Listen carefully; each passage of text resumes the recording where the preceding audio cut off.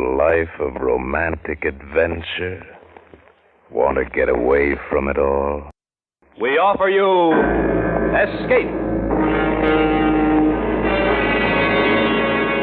Escape, designed to free you from the four walls of today for a half hour of high adventure. Tonight, we escape into the mind of a man who has been sentenced to die. A man who attempts to refuse the bitter fate society has imposed upon him, as James Poe tells it in his seething tale of violent death, Present Tense, starring Vincent Price.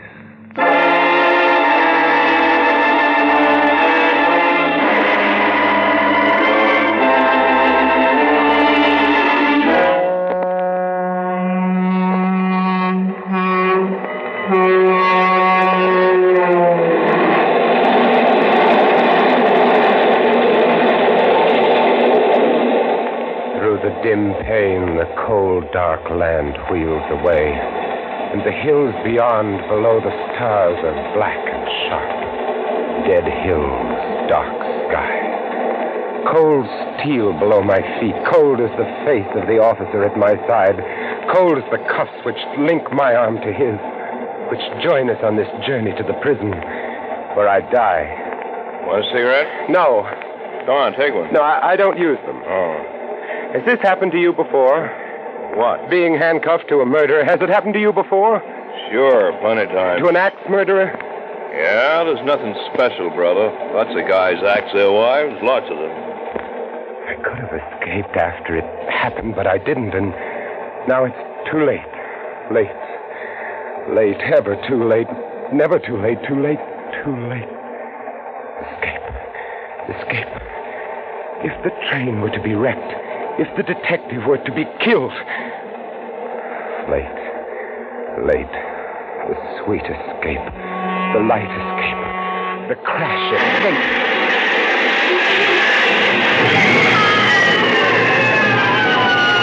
No! Oh, no! The darkness. Where am I? The cars must have gone down the gully. No lights and those people in pain. This thing fastened to my wrist went halfway through the glass of the door. Keep back from his blood. I don't seem to be hurt. No broken bones. Escape. Now the key in his pocket, his bloody pocket, and the cuffs are off. His gun and the wallet. His face. His face is gone. His own mother wouldn't know him. I'm free. Fire! Fuel oil! I must get away. Here, my ring onto his finger. There, that completes it.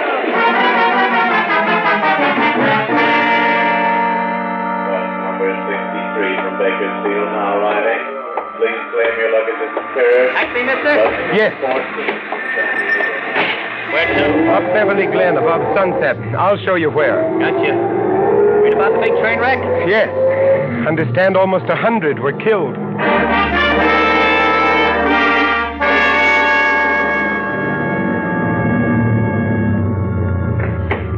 Here you are. Keep the change. Thanks. My home. It looked so small, so shabby. No one took care of it during the trial. No one cared. No one. No one cares now, but that's good. I like that. I'll be alone, and I won't let the neighbors see me, and I'll sleep and figure out where I go next. The light. Someone's in there. And? The whole thing went so slick. You'll always be the friend of those of us, won't you? Always. You bet I will, baby. Bet I will. No, it can't be. She's dead. I know she's dead. Want another bottle of beer, honey, huh? Yeah, sure, it's cold. You bet it's cold. But I'm not. You said a mouthful there. Her husband of mine was never able to make me feel like this. Takes a man, baby. Well, he could do was sit around and write those poems all the time. We framed it so good that even he thought he killed you.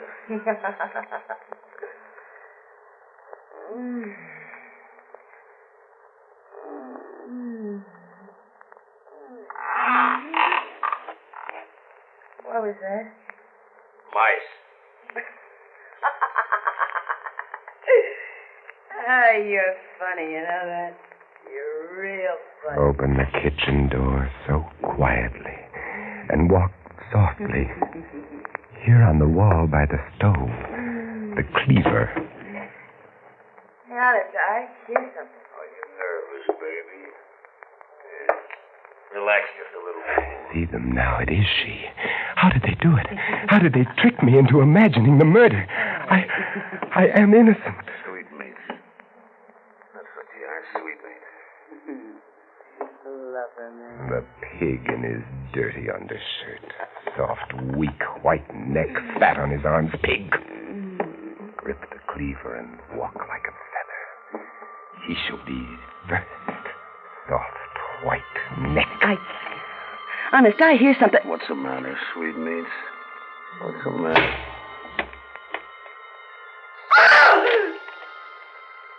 You killed him! Yes, and now you. No!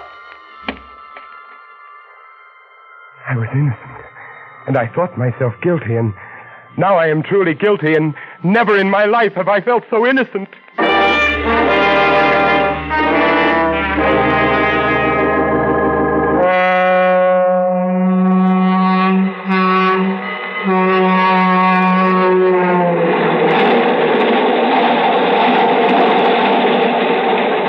Like a dream, like a nightmare, the confession, the conviction, the sentence, and now, once more, dark night, cold steel, the sound of wheels, just as I lived it before. Why, even the cold face of the silent officer at my side, hard, cold face, so much like that other face. Want a cigarette? No, Go on, take one. no, I don't use them. Oh. Has this happened to you before? What? Being handcuffed to a murder, has it happened to you before? Oh, sure, plenty of times. To an axe murderer? Yeah, you're nothing special, brother. Lots of guys axe their wives. Lots of them. But were you ever cuffed to an axe murderer who killed two people at once? What are you talking about? My sin, my crime, what I did, I killed them both. Slam. Take it easy, brother. You only killed your wife. Just her, just one, that's all.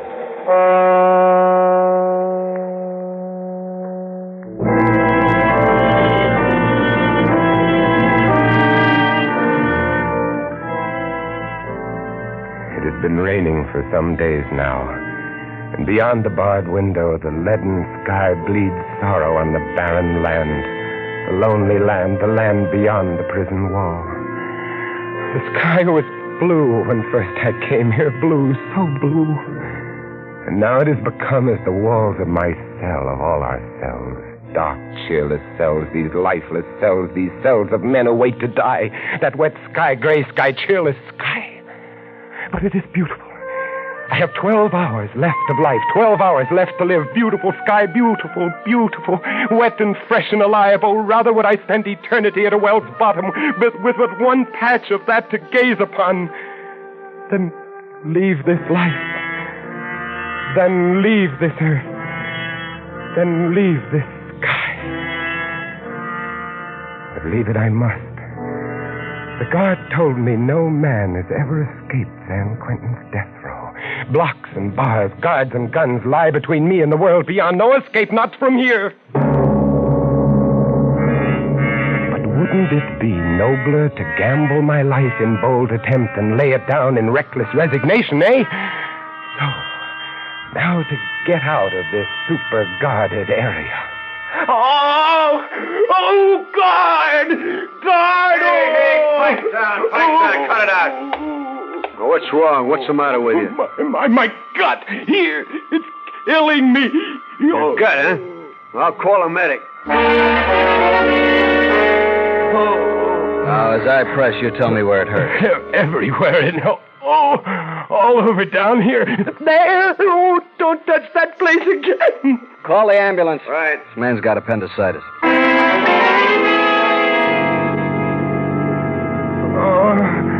Do something. Well, what do I do?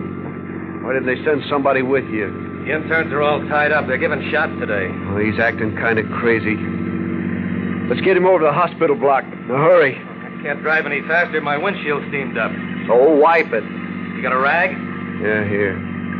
He could use my hank. Okay, pal. Give him the handkerchief. Oh, my God! What the... Keep right on driving through the gate, or the top of your head comes off. You won't get away with this? I will. I'm betting my life that I will.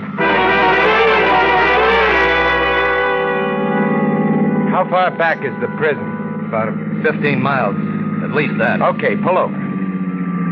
I'm taking her from here. And you two. I want your money, your clothes. And then you can walk back and explain about me. Explain about him.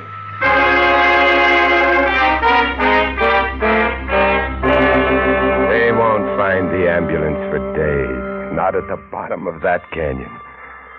Now I crossed the border on foot and into Mexico.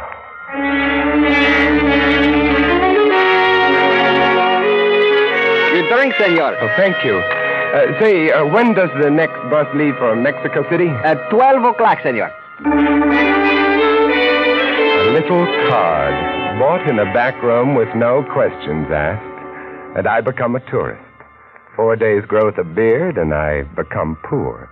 An empty suitcase with a butterfly net strapped to its outside, and I become a source of amusement. A funny, dumb gringo. And who looks with suspicion on the funny, dumb gringo tourist who is poor? Mexico City is beautiful, but not when you are hungry. Not when you are an American who is hungry. Americans aren't supposed to be hungry. What can I do? All I know is writing, the writing of poetry. There is one place I might sell some poems. Pollen. His magazine prints some English stuff. Perhaps... Well, why not? I have 3 pesos left. Buy some paper, a pencil, sit in the park, write, and storm the bastion.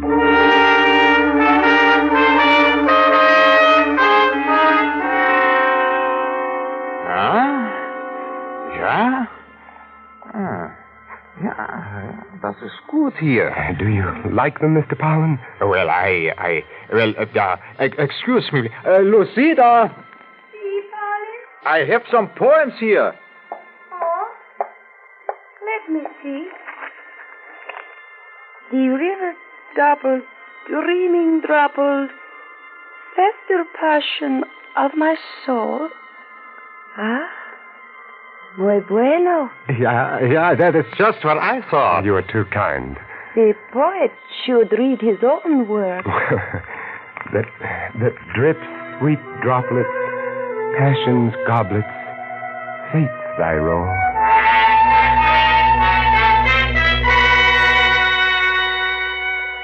Lucida likes your stuff. A rare woman. And I like what Lucida likes. Aha. She says we do a book of your stuff. Oh? So here's an advance. Too much. Take it. When the book? That it is. Right. Got the poem? I'll get them. Your name is? Smith. No good, too dull. So true. I'll make a new one. Please do. And so? Good day, and I'll be back. In 30 days. With the poem.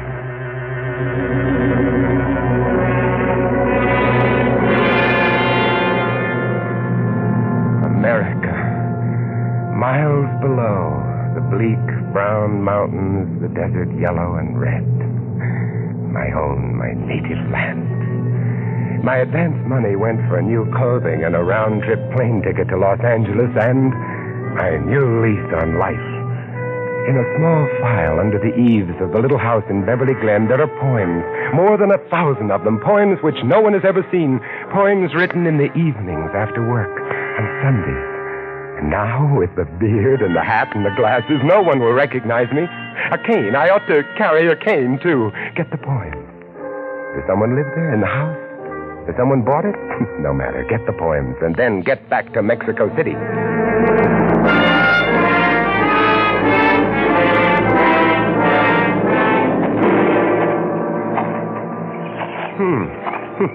Someone is living here. I wonder who. The hedge is trimmed. And my hammock. Someone's put on a new canvas cover. Fred, get the door. Will you get it yourself, baby? I'm shaving. Oh, all right. Yeah? Oh, No, it can't be. Well, what do you want? Her face, it's Mary, but I thought I killed her. Who is it, baby? Well, what is it, mister? What do you want here? Are you the lady at the house? Huh? Who's that at the door? Some creep with a beard. Yeah, I'm the lady of the house, but I don't want to buy anything. Well, what is it, Santa Claus? What do you want? Are you the man of the house? Yeah, I'm the man of the house. That's sweet meat. I'll say. So what of it? I'm making a survey. I'd like to ask a few questions. May I come in? Well, I don't know. Ah, let him. What's the difference? Thank you. First, your name. Name? Yes, please. Fred Sneed. Hey, where's he going? Mister, what do you want in my kitchen? The cleaver, Mary. Don't you know me? Mary. Hey, who are you, mister? Look close, Mary. The cleaver. Put it down. Know me? Know the man you tricked into San Quentin? Oh, no, don't. Put down that... You killed him! Yes, Mary. Yes. No!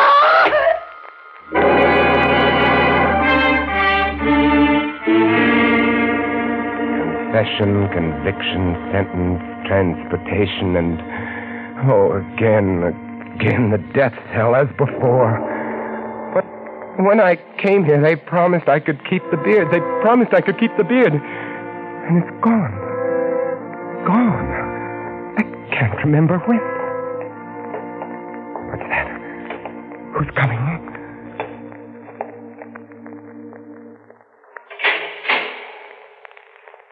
Ready? Ready. It's time to go, my son. Time to go. You've refused my help up to now. But perhaps you'd like to walk with me. Rather beside you, Padre, than beside one of these mercenaries. My legs, the muscles quiver, not with fear, no, but with the desire to feel themselves moving, straining, acting, while yet there is time. I'm not afraid, but this body... I hate the thought of its being killed by these men. My beautiful body, soon it will be dead, cold, rotting, dead. It will rot. No, they must not do this to me. You must be brave, my son. My body. Years I spent with the great corporeal master, the yogi, learning my bodily purpose, my bodily care, the use of willpower to control my body. The yogi. My teacher, yes. I shall use yoga.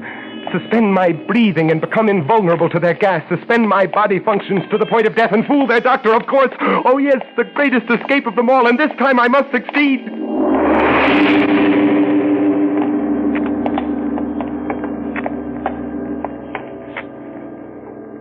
All right, here we are.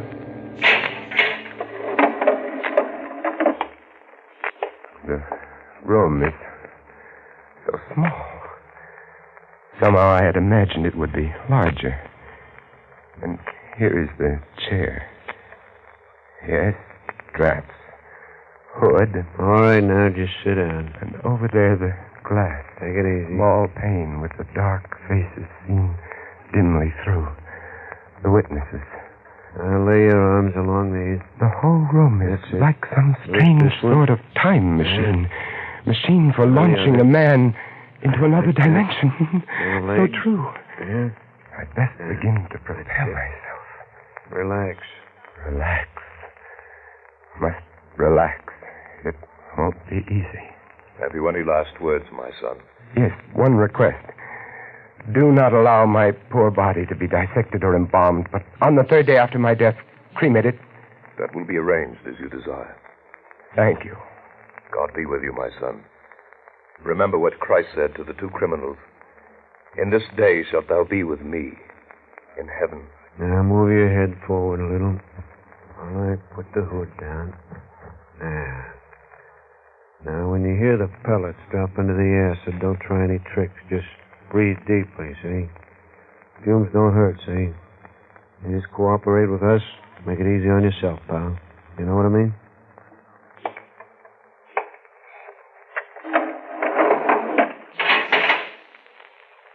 Dark here under the hood. Now, the last breath, as the yogi taught me.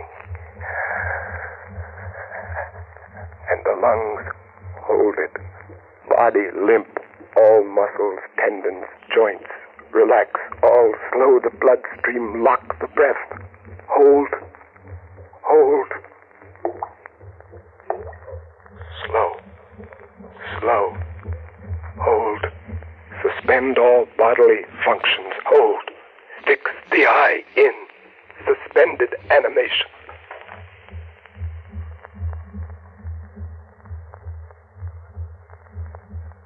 Gently fix the mind on time. Ease the beating of my heart. Time as a picture on the screen of my mind. Slower. Slower. My perception is slower. The time seems to spin by now. Go slow. My heart.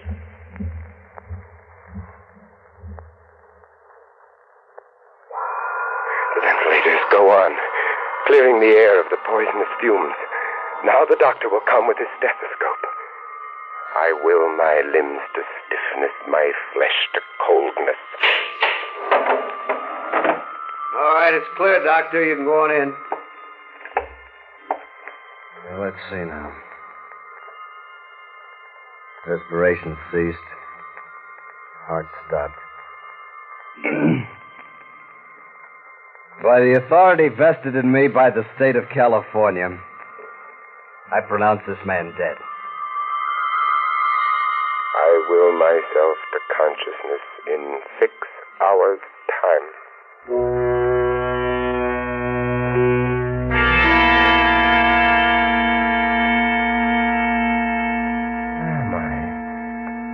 Dark here and cold, so cold. I must get up and see. Oh, the prison morgue. It worked. But I'm cold, so cold. What's this on my toe? A tag. Too dark to read it, but I know what it says. It has my name, prison number, time of execution, yes. And now to look around. Because the next step must be played just right. And this should be it. A coffin crate ready for shipping. Some cadaver being returned to a sentimental family. Well, that ought to be just right. With him on my slab, my tag on his toe, and the most perfect escape of all time underway, here we go. I will my body to return from its state of suspended animation and to come immediately out of trance when next this coffin shall be opened.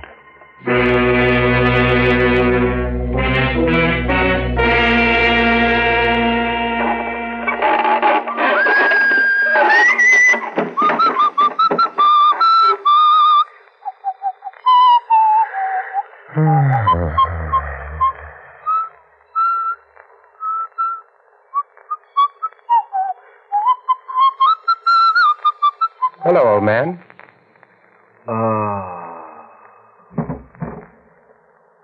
Funeral parlor. Poor fellow. Must have a bad heart. Let's see.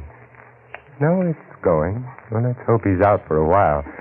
This must be the workroom. Light hanging over the work table, and there, a locker. With a suit. Fine. And here in the desk, might there not be some sort of... Yes, here. A petty cash box, and it's quite full. The old boy apparently doesn't believe in banks. And now that Lazarus has returned from the dead, this newspaper, Dateline, I was executed 4 days ago.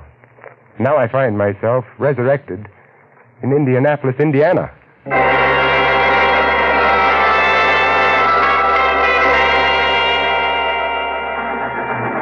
Los Angeles, California. This is Los Angeles. You can claim your baggage in the station or on the platform.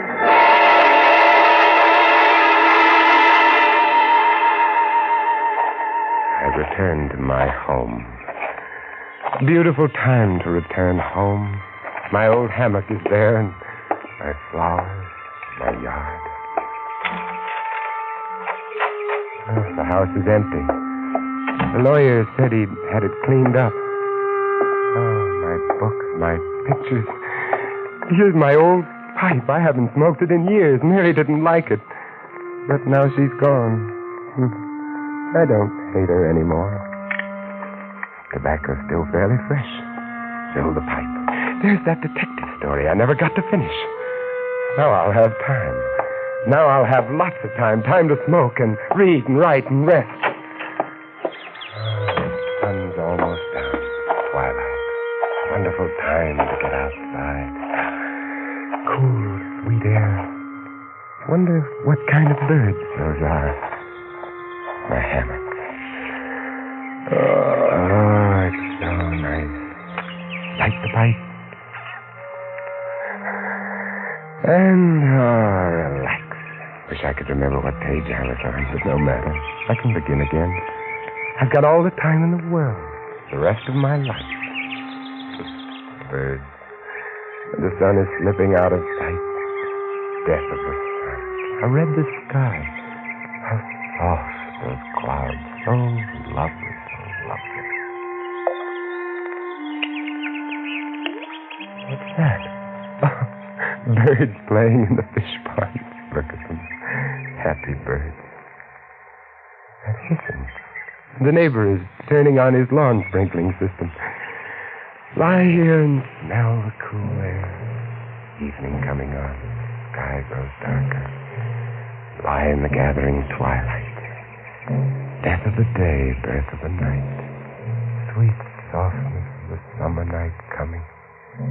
Soon the stars. Oh, it's lovely, heavenly, just like heaven. Lie and swing, rock and rock, to and fro. Heavenly, heavenly.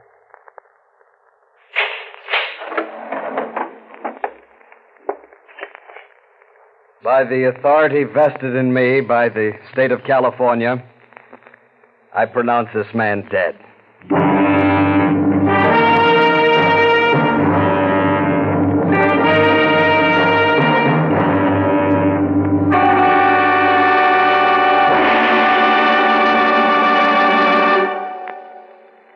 Escape is produced and directed by William N. Robeson. Tonight we have presented Present Tense by James Poe, starring Vincent Price as Roger.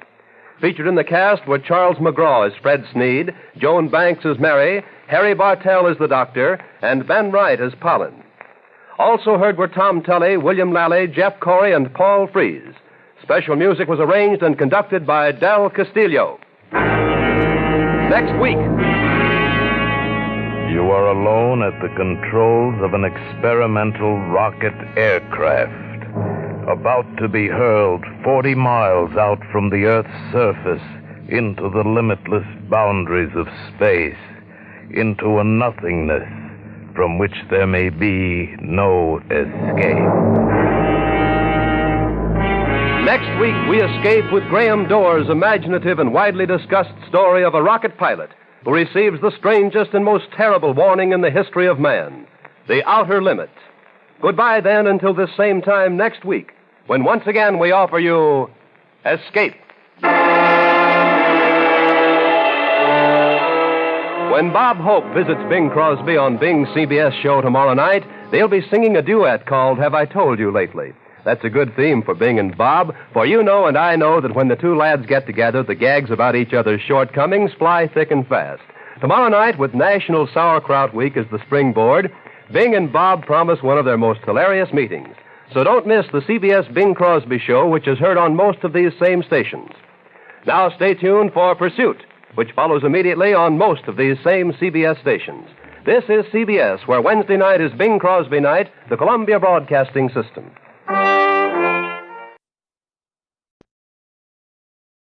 Tired of the everyday routine?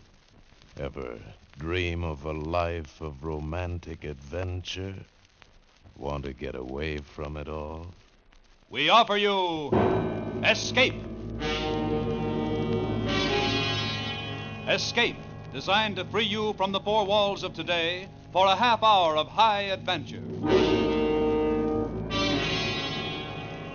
Tonight, we escape with the pilot of an experimental jet rocket aircraft, about to be hurled 40 miles out from the Earth's surface into the limitless boundaries of space, where he receives the most terrible warning in the history of man, from which there is no escape, as Graham Dorr tells it in his thrilling and widely discussed story, The Outer Limit, starring Frank Lovejoy.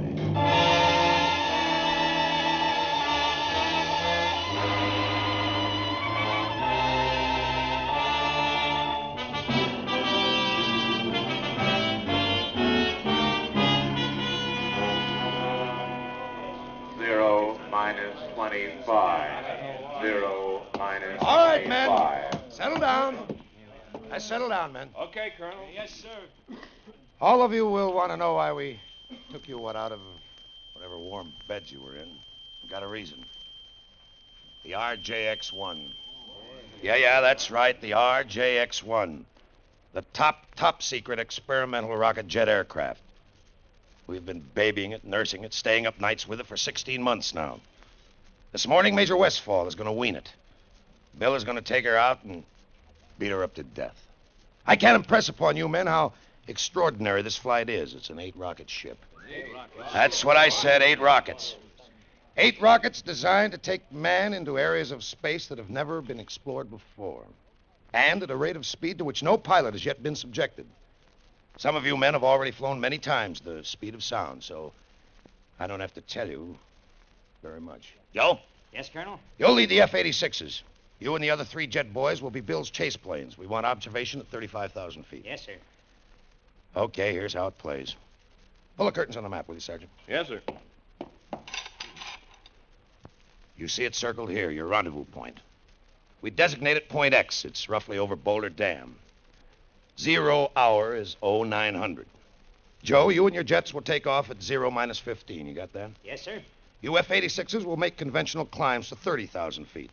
Rendezvous at Point X and call into me at control at 35,000 feet. Right, Joe? That cuts it, Colonel. Oh, no, wait a minute. Not quite. Now we hear about the weather. Pete? Yes, Colonel. Well, the weather's very pretty out, boys. All clear, ceiling unlimited. Winds aloft at 10,000, 80 mph, 25,000, 140 mph, 40,000, 150 mph. Estimated temperature 45 below at 40,000 feet. There's some scattered clouds northwest of Point X at 15,000 feet. Stratus at 30,000 feet, 30 miles east of Point X, east. We expect no change for 3 hours. That's it, sir. Okay, Pete. Joe, you and your boys go unwrap your F-86s. Have a nice time. Yes, sir. Come on, boys. Major Westfall. Major Westfall, stick around. I want to talk to you. Okay, Hank. How you feeling, Bill? Why? You worried, Hank? Don't worry. Look, Bill, you've got only 10 minutes of rocket fuel. Get rid of those jets before you fire the rockets. Fire only one rocket at a time. Yeah, that's right. Now, look, I'll be listening in on the public address at control. I won't bother you until you're airborne. It'll be between you and the tower until then. All right, don't worry, Hank. I'm going to fly that baby higher and faster than anybody ever did before, just like you said. I'm going to take it up and I'm going to bring it back. And then you and I'll have dinner together.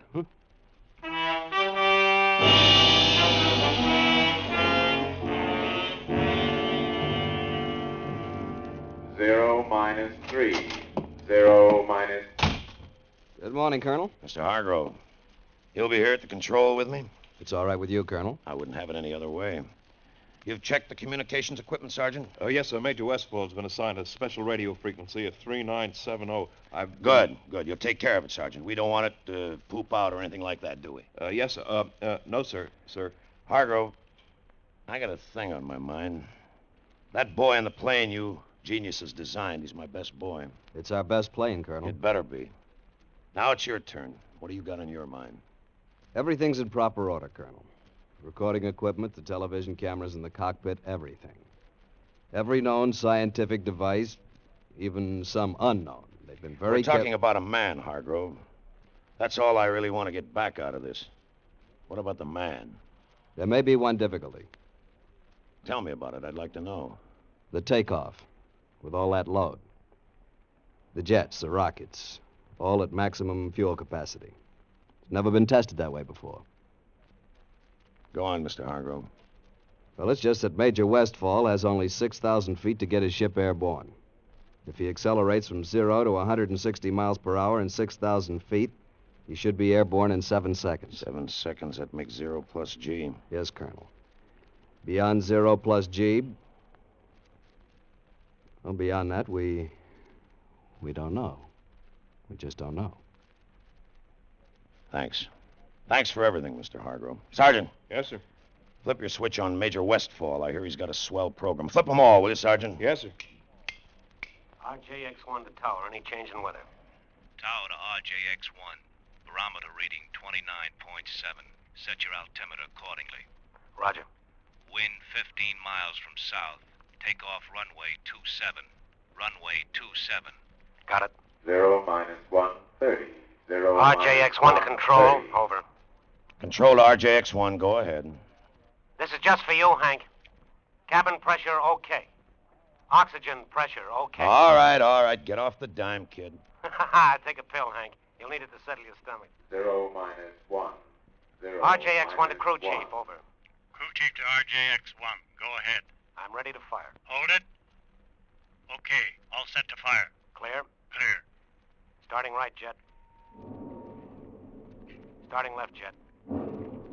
0 minus 30 Tower seconds. to RJX1. 0 Over. minus 30 seconds. RJX1 to tower, go ahead.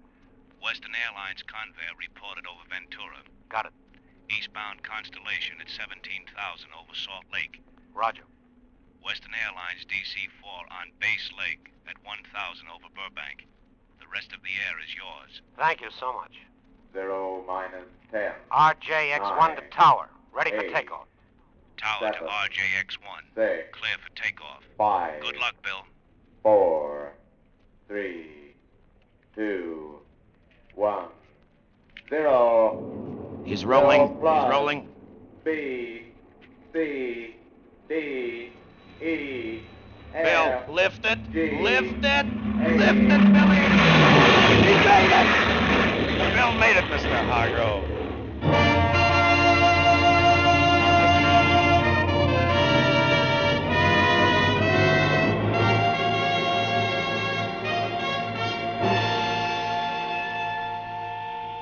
RJX1 to control. RJX1 to control. Come in. Control to RJX1. Go ahead. Everything's great, Hank. It's a doll, baby. Hey, you must have been kidding with that takeoff, weren't you? It took that long to get off. That makes it a takeoff. How fast are you climbing, kid? 1,700 a minute, airspeed 550. Retract your landing gear. It'll help. Whoops, sorry. Call me at 20,000.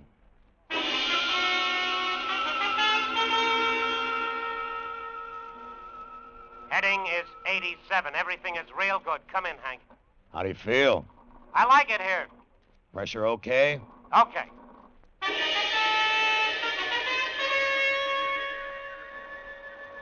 F-86 leader to control.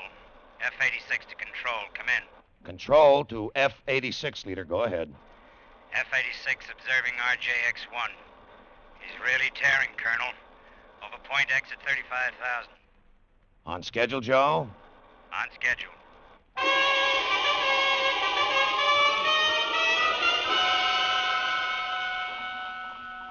RJX1 to control. RJX1 to control. Come in. Control to RJX1. Go ahead, Bill. 40,000 feet, Hank.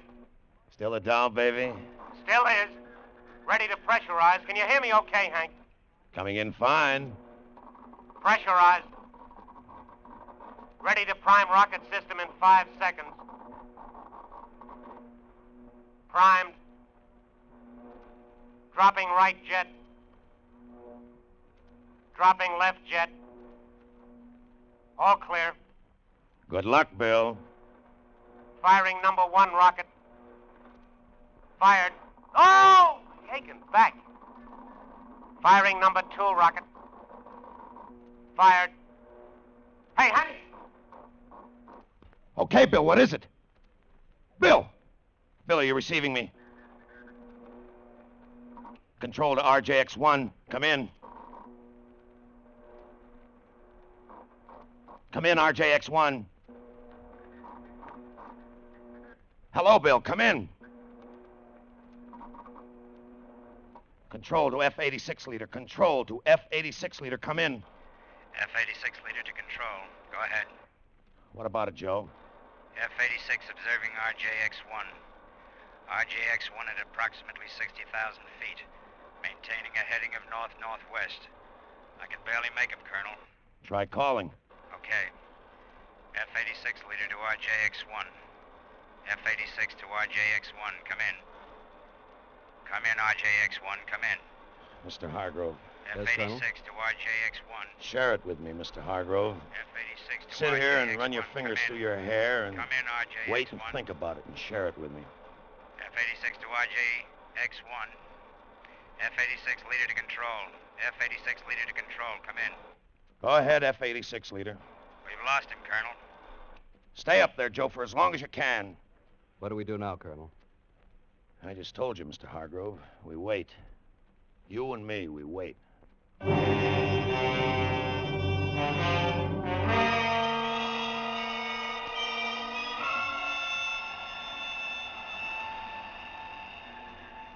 lost him, Colonel. You haven't lost me. I can hear you, Joe. Stay up there, Joe, for as long as you can. Hello? Hello? Hello? I'll try another frequency, Joe. RJX-1 to F-86. Can you make me? RJX-1 to F-86. Come in. Come in. No good, huh? I'll switch back to Channel Charlie.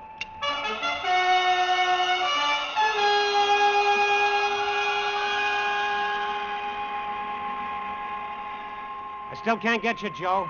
I'll keep sending. Firing number 8 rocket. Fired. Oh, brother! Oh, brother! RJX-1 to all you ships at sea, to all you people anywhere. This is Bill Westfall approaching 210,000 feet. That's 40 miles straight up in the air, all you people, and that's where I am. You never saw anything like it. No clouds. A color no one ever named before. And silence. 8 rockets roaring at my tail, and I can't hear them. Their sound will never reach me at 1,800 miles an hour. Silence so complete that the ticking of the clock on my instrument panel is a hammer in my brain. Silence. Otherwise, nothing. Nothing except... No, nothing at all. Wait a minute. Yes, there is something all right at 2 o'clock high. Oh, that's really something, brother. Maybe a flying disc, and this is a big one. Spinning like a top, and it's coming toward me. Can you hear me? Can you hear me? Listen. Something has just happened. Something, a missile, a shot, maybe, through the canopy. My pressure is going down. Something is happening to me. This disc thing, it's like a magnet. I'm being pulled toward it. I've lost control of my ship. I've no control. I'm going through decompression. I'm on the verge of unconsciousness. I'm blacking out. I'm black. Can you hear?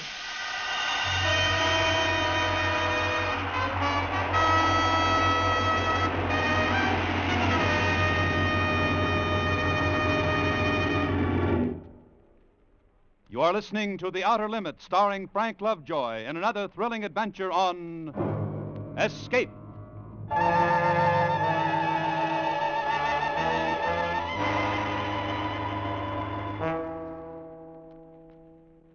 He had only 10 minutes fuel. He's 3 hours overdue. Well, that's that, Colonel. But wait some more, Mr. Hargrove. There's no point to it. May I make a suggestion, Colonel? What? Give it up. Make your report to Washington. What about you, Mr. Hargrove? To be frank with you, Colonel, in another 16 months, there'll be another plane. The RJX-2.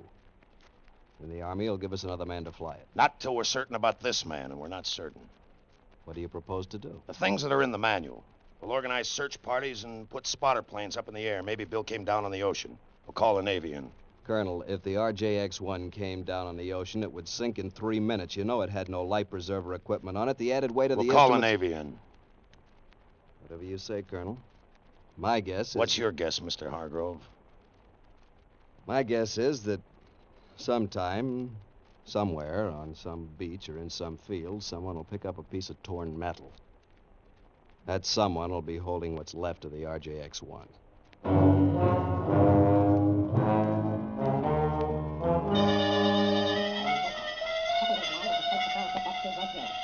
aboard that ship now. Am I getting through to you? Can you understand me? But there is no manifestation that we're in communication with him, sir. Yes, sir. I am Zeglon. You're aboard the Space Patrol ship S2J3. Am I in communication with you? Can you understand me? Are we in contact? Can you understand now what I am saying to you? Yes. Yes, I can understand you. Earthman, your brain is in turmoil, is it not? It has great difficulty in accepting what you see. Yeah. Yes, that's right. Accepted. What you see here exists. All this? This exists? It exists, Earthman. The spaceship you're on exists. Those jet dynamos you see before you exist. Jet dynamos driven by the harnessed power of 1,000 suns. Listen, Earthman. Listen to them.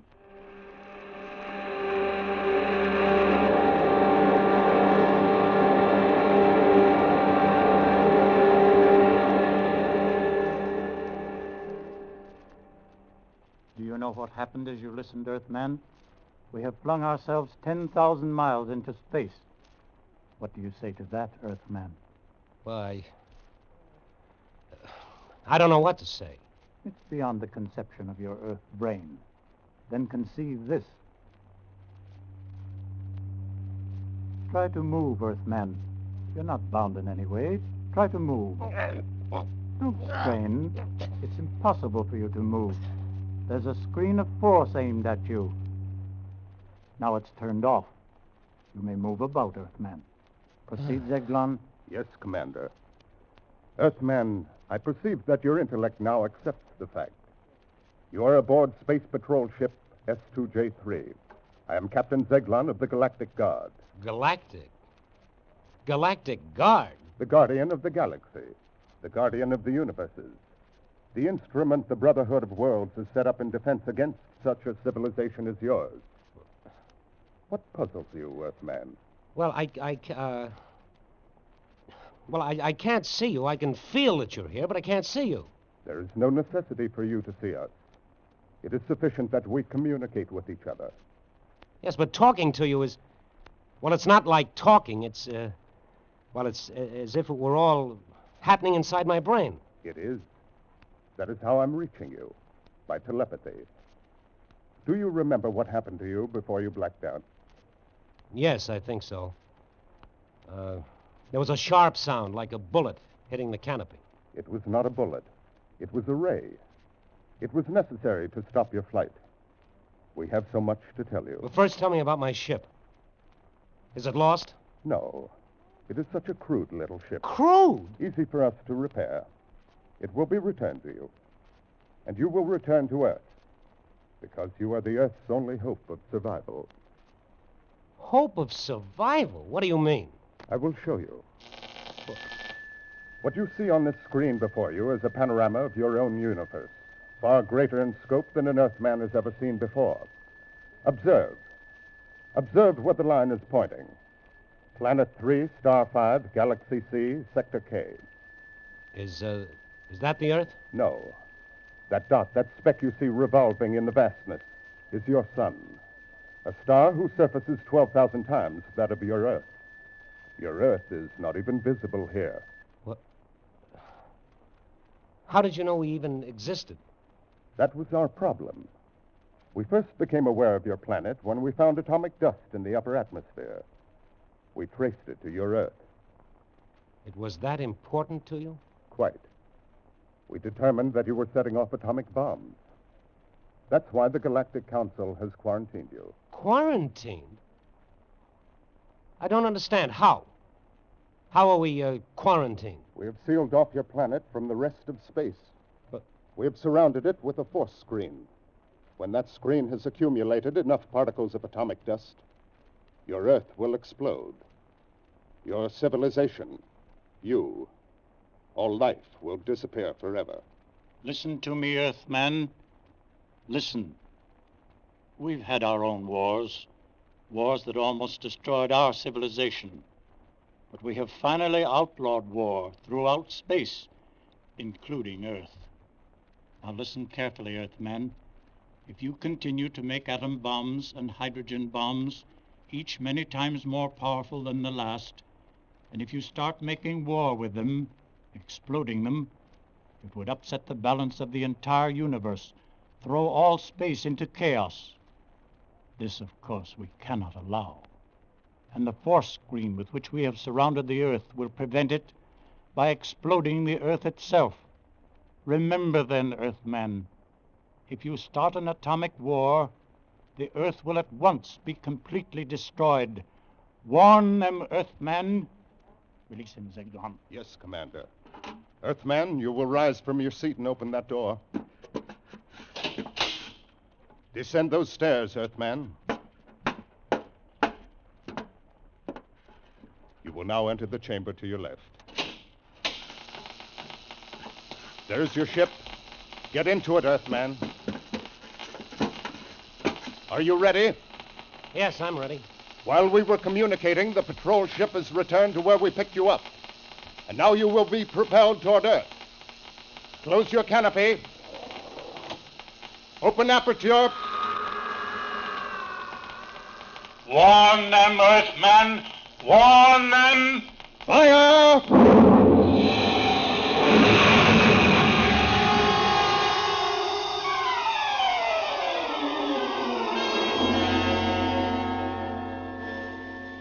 RJX-1 to tower. RJX-1 to tower. Come in. RJX-1 to tower. Come in, tower. Tower to Funny Man. You loaded, kid? How did you get in on this frequency? Listen, this is RJX-1. RJX-1 coming in for landing. Give me landing instructions. Tower to Funny Man. Impossible that you're RJX-1. He's 10 hours overdue. Get away from the area. Area cleared for bomber practice approaches. This is Major Westfall and RJX-1. Come on, kid, give me landing instructions. I have no fuel. I'm gliding. What? Hey! Hey, yeah, I see you now, Major. Wait a minute. I'll restrict the area. Okay, RJX-1. Go ahead. Approximately 6 miles north of field. Clear area for 10 miles. Being cleared. What's your altitude? 10,000. Estimate 6 minutes to land. Tower to RJX-1. You are cleared to land. Runway 9. Wind east-southeast 15. Roger. Coming down.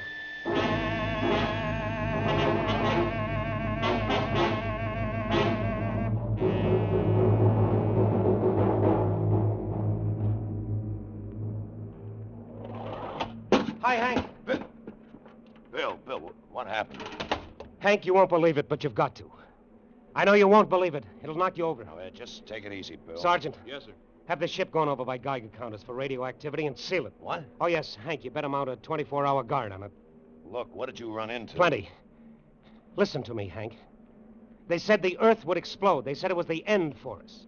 They said that? Come on, let's go over to my office. You gotta believe me. Read it like an order, Bill. My office. I want Major Donaldson to look at you. The psychiatrist? Hank, you've got to listen to Come on me. over to the office.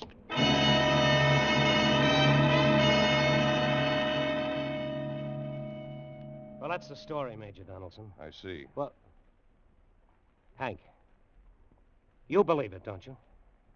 Well, Major, what do you think? I'm not sure. Bill, these men from Mars. I didn't say they were from Mars. Did you hear me say anything about men from Mars? No, you didn't. All I'm trying to tell you is this. Whoever those people were, they knew all about us, everything. And they warned me. Our atomic bombs are a danger to the universe. One more, and we're going to be the juiciest galactic 4th of July of all time. Explode, finish, gone. Like that. How do you like it? All right, Bill, roll up your sleeve. Oh, now, forget it, Major. All I need is a couple of drinks. Sorry, Boyle. Sorry. Not right now. Let the Major give you a hypo. Now, look, I got a drink coming, a lot of drinks. Later. Come on, Bill, the sleeve. You heard him, Bill. All right, yes, all right, if it's an order. Go ahead. There. You'll be okay in a few hours. I'm okay now. Sure. We'll leave you here, Bill. It's all right if Bill sleeps in here, isn't it, Colonel? Sure. Yeah. Well, maybe you'll believe me tomorrow. You'd better. Come on, Major.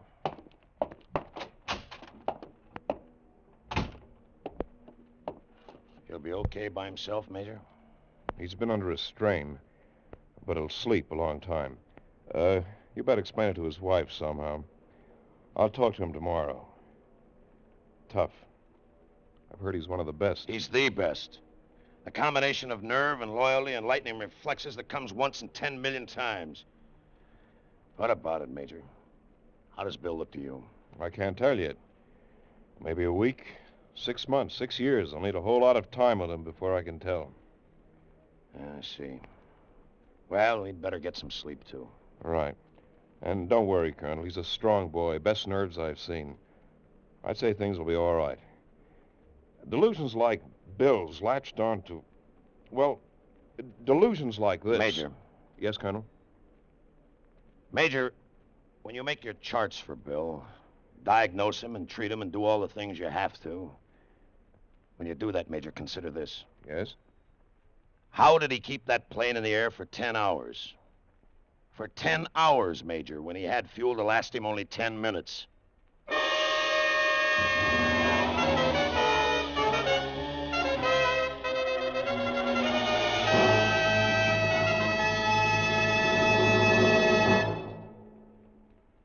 Escape is produced and directed by William N. Robeson, and tonight starred Frank Lovejoy in The Outer Limit by Graham Dorr, adapted for radio by Morton Fine and David Friedkin. Featured in the cast were Charles McGraw as the Colonel, Jeff Corey as Major Donaldson, Stan Waxman as Zeglon, and Ian Wolfe as Zill. Special music was arranged and conducted by Del Castillo. Actual flight details were authenticated by rocket test pilot Gene May, Sergeant Hartley Caldwell of the Air Force Section of the Armed Forces Public Information Office, and by the Douglas Aircraft Corporation. Next week. You were on the Baltic Sea within sight of the Soviet coast, where your Russian wife is secretly waiting to escape with you to England. And on the cold, dark waters behind you, an armed patrol boat is about to discover your small sailing craft. If it does, you will never escape. Next week, we escape with Roger Bax's thrilling and timely tale of a man and woman who dared to defy an entire government in order to be together. 2 if by sea.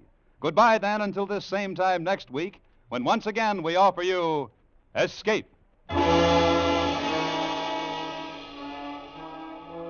all-star bouts are promised on CBS this Wednesday night. Bing Crosby faces Fred Allen across the CBS mic to battle it out on who's funnier, singers or comedians. And in the second attraction, Gracie Allen and a smashed Bender team up against not-so-gorgeous George Burns and a guilty conscience. This Wednesday also... Tired of the everyday routine? Ever dream of a life of romantic adventure? Want to get away from it all? We offer you Escape. Escape, designed to free you from the 4 walls of today for a half hour of high adventure. Tonight, we escape to Soviet Russia and to the story of a man and a woman who dared to defy a social system in order to be together. As Roger Bax tells it in his tale of intrigue and excitement, 2 if by sea.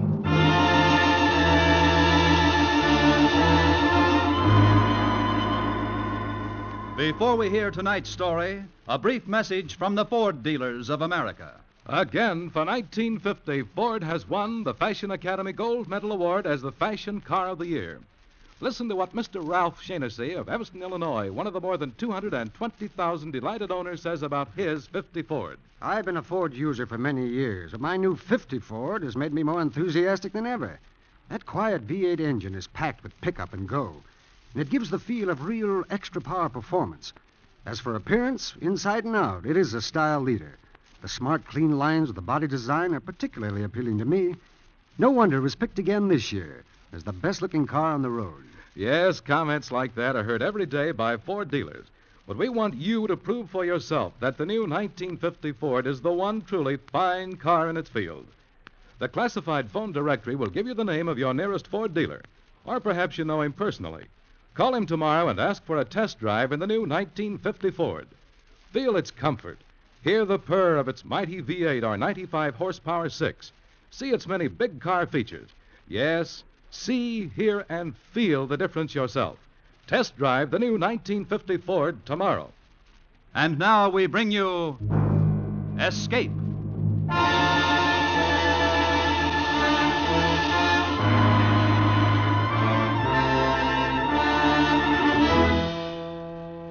Finally, the day arrived. Our last day in Moscow.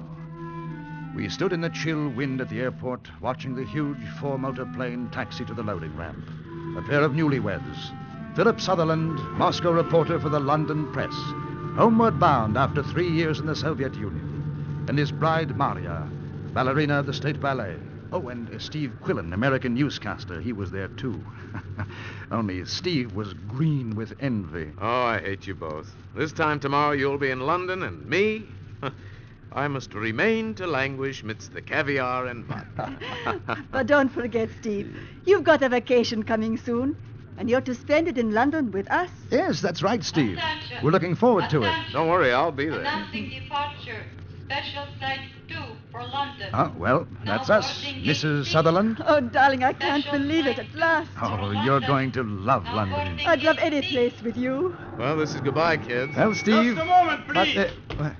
We're in a hurry, officer. They've just announced our plane. I talked to the woman. You are Maria Lemarkina? I'm Maria Sutherland now. May I see your transportation papers, please? Oh, yes, of course I have them right here. They're all in order. You may keep yours. Just the woman's. Give them. Thank you. Maria Lemarkina, you will remain in Moscow. Your permission to travel has been revoked. Revoked? Why? Well, now, just a moment. You can't do this. No argument. Why can't she leave? The Commissar of Travel okayed I her come from the office of the Commissar of Travel. Is she under arrest? No. She has simply been denied the privilege of travel. Well, if Maria can't go, I won't. I have orders to see that you do go, Mr. Sutherland. Oh, Philip. No, it's all right, darling. Now, look, I'm not leaving here without my wife. You have no right You will be escorted to your plane. I'm not going to be escorted anywhere. Ivan, Vasilov! Oh, Philip, you'd better do what they say, or it might be worse. For London will board their plane immediately. Gate 6. All right, Mr. Sutherland, that's your plane. Philip, oh, Philip. Don't worry, Phil. I'll take care of her. We'll get this all straightened out. You better go. Well, goodbye, Maria. Goodbye, darling. If I can't get out, come back for me. Please come back.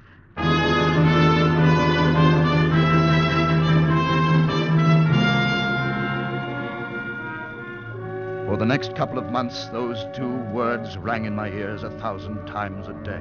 They never let me rest. Come back. Come back. London, with all its freedom, was a dark, cheerless prison without Maria. I wrote every day, and when, as the weeks passed, I heard no word from her, it became unbearable. And finally, my newspaper arranged a personal interview at the Soviet embassy. No, absolutely not. But Maria's my wife. She isn't married to the Soviet Union. You knew the official attitude when you married, no? The state frowns on Russian women marrying foreigners.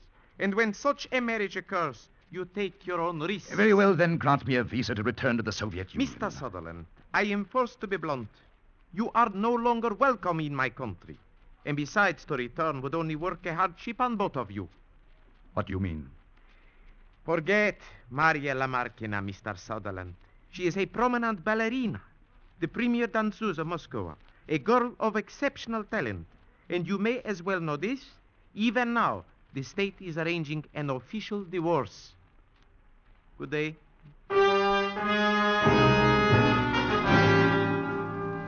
It was monstrous. Incredible. Never would I believe that Maria had requested a divorce.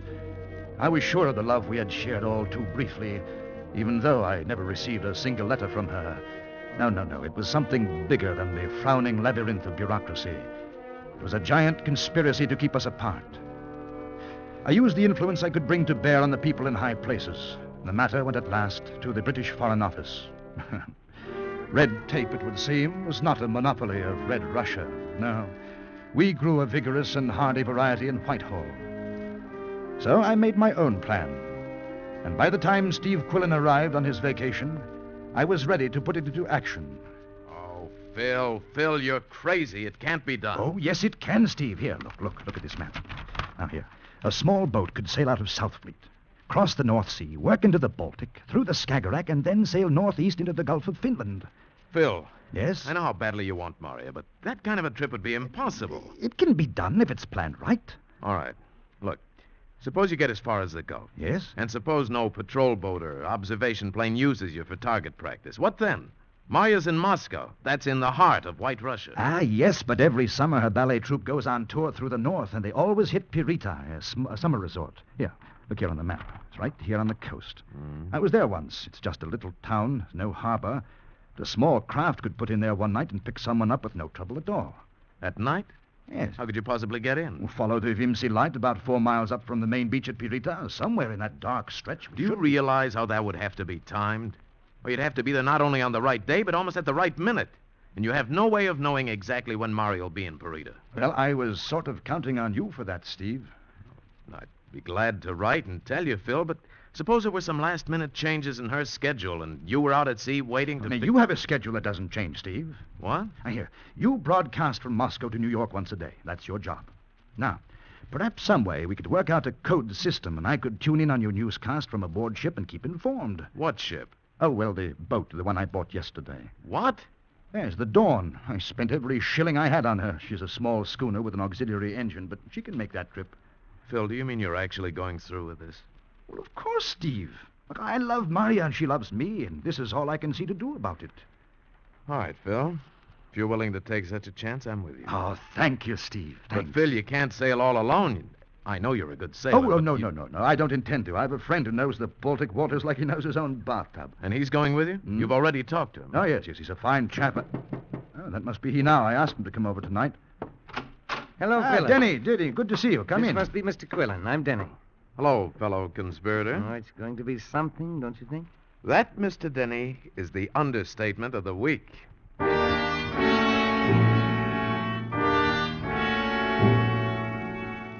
We spent the next 7 days working out a careful timetable and a code. And when Steve went back to Moscow, we rehearsed the code. And it worked. Every 9th word on his daily broadcast was a message to us. And one day, a month later, we put out for the Baltic Sea, keeping daily radio contact with Steve. Finally, we dropped anchor in the Gulf of Finland, 30 miles off the beach at Pirita, and waited for the final message. This is Radio It's it, Phil. Moscow calling. This is it. From the Yes, I'm ready. Broadcasting System in New York. Mr. Stephen Quillen, correspondent for Standard Broadcasting System, will broadcast for 2 minutes, beginning 5 minutes past 4 o'clock. Hello, New York. Hello, New York. This is Quillen. It's a time check. Coming up on my watch, 4 minutes and 30 seconds past 4. Wolf, that was 4 minutes and 30 seconds past 4. I'll go ahead at exactly 15 seconds after Wolf. Wolf. Double check this, Denny. Don't worry, I will.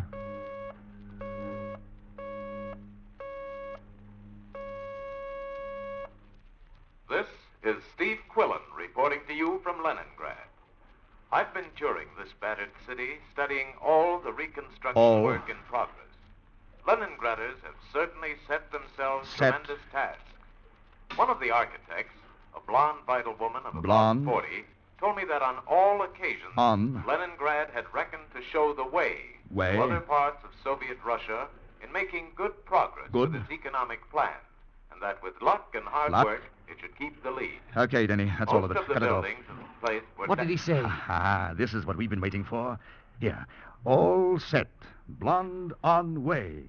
Good luck. Oh, good. That means by 10 o'clock tonight you'll be holding Maria in your arms. Oh, wouldn't Uncle Joe just bite the stem off his pipe if he knew he was going to lose one of his prettiest citizens tonight?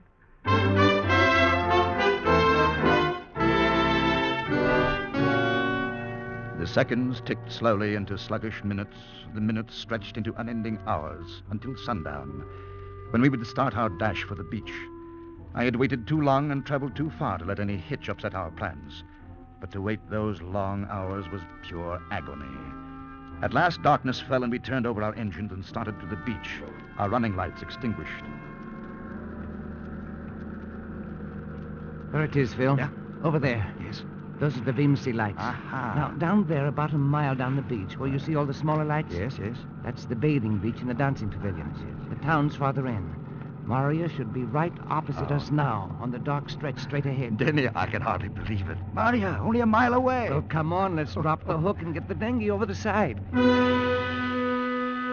We rowed silently toward the shadowy shore, and I strained my eyes for the sight of Maria standing on the beach, but it was too dark to see anything but the line of sullen, brooding hills against the sky. And then suddenly I made out a figure standing alone, quiet, waiting. Did you see something? Maria, she's there, you see? Be quiet. Sit down, you'll capsize us. It's only a few yards. We can... I can't wait, Denny. Phil, you fool! Be careful. Maria, here I am. Oh, Maria, darling, you... You are Philip Sutherland? Why, you... Where's Maria? Do not be afraid of me. I am a friend of Maria Lamarquina. Well, where is she? Maria cannot meet you tonight. Why? What has happened? Listen to me carefully, Mr. Sutherland. She tried desperately. Yes. But it was impossible, so she sent me to give you message. What? I repeat, word for word. There is no hope of ever getting out of Russia. I will never stop loving you, but this must be. Goodbye forever. Phil, come on, you two. You can talk later. Let's get out of this place. Denny, this isn't Maria. This is a friend of hers. She says Maria's not coming, and she'll never come. What? Why not? I don't know. Tonight, Maria Lamarquina is with ballet at Pritina. She has been commanded to give special performance honoring Colonel General Oblomov of Red Army. There was no possible way she could... Where is this ballet? A theater in Purita, 3 miles from here. Oh, no. Now, I must go before they find me. I am sorry. My heart goes out to you. No, wait. Let it go. She risked her life to come here at all. I'm going into that theater and get Maria and bring her back to the boat. Phil, sailing into a dark beach is one thing, but trying to walk through a Russian town and kidnap a well-known ballerina is quite another. Phil, don't Listen, be... I'm going in. And if I'm not back here in 4 hours at 2 a.m. with her, then leave by yourself, Denny. Oh, Phil, I couldn't. Look, I'll be here with her by 2 o'clock, or I won't be back at all.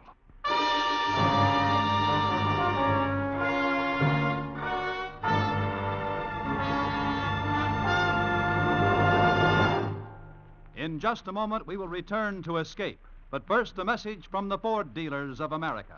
The more than 220,000 proud owners of a 1950 Ford say that driving is proof positive that it is America's outstanding value. The one fine car in the low-price field. We Ford dealers invite you to test drive the 50 Ford yourself. You'll thrill to its tremendous power and flashing acceleration. You'll marvel at its ease of handling and ease of parking.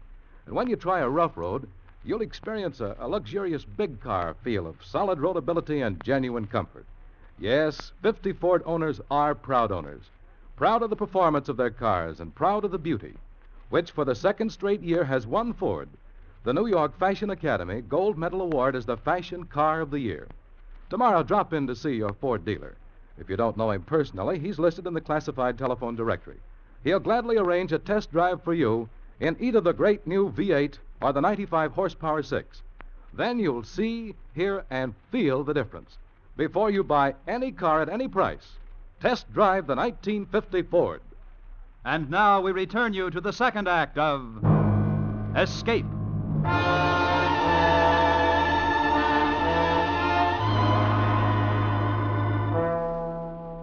It was 3 long, dangerous miles into the town of Purita. And somehow I had to get Maria out of the ballet theater and back aboard our schooner. But in spite of the fact I spoke Russian fluently, dressed the way I was in soiled sailing clothes, I didn't stand a chance. For the next half hour, I walked steadily, passing a few night swimmers along the beach. Then I came to a crowded area where there was a dancing pavilion, and a sudden idea came to me. I walked over to a man in uniform standing by a pile of clothes, on top of which was a Red Army cap. Oh, Corporal. What is it you want, comrade? Oh, I'm glad I found you. There is some trouble on the road back there. Someone tried to steal a car. Where? Yeah. What sort of car, Tovarish? It was a Black Army Zis. A Zis? Oh, no, It's no. not yours, is it? The militia are making trouble about the missing chauffeur. Tovarish, help me, I beg you. Keep your eye on the colonel's uniform while I go see. The colonel's in swimming now, and if you find him down, I didn't hesitate a single minute. As soon as he got out of sight, I grabbed the bundle of clothes, stepped into the shadows behind the pavilion. In 3 minutes, I was wearing a loose-fitting uniform that told the world I was a colonel in the 12th Guard Division, wearer of the rarely conferred Order of the Suvorov, and a hero of the Soviet Union. And also, there was a billfold in my pocket, fat with Russian currency and military papers. I was now prepared to make my entrance in the ballet theater of Purita. I would like a ticket, please. Oh, Comrade Colonel, I'm so sorry, but there's not one to be had. Not one in the entire house. Yes, there is, clerk. Huh? The colonel is invited to sit in my box. His collar insignia and his decorations glittered in the light of the theater lobby. I recognized him immediately as Colonel General Vladimir Oblomov, a famous soldier of the Soviet. I had interviewed him back in 1945 and written a long story about him for my newspaper. He looked straight into my face, and his eyes seemed to say, "Well, Philip Sutherland, when did you join the Red Army?"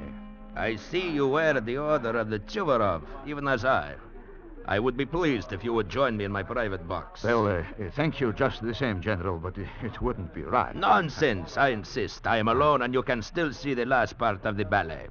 Maria Lamarckina is beautiful. Come, take a look at her. He took me by the arm and led me conspicuously down the aisle to his box. It was easy to see that he was the guest of honor. The whole thing was like a dream. I couldn't believe that I was really sitting there, watching my Maria, looking so incredibly beautiful, I almost stopped breathing.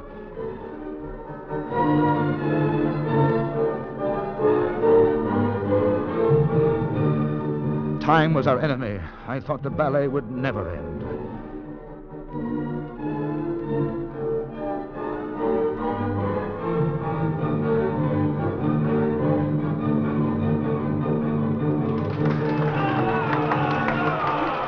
When it was finally over, I knew I had to do something to make my presence known to her, or she might be lost to me forever. Maria! Maria! Maria! You know her, Comrade Colonel?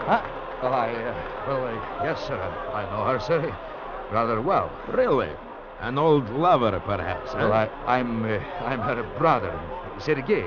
Ah, brother. Well, that is good. It would not do for 2 Russian soldiers, 2 orders of the Suvorov to fight over the same woman, huh?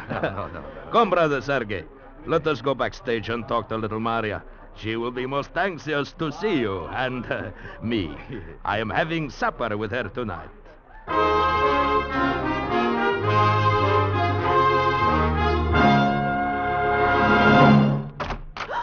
Maria, look, I have surprise for you, your brother. Maria?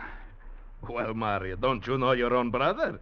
Or has he grown too fat on Red Army rations, huh? It's really me, Maria. Sergei. Oh, Sergei! Sergei! It's been so long. Too long, Maria. Tender. Hey. Well, how are you, my little sister? How's the family? How's Shura? And Mishikov, is he still in the factory at Donetsk? I can't answer all your questions in one breath, Sergei. This is very happy occasion. I will go prepare drinks. Fine, yes. Philip, darling, what are you doing here? They'll kill you if they find out. Why didn't you come to the beach? He was with me all day. Oh, Maria, I have never seen you perform so well. Tonight you danced my eyes out. How long are you going to be in town, Sergei? I leave with the dawn, Maria darling.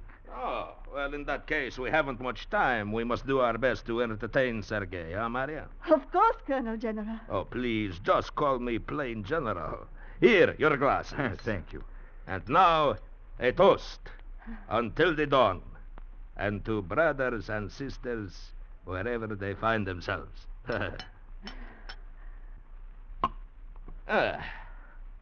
Brother, huh? You don't look at her the way a brother looks at his sister. You don't hold her the way a brother holds his sister. You hold Maria the way I would like to hold Maria. I guess I was a little emotional, sir. Well, I haven't seen her for almost a year. Brother, how is it you have not seen Maria for almost a year when your 12th Guard Division is stationed just outside Moscow? Tell me that. Well, I was... You have trouble answering, huh? We were both busy. Oh, yes, I understand, Maria. Busy. Come to think of it, I don't remember a Colonel Lamarkinov ever winning the Order of Suvorov. When did you get it, Sergei? After the Battle of Kiev. Kiev? Oh, yes, a great battle, battle. Only I thought that was the 10th Division. Oh, well, I was with them for 6 months. With the 10th Division? Yes. Who was your commanding officer? It's been so long, sir, I can't remember his name. I'll refresh your memory, brother, Sergei. It was Borovsky, and of course now I know you lied. My brother does not lie, General. I'm afraid, Maria, I've trapped him. That Kiev was not the 10th Division or the 12th Division, but Timoshenko's 7th. Now let me see your papers, brother Sergei. I'm afraid I left them in my car. Let me see them. And be careful how you hand them over. It's very interesting. Brother Sergei has suddenly become Colonel Joseph Rakursky-Skalya. What do you think of that, Sister Maria? General, it wasn't his fault. I made him do it. Don't do anything to him. No, Maria, it was my idea. Young love and mutual sacrifice and touching. Do you know what I am going to do, Sergei? No. What? Put you under arrest. Stand where you are. I would be most happy to shoot you. I will get to the bottom of this soon. Corporal! Maria. Do you think I killed him? I don't know, but you did him in thoroughly with that decanter. Philip, I'm frightened. Yes, so am I, but let's talk about that after we get aboard the schooner. We slipped out of the theater and raced along the deserted cobbled streets. The town clock sounded 1:30. 3 miles to cover in 30 minutes. Maria was running to keep up with my long strides. Nowhere in sight was a car I could commandeer or even a bicycle. We could count on nothing but our own strength and the driving need we both had to spend the rest of our lives together.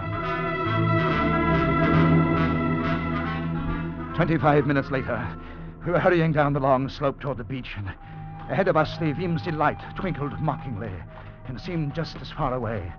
Maria's breath was coming in little sobs. My lungs ached with an agony unendurable. And then I heard it.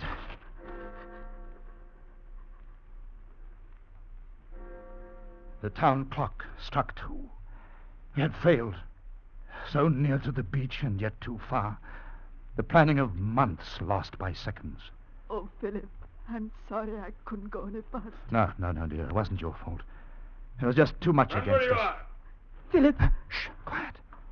I apologize for bothering you, comrade, but I have orders to check all persons along the beach. The colonel's uniform has been stolen. I hit him with all the strength I had left in me. As he fell, I dived after him. He rolled down the hill onto the rocks. I couldn't feel any pain or blows. All I wanted to do was get my hands around his throat and squeeze the life out of him. He fell away from me. I crawled over to where Maria lay, her breath coming in painful sobs, and I collapsed beside her. I could barely lift one arm to put it around her. And then another man's figure loomed up out of the dark, walking slowly towards us. And with him, all of my hopes of rescuing Maria, all of the working and planning, all of the reason for living seemed gone. But I couldn't go down without a fight. Somewhere I dragged up enough strength to struggle to my feet, to meet him, and he grabbed my arm, and we went down. Phil, it's me, Danny. Don't... Huh? Denny. Oh, Denny, I couldn't tell in the dark. I thought you'd gone. I thought that... You didn't really think I'd leave without you and Mary, did you? Come on, Phil. Let's get Mary aboard the schooner. We're going to make it. Certainly we are. We'll be in England in a week.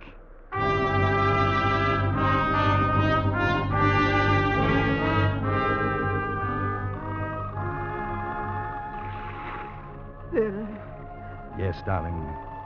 where are we? Far enough. You can stop looking over your shoulder. Really? Really? Yes, really.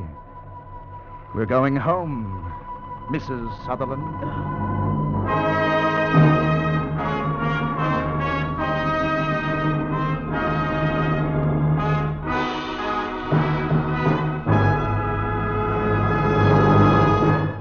In just a moment, a word about next week's exciting story of Escape. But first, a message from your local Ford dealer. If housewives bought trucks, they'd rush down to their Ford dealers and place their orders right now. Why? Because the American housewife can spot a bargain a mile away. And Ford truck prices have just been reduced, making Ford America's biggest truck bargain. That's right, friends, price reductions up to $80. These reductions are made possible by engineering advances and improved production methods.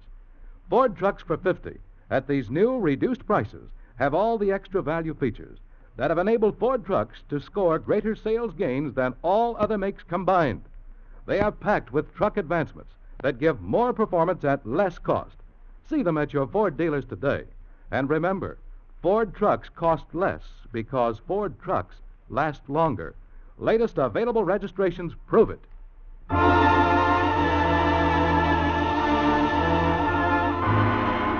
Escape is produced and directed by William N. Robeson. Tonight we have presented Two If by Sea by Roger Bax, adapted for radio by E. Jack Newman and John Michael Hayes. Featured in the cast were John Daner as Philip, Barton Yarborough as Denny, Paul Frees as Steve Quillen, and Marta Mitrovich as Maria. Also heard were Inga Yolis, Jack Crucian, Bill Conrad, and Paul Dubov. Special music was arranged and conducted by Del Castillo. Next week. You are within a few days of your release after 8 years of horror on the prison island of New Caledonia.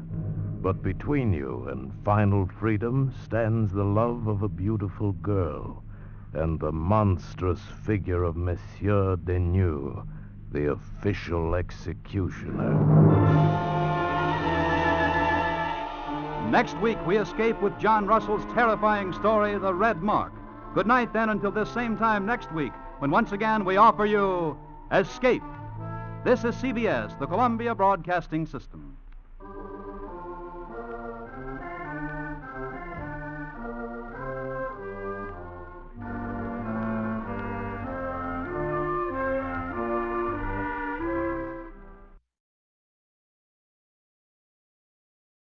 Tired of the everyday routine?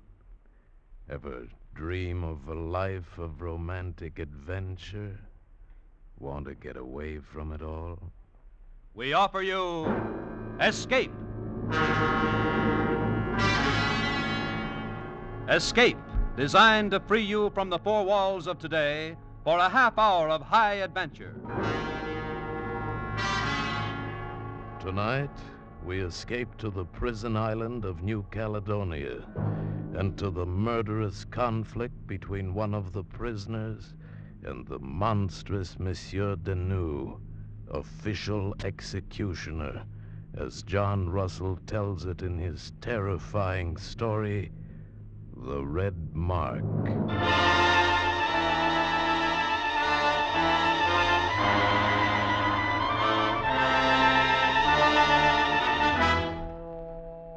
We breathe in, breathe out, inhale and exhale, and we are therefore considered officially as living.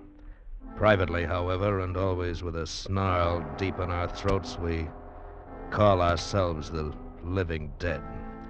We sleep without resting, wake without desire, eat without pleasure, and work without hope.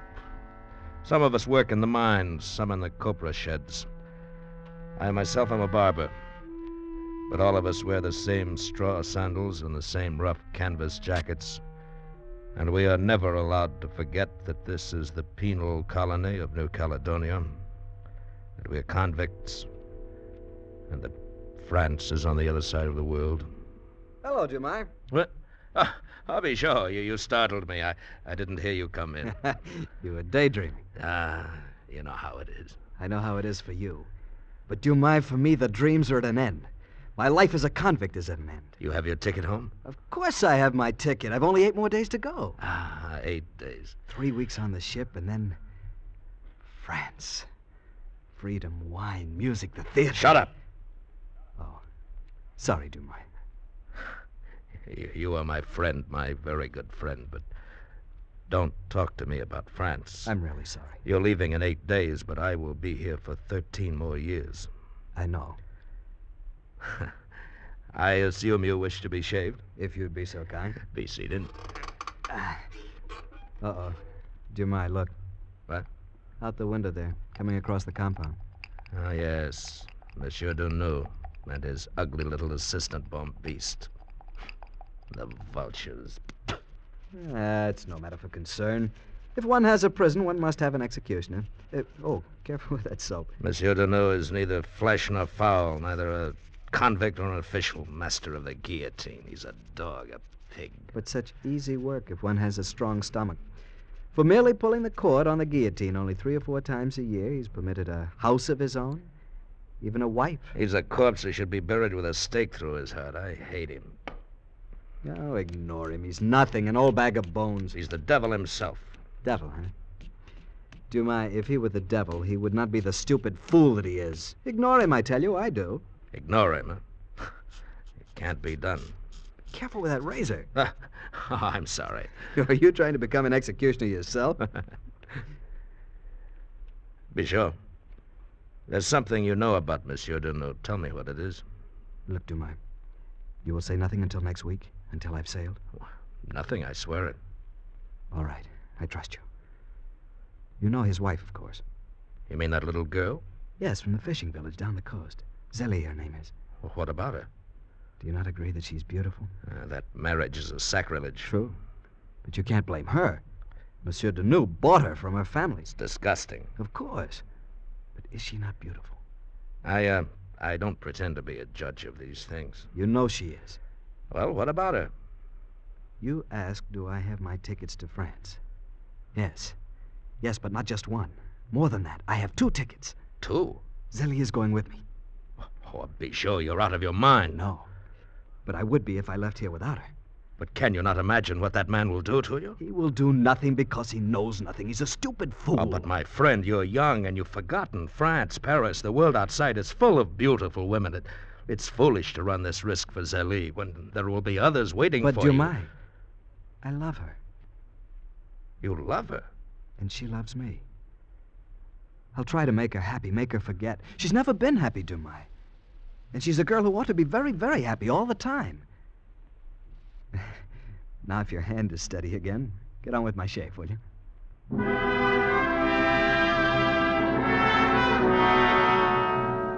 I saw that my little friend Bijot was in dead earnest. Right or wrong, foolish as he might be, he meant every word he'd said. And suddenly, I realized how much alike they were, he and Zélie, the child bride of the executioner. They were both small and slim, with lively eyes and mouths that were quick with laughter. Why, they even looked alike. Across the compound, Duneau was talking with his jackal of a servant as they promenaded. A gaunt, black-garbed monster. He was the only convict among us who never wore the shapeless gray canvas clothes. I glanced at the 2 of them now and then as I went on shaving Bijot, wondering what they talked about, what they dared to talk about in the bright, clean light of the sun. That hideous pair of devils. Master? What is it, Bombiste? The little one who smiles too often, Bijot. What about him? In the barber's there. He's being shaved. Do you assume the fact to be of some interest to me? I only mentioned it. Hardly necessary. I was already aware the Bijou was there in the barber's hut being shaved. I'm sorry, Master. In fact, I am aware of several things that stupid little Bijou thinks are secrets. Being shaved, is he? We have a blade that could give him a closer shave. Bombeast? Oh, yes, Master. So close that he would never need another one. An interesting idea. Very interesting. I think Bijou has made rather a serious error in not realizing my cleverness. A mistake that may very well prove fatal.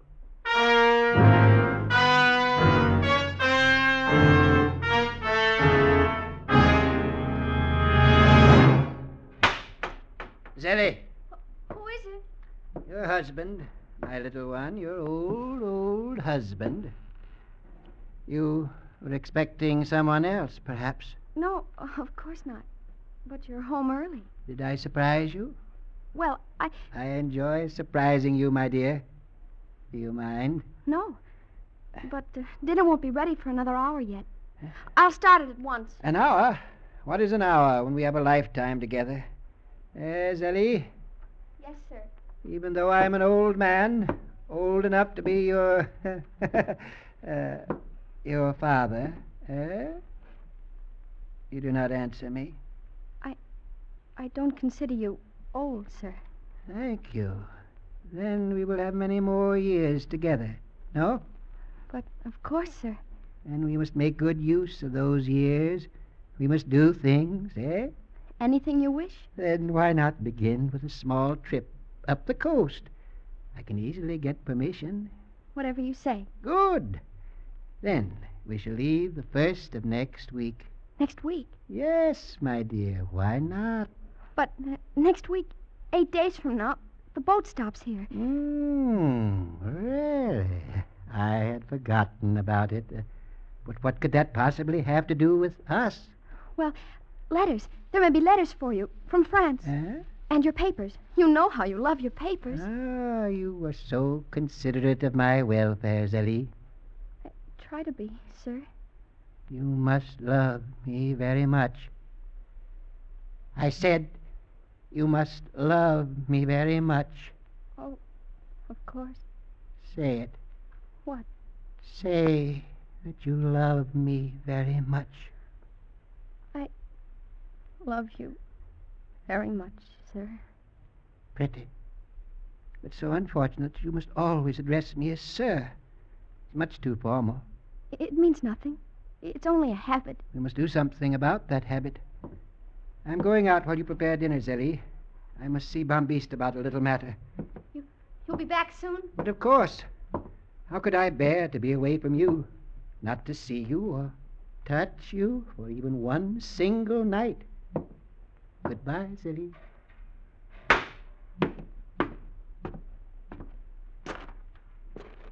Bombeast. Yes. Yes, Master. Bombeast, are you aware that we have not worked in some time? True. Not for a long time. Too long, Bombeast? Oh, yes, Master. Much too long. Bombeast, in view of that treaty between the government and the jungle tribes, the prison officials might be very displeased if a native should be murdered. But of course, the officials are leaning over backward to avoid trouble. And what do you think would happen to a man who murdered a native? Chunk. Surgery. Precisely.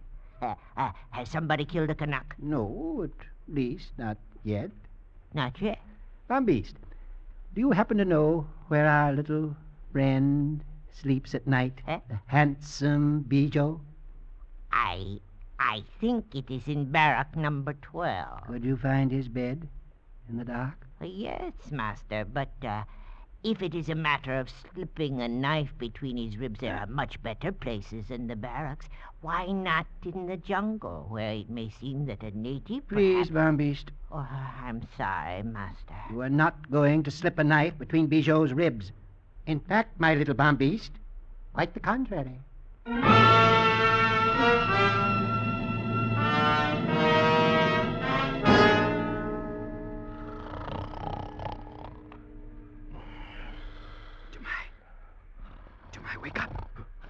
Jemai. Huh?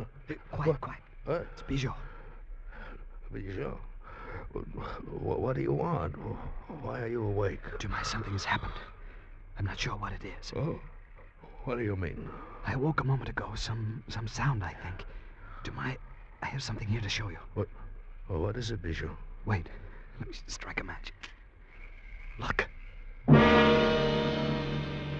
He was holding a convict's jacket in his hands, made of gray cotton canvas. The number on the pocket was 2232, Bijou's own number. And the whole front of the jacket was splattered with bright red blood.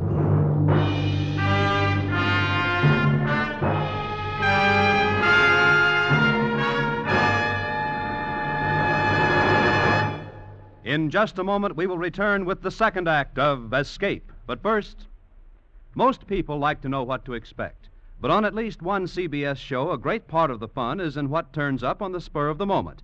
That show is Groucho Marx's great quiz, You Bet Your Life, heard every Wednesday night on most of these same CBS stations. Now we return you to the second act of Escape.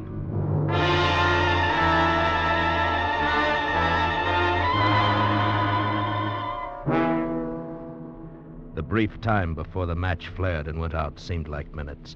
I grabbed Bijou by the arm and lay still, listening in the darkness, straining to hear whether anyone else may have been awakened. There was no sound. The other men slept on. Here to my sandals. Feel them, they're wet. Yes. They've been worn outside somewhere within the last hour. And to my knife has blood on it, too. Bijou, tell me quickly, where have you been? What have you done? Nothing. I've been asleep. You've not been out of the barrack? No, I swear it. Jemai, what is this? What does it mean? Bijou, I think it means that someone is more clever than you. Wait. What is it? The prison dogs. Listen. Yes. They're coming this way. Jemai, are they after me? Who else? But what am I going to do? Well, first we must dispose of these bloody clothes. In the jungle, I think. You're going to help me? Well, of course, my friend. Come, I have a plan. Quietly now, Bijou. And quickly. We threaded our way among the sleeping convicts to the rear of the barracks. Near the back door, I saw a pair of old worn rope sandals. I grabbed them and took them with me. And then we raced across the hard-beaten earth of the compound, cursing the bright moon overhead, and plunged into the black thicket of liana and mangrove and fern, into the jungle. For half an hour or more, we smashed our way through the soggy tangle of undergrowth, crashing into trees, tripping into vines and roots, and sprawling full length on the swampy loam. But always we staggered to our feet again and ran on and on and on. Jemai, where is it? Where's that stream? We must be very close now. I saw it here somewhere last spring. But this is not last spring. Well, streams do not move about. Keep on. We'll never find it in this darkness. There will be a path of moonlight. The trees are open above the stream. No, Bijou, go on. But Jemai. It's no time to stop now. Wait. Listen. I think the dogs are closer now. No, but they soon will be. Come on. Jemai, we must find that stream. And then minutes later, we did find it. Dead tired and dripping with sweat from the steaming heat of the tropic night, we stumbled over a low hummock and saw the blazing white path of moonlight ahead of us, almost at our feet. We slid down the shallow bank, dropped to our knees. And then, all our brave hopes died out of us. Jemai, the stream is dry. Bijou, I tell you, last spring it was a torrent. It filled these banks so high, higher than my head. It's dry. Not a trickle. Listen, they're coming closer. Run, Jemai. Run while you still can. No. Look, I brought another pair of sandals from the barrack. Here, put them on. The dogs will not have the scent of this pair. Quickly now. You put on those sandals. Then circle back to the barrack. They'll never know you left it. I can run no farther. I'll wait for them here. Bijou, I cannot leave you here to... Don't be a fool. Put on those sandals. Hurry now before it's too late. And later there's something I'd like for you to do for me. Here. The tickets to France. Give them to Zilly. Help her get away from him. If only there was some way to kill him. It would mean nothing. Tell her to go to the André Marins in Lyon. They will take care of her. Go now. All right. Is there nothing else? Thank you, no. Then goodbye, Bichot. Goodbye, my friend. Tell her I love her very much.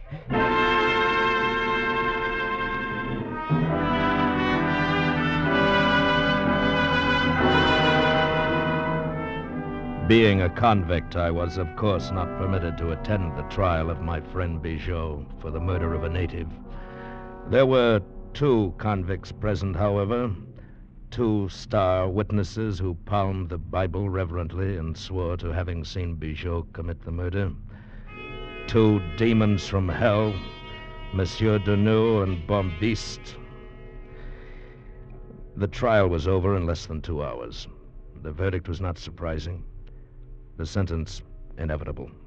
Convict Bichot, you will rise and face the council. Have you anything more to say in your defense? Nothing I haven't said before. I'm innocent. I've killed no one. Then this council of the Penal Colony of New Caledonia, sitting as a special court of the Republic of France, finds you guilty as charged. As commandant of this prison, I order you to be taken to the compound of the camp at daybreak of the 2nd morning following, and there in the presence of your fellow convicts, to be guillotined.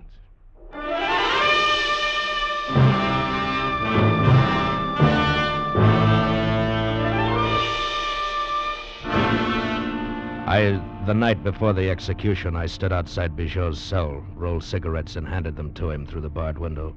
The guard dozed somewhere on the other side of the hut. After all, my friend was to die in the morning. No one could escape from this place, and there was no reason for caution. Tell me, Dumais.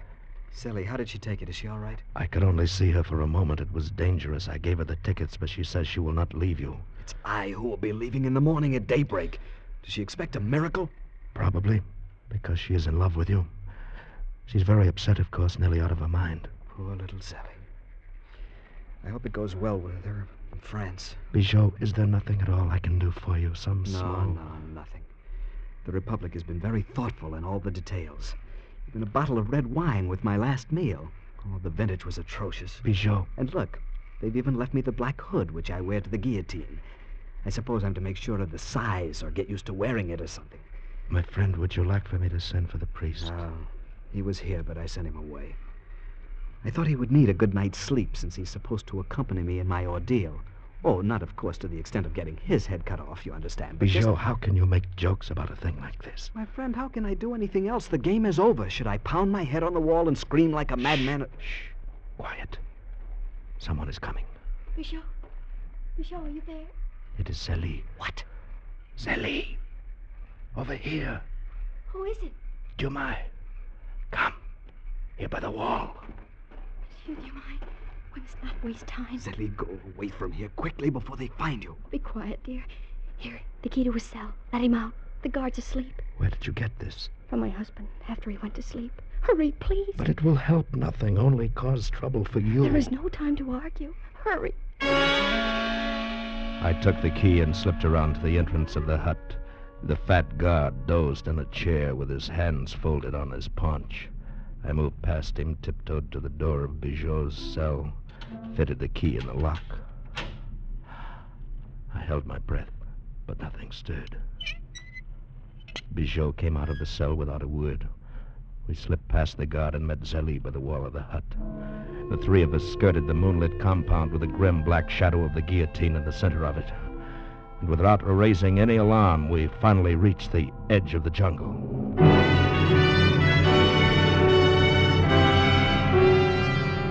Zélie clung with a desperate grip to Bichot's hand and wept sometimes. But gradually it became clear to all of us that there was no answer, no escape. Bichot might swim to the ship lying in the harbor, but with a prisoner at large, it was sure to be searched before it sailed. The coast in either direction was too well guarded, and that left only the jungle and the hills beyond. Hills swarming with savages who were quite aware that the head of an escaped convict delivered to the commandant was good for a bolt of bright red calico. But in our despair, the jungle seemed to offer at least some forlorn hope. And so it was decided. Bigot would try to reach the western side of the island, and from there, Australia, while Zélie would sail on the ship when it left in the morning and wait for word in Lyon. One thing was fortunate. She had brought the clothes Bigot had planned to wear to France. We could leave his convict garb in his cell and stop any trail. This time there would be no dogs. 3 hours before dawn, after a long kiss for Zélie and a hand grip for me, Bigot turned and struck into the jungle, and Zélie broke into tears. He has no chance. The natives are bound to find him and kill him, Monsieur Dumas. You know he has no chance. Oh, he's very clever, Zélie, and brave. Of course there's a chance. I think he knows they'll kill him. I think he's only being kind to me. You're only speaking foolishness. You must be brave, too, you know. Brave? I could do anything for Bigot, except lose him. Well, you're likely to do that if we stay here any longer. It's too near dawn now, and we have to take those clothes back to the cell. You must go home and be ready to slip aboard the boat. Only a few days ago, I was so happy. For the very first time in my life, Monsieur, we were going away on that boat, little Bigot and I. And now, Monsieur Dumas, I cannot go on living without him. I cannot bear to live without him.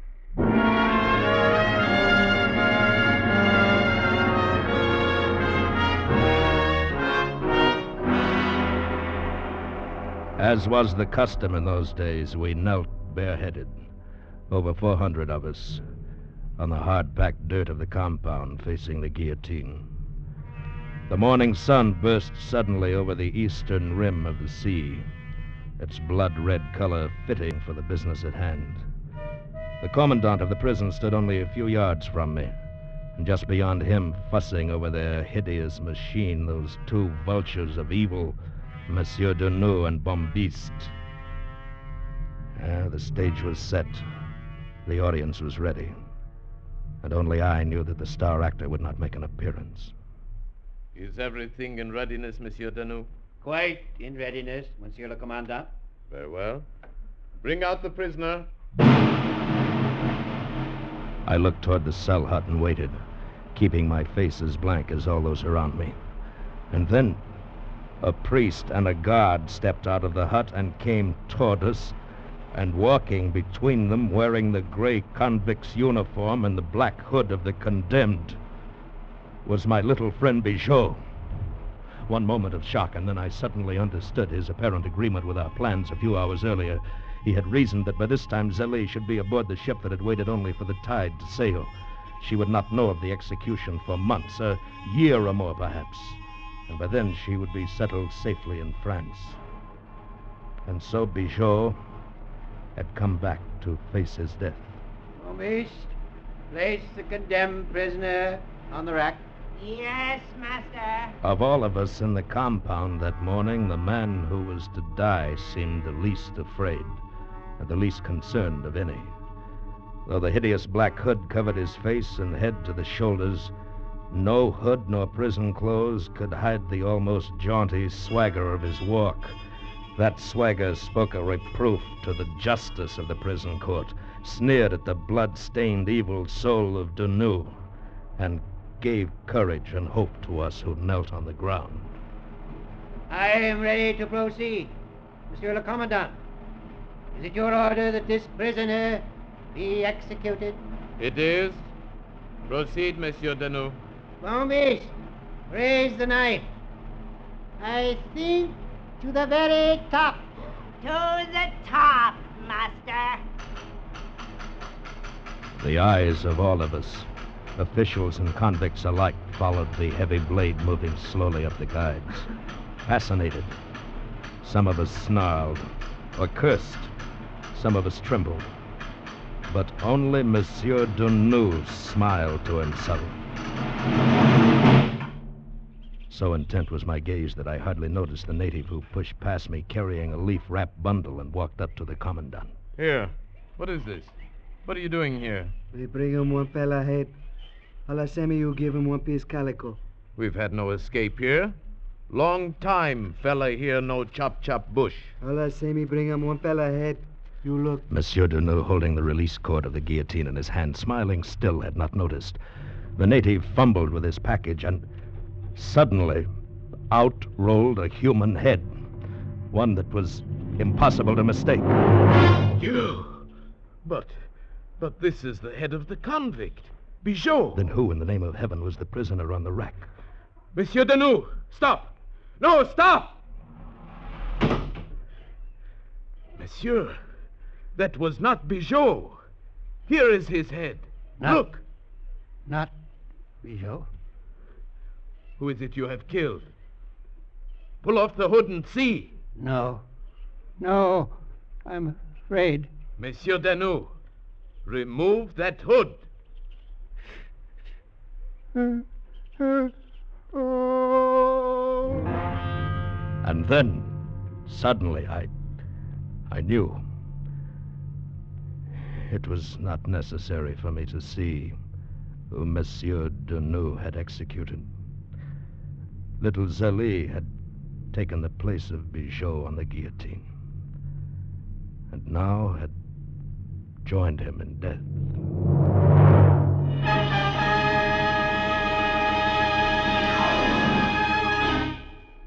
Escape is produced and directed by William N. Robeson. Tonight we have presented The Red Mark by John Russell, freely adapted for radio by Les Crutchfield and Manny Grotnick. Featured in the cast were Bill Conrad as Dumais, Harry Bartell as Bijot, Will Gear as Monsieur Denou, Barbara Whiting as Zélie, Junius Matthews as Bombiste, and Paul Frees as the Commandant. Special music was arranged and conducted by Del Castillo. Next week. You are in command of an English destroyer sailing to join the North Sea Patrol in October 1914. It is midnight, and from the coast of Flanders comes a desperate signal for help, which you want to ignore, but which destiny forces you to answer and to become the man who won the war. Next week, we escape with one of the most famous stories of the First World War, Robert Buckner's classic and unforgettable tale, The Man Who Won the War. Goodbye, then, until this same time next week, when once again we offer you Escape. Bing Crosby's got a wonderful lineup of guests on his CBS show this Wednesday. Tomorrow night on most of these same CBS stations, it'll be the Firehouse Five, plus two, plus three Andrews sisters, plus Der Bingle himself. Be listening, won't you? Now stay tuned for the latest adventures of Philip Marlowe, which follow immediately over most of these same stations. This is CBS, the Columbia Broadcasting System.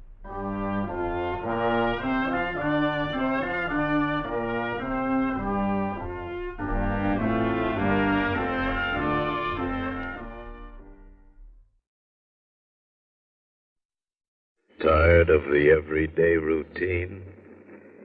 Ever dream of a life of romantic adventure? Want to get away from it all? We offer you Escape, designed to free you from the four walls of today for a half hour of high adventure.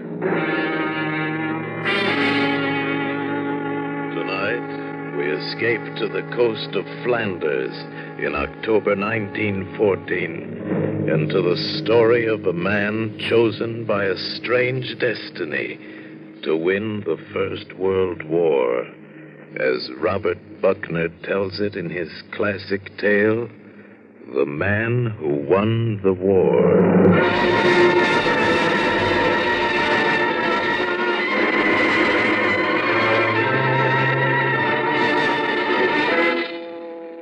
Gentlemen, I have asked this board to meet by the authority vested in me as chairman of the Naval Committee of the House of Commons. A great wrong has been done, gentlemen, and I have been asked by my colleagues of the House to see if it cannot be righted. An English naval officer was found guilty of treason by this board 10 years ago. I have asked you, gentlemen, to meet and reconsider his case. I ask you to remove the stigma from the name of a man whom I consider to be one of England's greatest heroes. I refer to Commander Edward Bradman. Now, see here, Mr. Ordway. Yes, Admiral.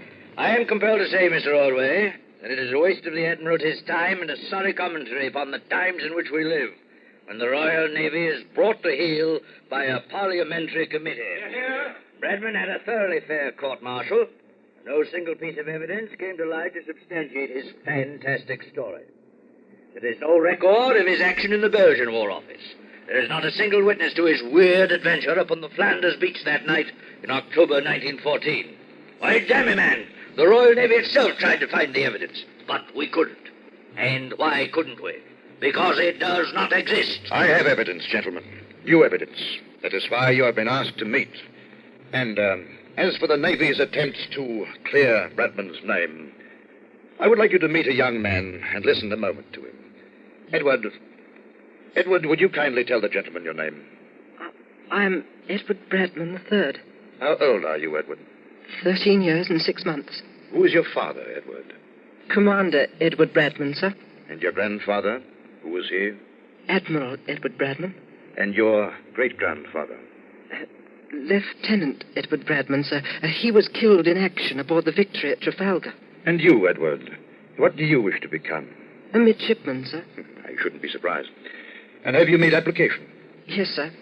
At the Royal Naval College at Dartmouth. And were you accepted? No, sir. Why not? Well, they said there was no place in the Royal Navy for traitors or their sons. Well, gentlemen. This is scarcely added proof, and I must censure you, Mr. Ordway, for bringing this lad in here, wrapped in the Union Jack, so to speak, subjecting him to such an ordeal, a disgraceful cheap show. Admiral, I am not on trial here. The Royal Navy is. You want added proof of Commander Bradman's innocence, you shall have it. Here. Here is a letter from the commander, brought to me 3 days ago by the gentleman sitting here beside me.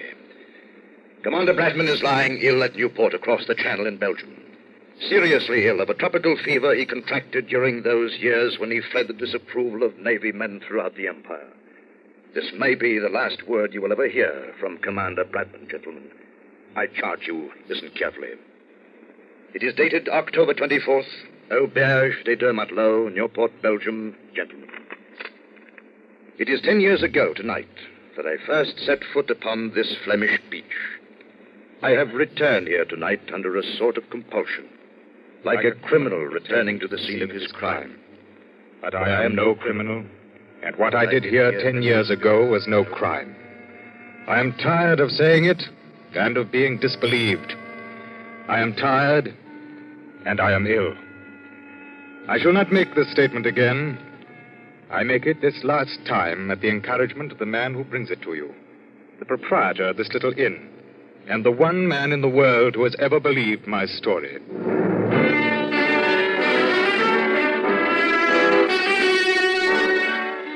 When the war began, I was placed in command of the destroyer Firebreak attached to Admiral Hood's battle force on North Sea Patrol. On the night of October the 28th, 1914, the Firebreak was cruising up the Belgian coast to join the main fleet. We'd taken aboard some extra shells and ammunition at Plymouth, along with several cases of Scotch whiskey, since the fleet was looking forward to extended action. And I'm afraid those cases were uppermost in our mind that night as we sat around the wardroom after dinner. I say, Commander, what brand of whiskey did ship supplies put aboard? Oh, I don't know. Johnny Walker, I dare say. I don't believe so, sir. Cameron Highlander, I think it said on the boxes. Oh, come now, Mr. Ainsley. They always supply us with Johnny Walker Black Label. Johnny Walker, Cameron Highlander, or essence of the Loch Ness Sea Serpent, so long as there's whiskey aboard. Now, that wouldn't be a hint, would it, Oh, Mr. Gilliam? no, sir. But it is nippy on deck tonight. Do you concur, Mr. Ainsley? Oh, yes, indeed, sir. The wind's got a bite to it. Man could catch himself a nasty cold out there tonight. Very well, you scoundrels. Hopper. Aye, sir. Go down to the storeroom and break out a bottle of that whiskey we took aboard this afternoon. Aye, sir. Anything new on the fighting in Flanders, Commander? Well, what there is all bad. General Haig has his hands full in the center. On the right, the French are just barely holding. But the real danger is right up there to our starboard. How's that, sir? The left flank, the Belgian sector. Von Kluck's Third Army is pressing hard. If he breaks through the Belgian line, you can write off France. I don't understand, sir. Well, if the Belgians don't hold, Von Kluck will cut off the Channel ports, Calais, Boulogne, and Le Havre. There's nothing to stop him until he reaches the Atlantic. And that would also cut off our supply line to our troops. Precisely.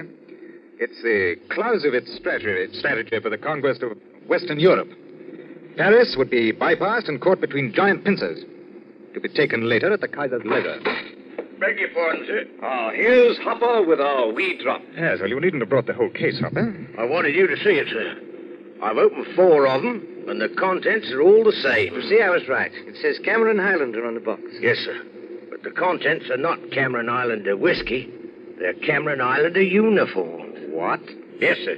See here, the kilts, the Glengarrys, the sporran. But where's the whiskey? Well, near as I can make out, there ain't any, sir. What's that? But I'd say them boxes contain nearly 200 Scotch Islander uniforms. Oh, well, I'm afraid that this will be a dry voyage, gentlemen. How could they have made such a stupid mistake? Oh, blame it on the war. Well, I just hope that our shells don't turn out to be coffee canisters. What should I do with these boxes? Oh, stow them out of the way until we make port again, Hopper. Meantime, I dare say there are some poor Scotch beggars somewhere in France who'll have to do with their old clothes a little while longer. Speaking to you, sir. Brett here. Mr. Twiddle requests the captain to come to the bridge. Oh, acknowledge, will you please, Mr. Gilliam? Yes, sir. Captain, come to the bridge. What kind of trouble do you suppose Tweddle's run into? Are you coming along, Ainsley? Oh, might as well. Can't drink kilts and Glengarrys. Freshening up a bit. Yes, you'll be on our beam ends before morning. Yes, Mr. Tweddle? I thought you ought to see this, sir. What? Look out there on our starboard quarter. A tiny light.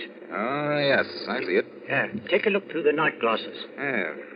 Flashing on and off. According to my reckoning, we're off the mouth of the Isa River. Now, if you look at this chart, you'll see that there are no lighthouses along this stretch of coast. Yet there's a flashing light where no light ought to be. Perhaps it's a signal of some sort, sir. Yes, undoubtedly, but whose? The Germans can't have gotten this far. How can you be sure, Mr. Ainsley? Now, wait a minute. That light's flashing a message in Morse code. G-R-O-G. G-R-O-G.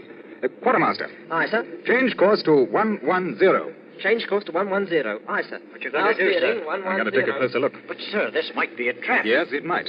But don't you recognize the code word grog, Mr. Tweddle? No, sir. You didn't serve in the Royal Navy as a midshipman, did you, Mr. Tweddle? No, sir.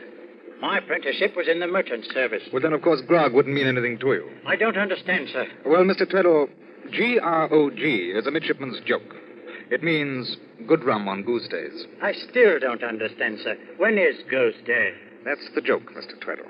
Goose Day never comes. Ah. Yeah, they're juvenile, I admit, but fascinatingly esoteric when you're 14 years old. But why would anybody be sending a midshipman's code word from the coast of Belgium in the middle of a war? That, Mr. Ainsley, is what we're going in to find out. Be good enough to tick off a landing party, will you?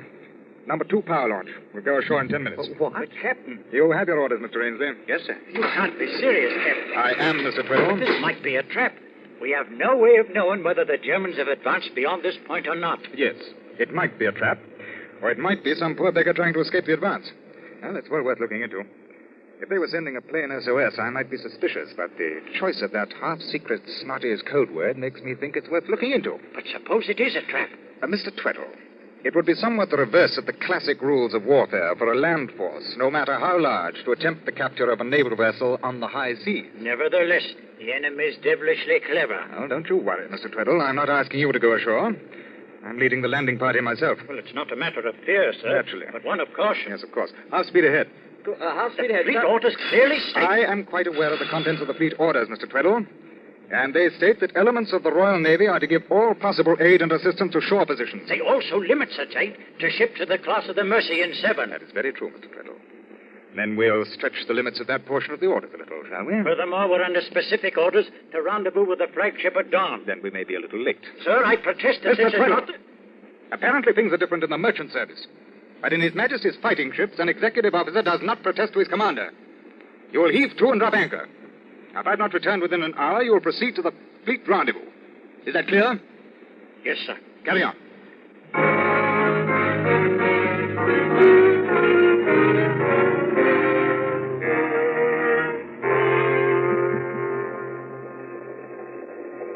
I'd say we're about a half mile down the beach from the lighthouse, sir. Good.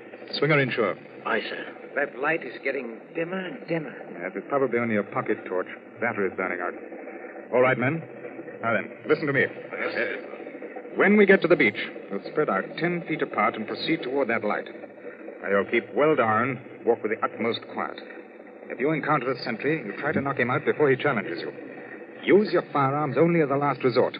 We are not here to get into a battle, only to investigate that light. Now, if we should be engaged by the enemy, I will fire 3 rapid shots as a signal to return to the boat. Hopper and Spurgeon will remain with the boat. Hopper. Gotcha. If we have to retreat in a hurry, you wait until the last possible moment before you shove off. Yes, sir. Any questions? All clear, sir. All right. Brace yourself, lads. We're coming into the surf. Now, men, move. Over the side and hold your rifles high.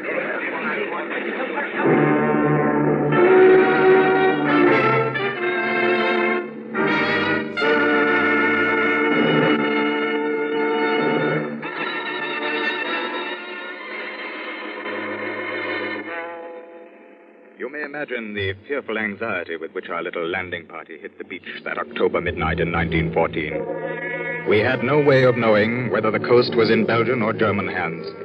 We did not know, indeed, whether we were being drawn into a German trap by the tiny light we had seen flashing out to sea. That tiny, weakening light toward which we were now slowly advancing, spread out across the beach, alert for any danger, watchful for enemy sentries or patrols. And then, not 100 yards from where we landed, we encountered a German sentry. He was asleep. Poor beggar, I suppose he imagined no one would be around the sand dunes in the middle of the night. And he was undoubtedly done in. He was sitting on a log. He'd taken off his boots to bury his aching feet in the cool sand. I'm afraid he wasn't a very fearful example of the German military machine that night. But with no trouble at all, Mr. Ainsley and I crept up on him and had him bound and gagged before he was quite awake. There we are. I don't think you'll raise too much of a hue and cry now, sir. No, I should think not. Now, my friends, bleiben Sie ruhig und Ihnen wird nichts passieren. Take him along, Mr. Ainsley. Mark it. Sir. Put on this fellow's spiked helmet. Remain at his post. If a relief sentry appears, you take care of him. But no shooting unless absolutely necessary. Yes, sir. Now, let's get cracking, men.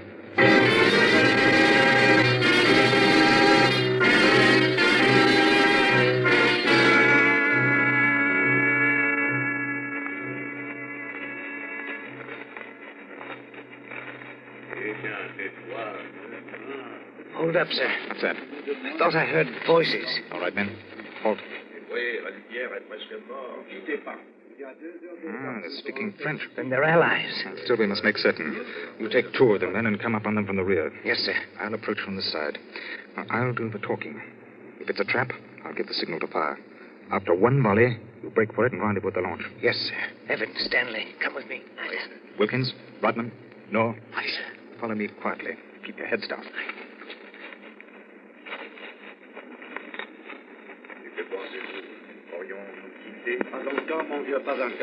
Allô? Qu'est-ce qu'on fait là? Qu'est-ce qu'on désire? Attention. C'est là cette voie. À gauche. Les cette barre. Silence. Il est là? Vos amis? Anglais? Grâce à Dieu. Approchez, s'il vous plaît. What do you say, sir? Said to approach. Either Belgians or French. Come along, men. Bonsoir, messieurs. Bonsoir, mon ami. Est-ce que vous parlez anglais? Comment? Why, yes, I speak English a little. Well, I dare say your English is better than my French. May I introduce myself? I'm Commander Bradman of His Majesty's ship Firedrake. Oh, I can't tell you how glad I am to meet you, Commander. And I am Major de Lesseps of the 3rd Belgian Dragoons. This is Lieutenant Chapotin. Enchanté, Monsieur le Commandant. And here's one of my company, Lieutenant Ainsley. Bonsoir, monsieur. And who is this bound and gagged? Oh, that's an enemy sentry we picked up on the way. You can have him. Thank you.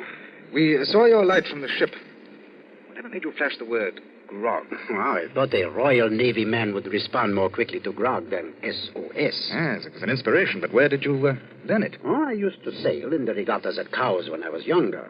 And one of my best friends was Albert Hollister. He was a midshipman in those days. Oh, Bertie Hollister. Yes, I knew him well.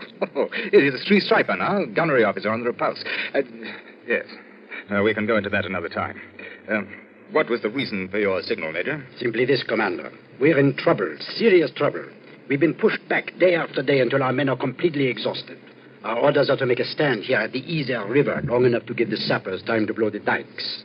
Once the dikes are broken, the river should stop the enemy. So how long will it take to blow the dikes? We must hold the line until sundown, roughly 18 hours. And you can't do that? I seriously doubt it, Commander.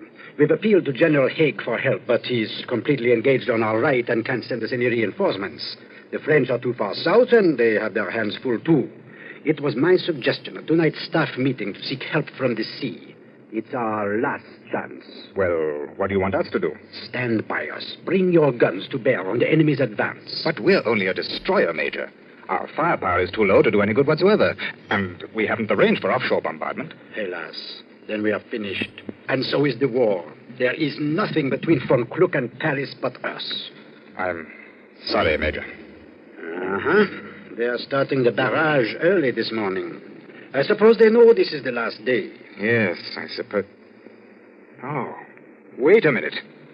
I've an idea. Mr. Ainsley. Sir? The kilts. The kilts, sir? Yes, we can put a company of Cameron Highlanders into the Belgian lines. I'm sorry, sir. I Major, we can help you. It's a long, long shot, but it might work. What might work, Commander? Well, somebody made a botch back in Plymouth and loaded us with 8 cases of Scotch uniforms instead of Scotch whiskey. There are nearly 200 complete uniforms of the 1st Cameron Highlanders aboard. Yes, but I don't understand. We'll give them to you, Major. You put them on a company of your men. Let them show themselves in the front line. When the attack begins this morning, perhaps the Germans will think the British have rushed in a crack division to reinforce you. Yes, it might work. Yes. We can let you have a few Lewis guns, too. But they will not be much help unless the uniforms do the trick. It's, as you say, a long shot, but let's try it. Very well. Mr. Ainsley? Sir. You go back to the ship at once. Fetch those cases of uniforms and 4 cases of Lewis guns with ammunition. Aye, sir. I'll remain here with the Major and help him get his men lined up. Oh, and, Ainsley. Sir. Should Mr. Tweddle inquire, you might tell him I'll be detained a while longer, winning the war. Yes, sir.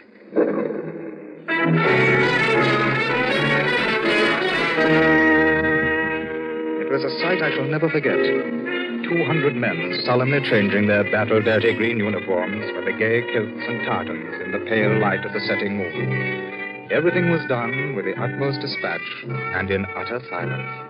And it seemed to me that the bright plaid put new energy as well as hope into the battle-weary Belgians.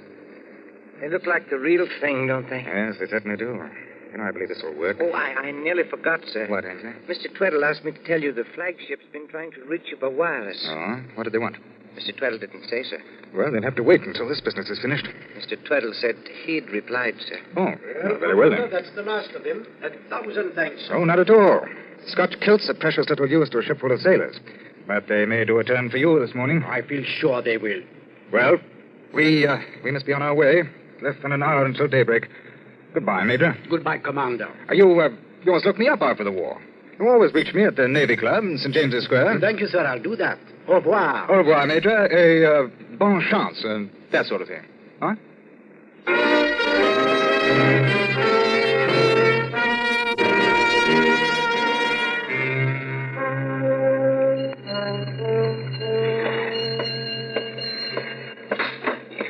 Well, Mr. Tweddle, I think we can get underway now.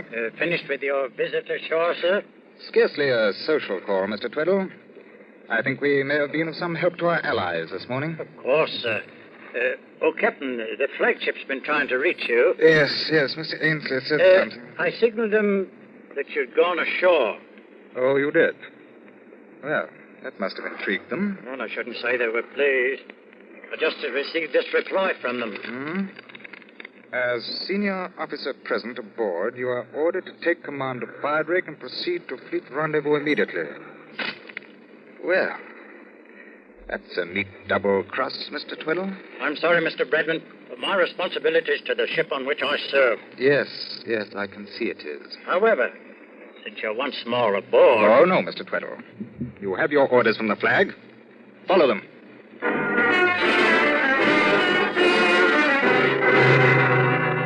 Meddling rule-book sailor.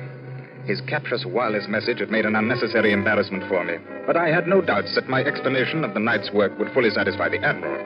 So, let Mr. Tweddle have his little moment of triumphant command. I stood out on the starboard bridge wing as we pulled away from the Belgian coast. And through my binoculars, in the gray dawn, I thought I saw the flashing red and yellow of the Cameron Plaid. as the last day of the First Battle of Flanders began.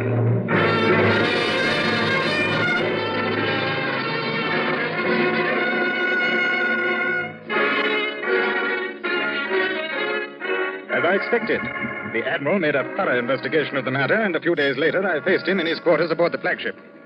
Mr. Bradman, your little adventure of a few nights ago involves some very serious breaches of discipline.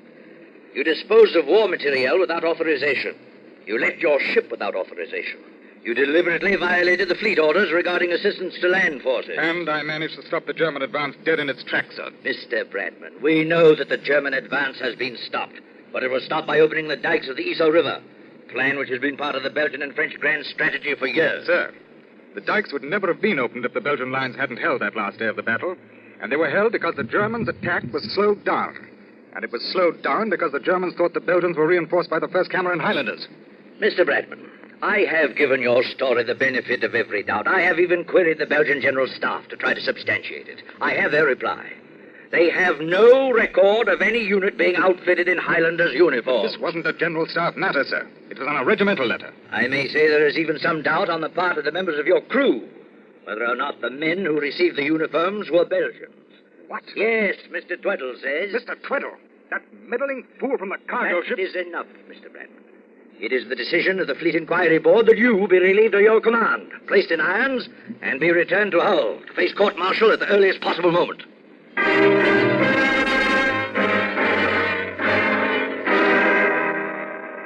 The court-martial at Hull sustained the Board of Inquiry's decision, and I spent the rest of the war in prison. Afterwards, naturally, I had to leave England, and wherever I went, Cape Town, Vancouver, Singapore, Melbourne, sooner or later, their story followed me. Sooner or later, some ex-Navy man would turn up who recognized me, and I would have to move on. At last, I have come back to this Belgian beach where it all happened, and here I have found the one man who believes my story.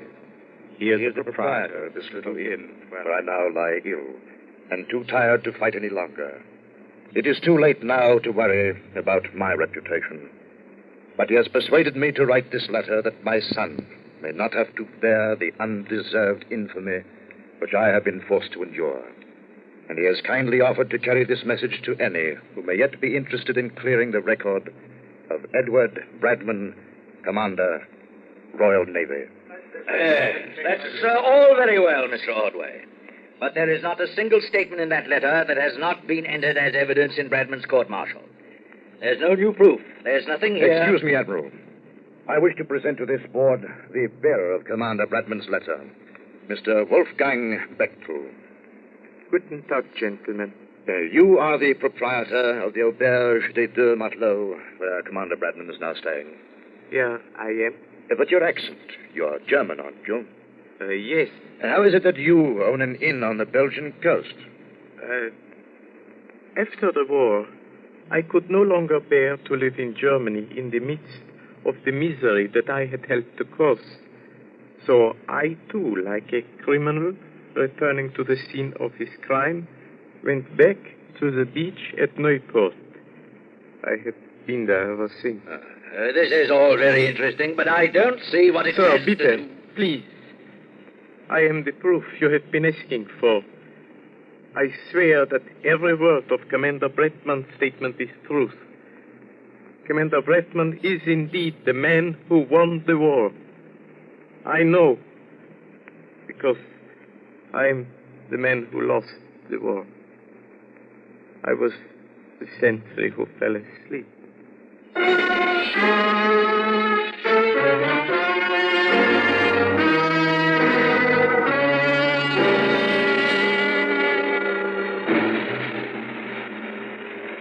Midshipman Edward Bradman. Yes, sir. Advance 3 paces. Midshipman Bradman, as Commandant of the Royal Navy College, it is my honor, by order of His Most Gracious Majesty George V, to ask you to receive this Victoria Cross, awarded posthumously to your late father, Commander Edward Bradman, for gallantry and intrepidity beyond the line of duty. and to try to accept the humble apologies of a belatedly grateful empire.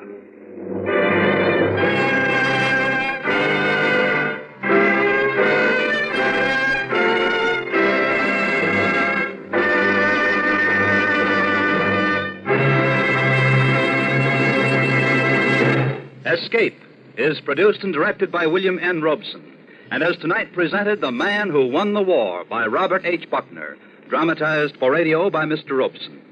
Featured in the cast was Ben Wright as Commander Bradman. Also heard were John Daner, Terry Kilburn, Joseph Kearns, Barton Yarborough, Jeff Corey, Ian Wolfe, Paul Frees, Charlie Lung, and John Hoyt. Special music was arranged and conducted by Del Castillo. Next week... You are standing on the floor of the sea in the middle of the sunken city of Port Royal, with its fabulous chests of treasure waiting to be hauled to the surface. But your life depends on the ship above you, where the treachery of your partners has left you with no escape. Next week, Escape will be heard at a new time on Friday evening. Next week, we escape with the story of a diver who discovered an entire city beneath the sea, Port Royal, an exciting tale suggested by Lieutenant Harry Reesberg's book, I Dive for Treasure. Goodbye, then, until a week from Friday, when once again we offer you Escape. Now stay tuned for the adventures of Philip Marlowe, which follow immediately over most of these same CBS stations. This is CBS, the Columbia Broadcasting System. Stay tuned for the adventures of Philip Marlowe. 10 p.m. BULOVA, Bulliver Watch Time. Bulliver Maxim, including band, valued at $12.75. Complete, only $29.75. President Truman, General Marshall, and Henry Fonda will tell you about a gallant fight against misfortune 30 minutes from now on a special broadcast entitled Across the Street, Across the Nation. WCBS AM and FM, New York. Tired of the everyday routine? Ever dream of a life of romantic adventure? Want to get away from it all? We offer you Escape. Escape, designed to free you from the four walls of today for a half hour of high adventure. Tonight, we escape to a sunken city, which lies with its fabulous treasure chests at the bottom of the sea, and to the lust for gold of a crew of men who were willing to die or to kill. As Gildow tells it in his exciting tale, Port Royal, a story suggested by Lieutenant Harry Reesberg's book, I Dive for Treasure.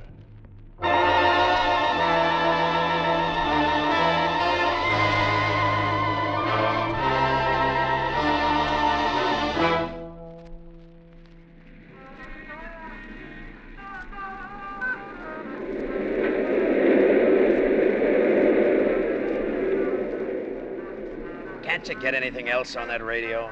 I happen to like that particular number. Well, like it somewheres else. I just might do that. Oh, no, Crystal, I didn't mean it. I guess I'm just jumpy tonight. Here, come on, have a drink. Of that stuff? No thanks. Well, pardon me, Lady Astorbilt. We're just fresh out of Napoleon brandy. Huh, aren't we just? Look, you got no beef coming. When I had it, you got it. The works. And when you didn't have it, you took it from me. Hucked the diamonds, sold the mink. So you'll get 'em back. Something's got to turn up. It should be you, dead. Look, baby, don't do me no favors. The door's not locked, you know. I know. And I think I'm going to walk through it right now. Oh, no, wait a minute. It's a break for you, Danny. Now you can keep the room single rate. Where you going? I think Benny can still find me a place in the line over at the Flamingo. You wouldn't. Just watch me. All right, go on. Kick a guy when he's down. Walk all over him. I should have known you was that kind of broad. You did. Let her go, the tramp. She's like the rest of the crumb bums. When you're up, you're Danny Quinn, everybody's friend. When the horses don't run your way, you're nobody. Let her go. Hadn't always been like it was that night. And it would be different again. How soon, I wasn't sure when a fist landed on my door. A fist that was made from the hand that had jimmied some of the best windows in New York. Hey, Danny, it's Carl. It ain't locked. What's on your mind? Hi, Danny. Hey, plenty. Where's the broad? She took a powder. Permanent? Looks like. Oh, well, you're better off. Maybe. Hey, look, I picked up something pretty good tonight, I think. I'm not in the market. Oh, now look, Danny, this don't mean a thing to you till I get through talking. Now listen to me, will you? Now, this could be worth anywhere to a couple of $1,000,000. Look, Carl, get off it. Whatever it is, get off of it. All right. Now, you probably never heard of a guy named Fletcher Travis, because you never get past the page with the race results. See what I mean? Me, I'm different. I case this town through the papers. I keep myself up on what's going on in town and who's in town and how I can get to it. Now, look, this Travis made himself a lot of dough breaking into sunken boats. You understand? He's what you call a deep-sea diver. Yeah. All right, you was a sailor once. You ought to know. Let me see that thing. Yeah, sure. So, I read up what he was up to, and then this afternoon I went to the place where he's giving a talk, see? Now, there's a sunken city down in Jamaica. The island, not the track. And they call it Port Royal. There's warehouses down there with gold by the ton. Travis was all ready with a boat to go down after it, leaving tomorrow. You believe all that? Well, sure I do. Anyway, he holds up this chart and says, "This is the pass key to get him in." It's something like that. So I tail him back to the hotel, I make his room number, and go in while he's eating his dinner. Well, he's got a lot of books there, history books. It's all true, Danny. I ain't kidding you. Now, this is a place for them old pirates. So, anyways, an earthquake or something spilled into the water. You understand what I mean? All in one piece, intact. And that stuff is there. Now, we got this chart. That's the key. What do we do? Frame it? Look, you was in the Merchant Marine, wasn't you? So you head it up. Now, I got a fur shop staked out that'll get us the first money. Then we buy a boat, get ourselves a diver of our own, and we go after this haul ourselves. You know, you got something, Carl. Hey, behind you in the dresser, top drawer. See if my seaman's papers are there. Okay, Danny, okay. Where are they? I don't see them. Right in the back. Huh? There! Oh! You little jerk.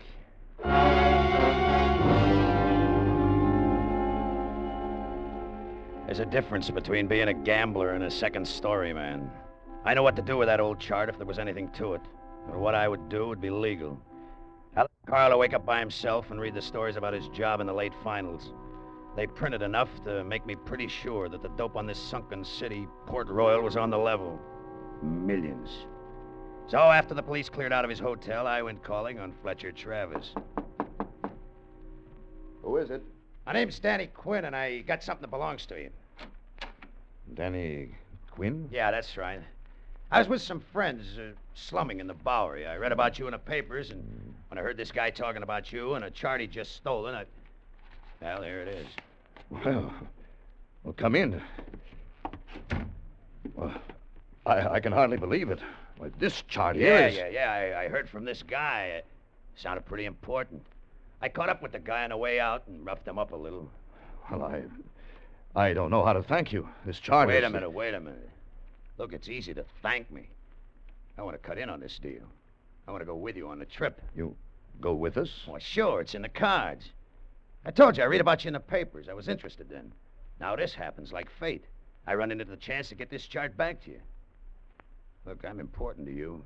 Very important. Well, I realize what I owe you, but a salvage Look, voyage I got the answer to very... that one, too. I was in the Merchant Marine. I'm a real deep-water sailor. I can't swim. Now, could you have made it without me, Travis? No, I guess I couldn't.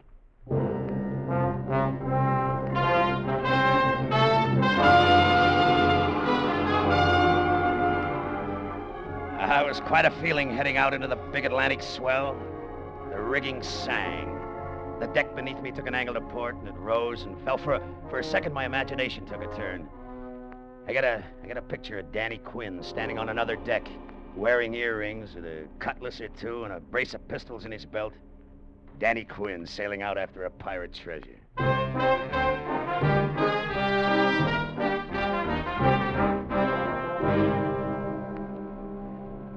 I thought it would be a good idea if we all got together tonight, gentlemen, since according to Captain Matson's estimate, it will be over Port Royal early tomorrow morning. You're still holding to that, Captain? The barometer hasn't lied to me yet, Mr. Travis.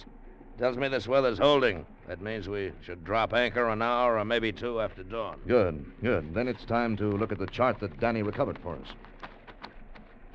There. The city of Port Royal, submerged. After a geodetic survey made by the British Navy, 1826. Now, look here. See the sudden jump in fathoms along this line, right here? Yeah, I see. Shallow here and deeper here. Yeah, that's right. It's a fault line that buckled when the city was destroyed by earthquake. This section sank and this section lifted. Now, see here? A point of reef, rock or coral that shows awash during low water. Yeah. Well, I've oriented this chart with the old maps of Port Royal before its destruction. Now, that point of reef is no more than 90 feet from the edge of the warehouse section. That's right out here. Are you sure of that? Well, sure as I can be. What made me pick that night to go to the Bowery? You couldn't ask for a better landmark. Well, no, it's more than a landmark, Captain. It's a mooring. We get a bow hawser on the reef point, back off 90 feet, drop the stern hook, and we're anchored right over the front doors of those treasure houses, 30 fathoms down. When you've gambled for a living as many years as I have, you develop a set of nerves that do pretty much what you tell them. But when I realized what that old chart meant and how close we were to all that loot, my poker face flew right out the porthole. We made jokes about Fort Knox and the Vanderbilts. We slapped backs, had a round or two, and then we hit our bunks. But I'll lay you 10 to 1 that all of us did our dreaming wide awake. I know I did.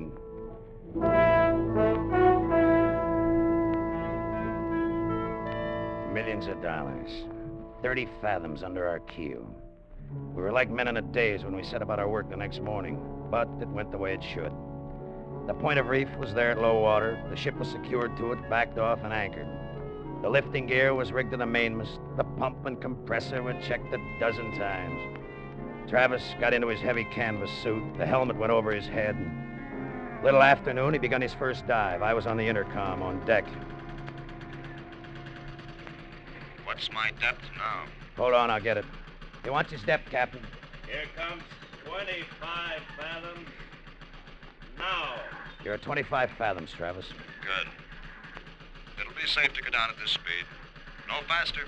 This speed is okay, Captain. No faster. All right. How is it, Travis? Good. Conditions are good. There's enough light. Great blue light. No sign of any trouble. My air is adequate. No sign of any large fish as yet. Travis. Yes? What is it?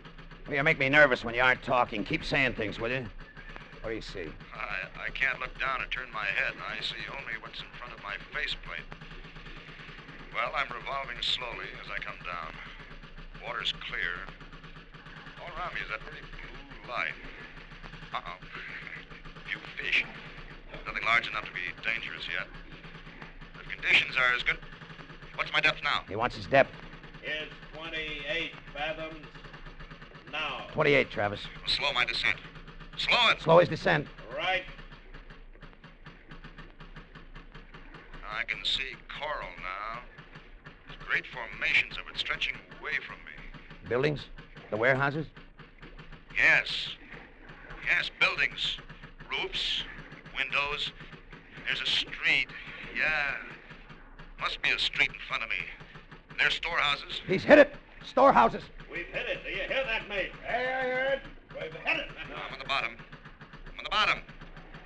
All right. It's sand. It's good footing. I'm moving forward.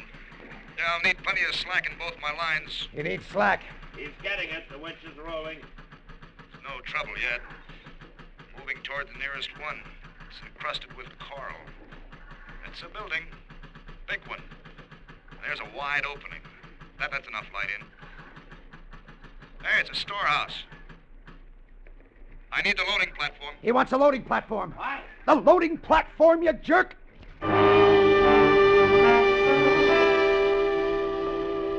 We were too busy on deck for a while to really digest what was happening. Even after the loading platform broke through the surface and we saw the single rotting chest on it, it was too much like a scene in a B movie to believe. But then we pried it open. Lying in rows were small leather bags covered with a slimy coral crust. We took one out. It crumbled, and from it maybe 50 metal coins spilled onto the deck. They were dirty brown, but when they were scratched, bright, clean gold showed through.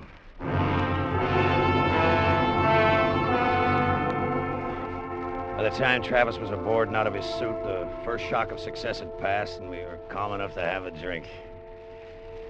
Well, Mr. Travis, sit down and rest. You are the hero of the day. I got you here, but you load on the gold, huh? Yeah. Here's your drink, Travis. You've earned it. Thanks. I can use it. Well, what do you think of your first day of salvage operation? Brother, I've won some pots in my day, but when those coins rolled out, that topped everything. I think we're off to a good start. How many more chests are down there? Oh, I don't know yet. I only moved 10 or 15 feet into the building. I saw 3 or 4 more. Yeah. What do you think they bring back in the States? Well, if they're all like this one, $35,000, $40,000 apiece. Yeah, we've hit it all right. How many trips down can you make? In this weather, 2 in the morning, 2 in the afternoon. That gives me about, 12 minutes on the bottom each descent. 35 or 40,000 a dive. Hey, that's going to add up. No, don't spend it yet, Danny. It may turn into more than just going down and coming up. Things can happen down there. This is the first time I've worked buildings, and I know that sunken hulls can lie there for a couple of 3 centuries without moving, even in the current. But let a diver put his foot in the wrong plank and something on the other end of the ship gives way. You never know. So let's count what we got today and see if our luck holds tomorrow.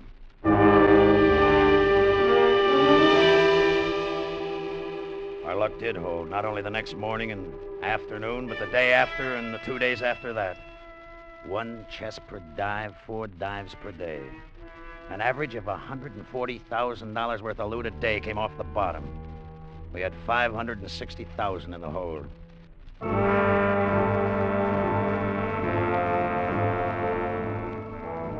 I don't know, when the thought first nibbled at me, I tried to blame it on the idea that I didn't trust Captain Matson. But that wasn't it. Travis had planted it himself when he reminded me that you never knew what to expect 30 fathoms below. The rest of it was based on the fact that any hunk of dough looks 3 times smaller when it's split 3 ways.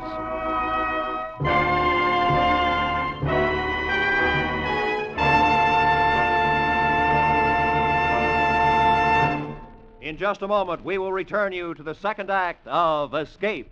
But first, this Saturday night, CBS's Gangbusters program brings you the case of the boiled booster. Not rooster, booster. The case of the boiled booster. And since Gangbusters does only authentic police cases, who are we to question the title? Well, somebody did ask a question, and it's a case straight out of the New York City police files. And a house gets lost, among other things. Gangbusters is heard every Saturday on most of these same CBS stations. So be listening for the case of the boiled booster this Saturday. And now we return you to Escape.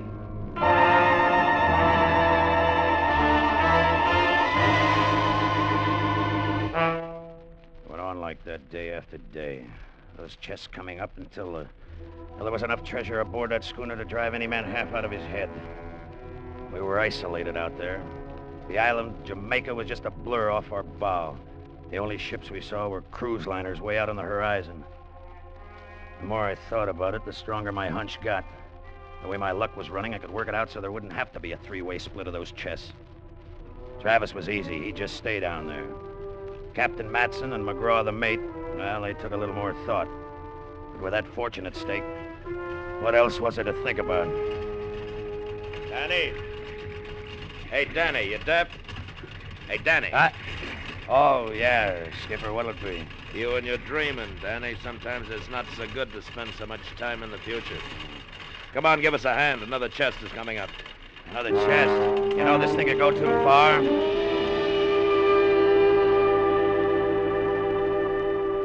Well, another day, another $140,000.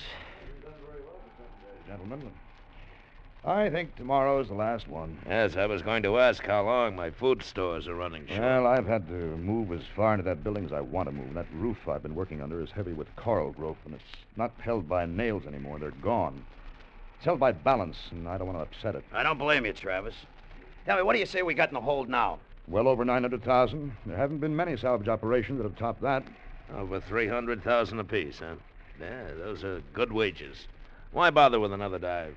Hey, Skipper, don't get so rich that you turn up your nose at a few $100,000. Travis wants to give it another try, more power to him. That's up to him. Well, to be honest with you, I've had enough of it. I'm going to be dreaming about those sagging walls and that blue light for weeks to come, and I hate to push my luck too far. Well, I'll make one more descent in the morning, and then I think we should start back. I think so, too. Danny? Well, you're the boss, Travis. That's good enough for me.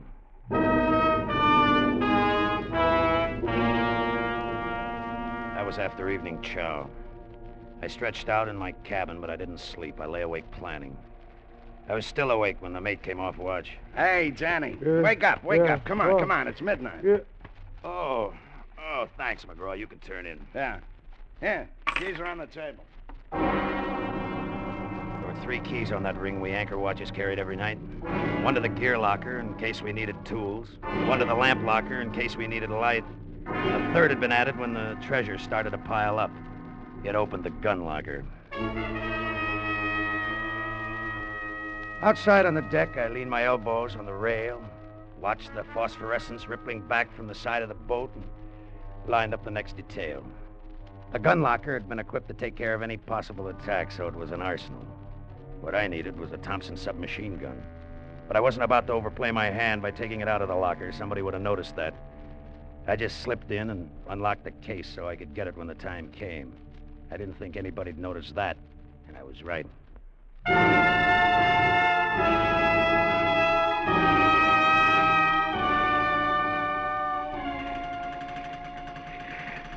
What's my depth now, Danny? Hold on. He wants his depth, Skipper. Here's 19 fathoms. Now. 19, Travis. Hey, look, my air is inadequate for the speed of my descent. Tell him to slow me down or increase my air pressure. Check. He says slow him down or give him some more air pressure, Skipper. We'll slow him down. You're slowing down, Travis. Thanks, Danny. I guess everybody topside is in as big a hurry as I am to get away from this place. Yeah, I guess so. You know, as long as I've been diving, I've never been able to control my imagination. After so many descents, I always start telling myself, Travis, that should be the last one.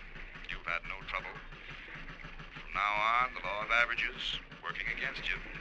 Yeah, I can see what you mean. Yeah, the more easy descents I make, the less I want to make the next one. Yeah, my air is adequate now. I'm getting plenty. I had a crazy flash thought that Travis knew what I was up to and had something up his sleeve. But I got rid of it. He couldn't have known. If he had, he wouldn't have gone down. Hardly heard him talking. With him submerged, it was time for me to get into action. It was 5 steps to the door that would take me to the gun locker. To the Thompson, I'd force Matson, the rest of the fellas into their cabins. Then the chest would go into the lifeboat. And the stern anchor line we'd cut. The ship pulled into that reef point it was moored to, and the coral would rip the bottom out of it. The only thing left would be the lifeboat full of loot, with me in it. I didn't see how any court, any place could prove it wasn't an accident. I took the intercom set off my head. Matson and the mate had their heads together near the winch. Danny, where you going? In to get a drink of water. Don't do it, Danny. Stay where you are. Hey, what the devil's the matter with you? What's a gun for? I haven't done anything. The gun is so you won't do anything. McGraw! I said, cut the winch. Time to move. Get below and open the valves. I'll take care of Danny. Oh, no, you won't. Danny! Come out on deck, Danny. Make it easy. You play along, maybe you'll get out of this. You coming out, Danny? What's the game? The partnership was too big, Danny. I told you you'd dream too much. What? You and McGraw? Make it easy, Danny. Come on out or you go down with the ship anyway. Come on, maybe we deal you in. All right, Skipper. I'll play along with you. That's right, Danny. Use your head. Sure. That's what I'm doing. That's what I'm doing! Using my head! Using my head! Using my head! I want to talk to you. Where are you, McGraw? I'm behind cover. Now listen to me. I want you to know that this was none of my idea. The captain made the plan and forced me into it. Now he's gone, I'll side in with you and Travis. Sure. Sure. Fortune like this has driven guys crazy before, but let you and me hang on to our senses. All the valves are open below decks. The ship's going down. Let's get the treasure into the lifeboat while we got time. All right, McGraw. Let me hear you toss your gun on the deck, and I'll know you're leveling with me. Sure, Danny. There it is. I'm in the main passageway. Come on. I swear I'm telling you the truth, Danny. He forced me into this. But you and Trav... Danny! Now, don't! I got plans of my own for this stuff, McGraw, and you aren't in them. Nobody is. Danny! You're going...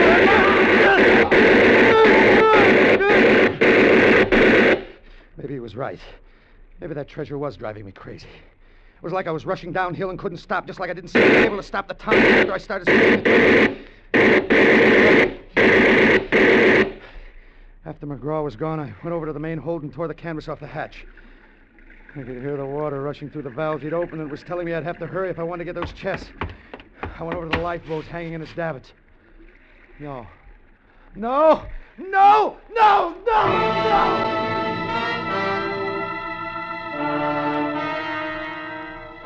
That's when my luck, my plans, my dreams, everything was blasted. The lifeboat. It was ripped and useless. I'd gone crazy with that submachine gun. It was peppered with bullet holes. One blasted, cut out one of the lines. It had crashed to the deck and smashed the bow. It wouldn't have stayed afloat empty. $900,000 aboard, and there was no way to save it. The schooner had already started a list. I had to think of saving myself. Travis, are you all right? I'm all right. There's been trouble up here. Yes, I know. Matson and McGraw tried to pirate the treasure. I managed to stop them. But they've scuttled the ship. He's taking water? Yeah. How fast can you come up? You've been down there a little over 20 minutes. Raise me at regular speed, then. Never mind tending my lines. Get the winch moving, and then get below. See what can be done about stopping the water. Okay, Travis. I'll be glad to get you up here. We're in a mess, believe me.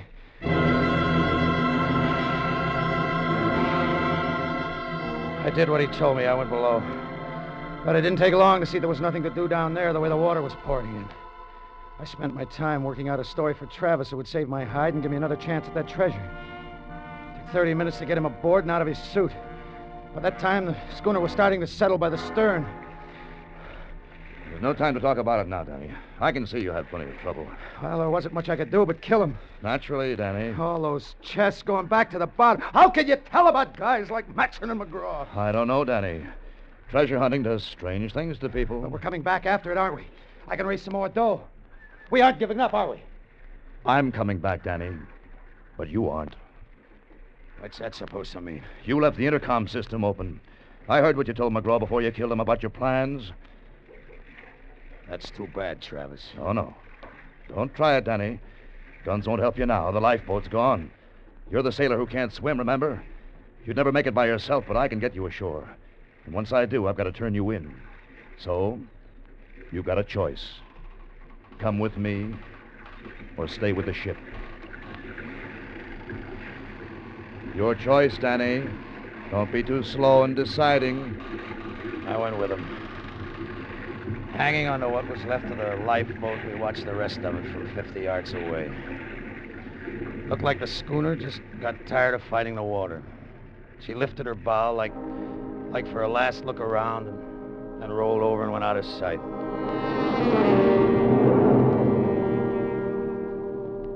$900,000. But that wasn't the only fortune that was sinking. Danny Quinn's was on the way down, too. I was fresh out of luck.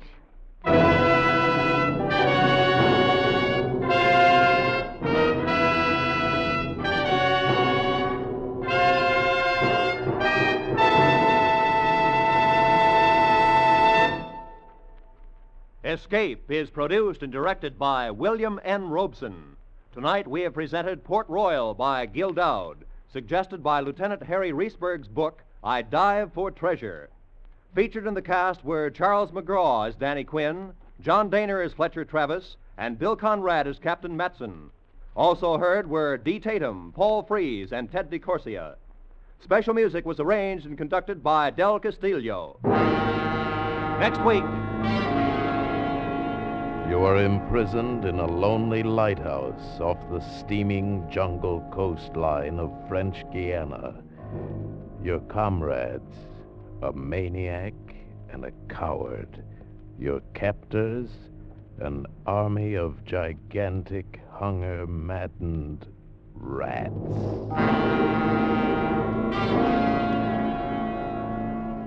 Next week, in response to many hundreds of requests, we will again present one of the most unforgettable and terrifying of all escape stories, Three Skeleton Key. Goodbye, then, until this same time next week, when once again we offer you Escape.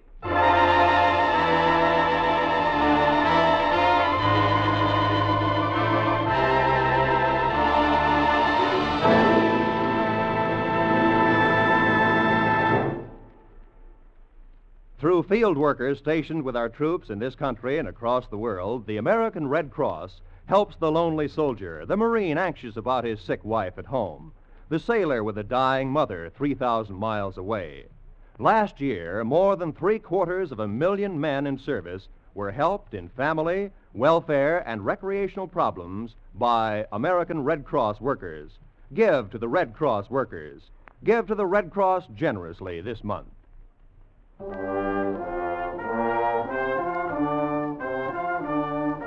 This is CBS, where you meet Gene Autry every Saturday night, the Columbia Broadcasting System.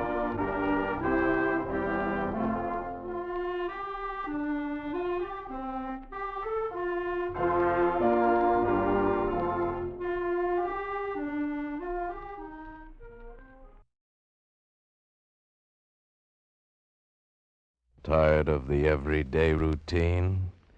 Ever dream of a life of romantic adventure?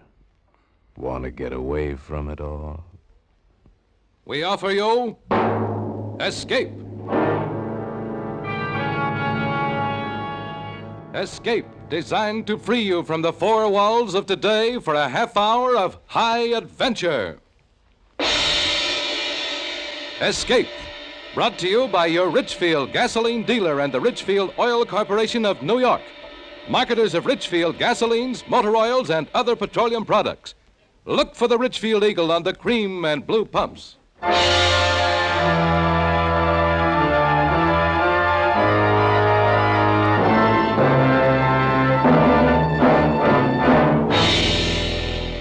Tonight, we escape to India in the story of an ex-army pilot caught up in murderous intrigue.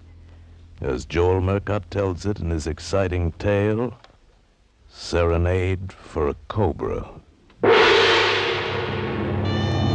He's got to keep playing. He's got to keep playing that music, and I've got to listen. If he keeps it up long enough, I'll have a chance, but if he stops, I'm going to die. And he may stop. He may stop any minute because that's what he wants. He wants me to die.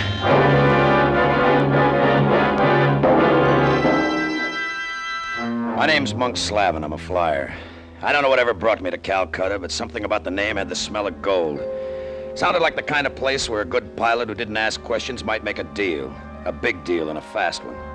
But nothing seemed to be drifting my way. Nothing but the intense hot wind of the monsoon and the fog from the Ganges and the sea, rolling over the city from all sides and strangling it. There was nothing to do but drink gin and quinine water at the airport bar and pray that you didn't get malaria.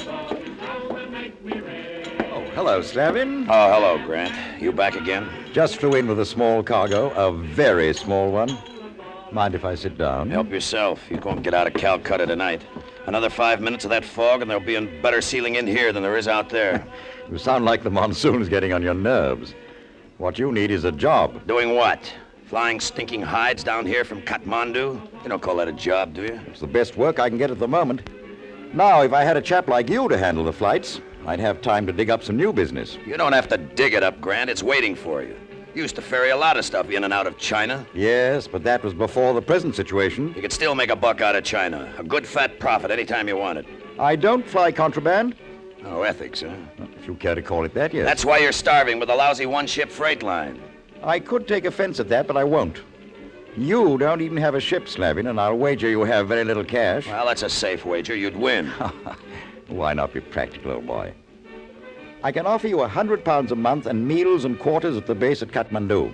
You know, I don't know how I can resist this chance to become a millionaire, but I'll try. It's better than nothing. Cushy enough. 420 miles down, 420 back, and no flying over the hump. No thanks. Beg pardon, Mr. Grant. Oh, here's my mechanic. I have completed your errand, sir. Oh, that's fine, Jafar. I'll be right with you. If you change your mind, Slavin, you know where to find me. Yeah, leave a light burning in the window, but don't wait up for me.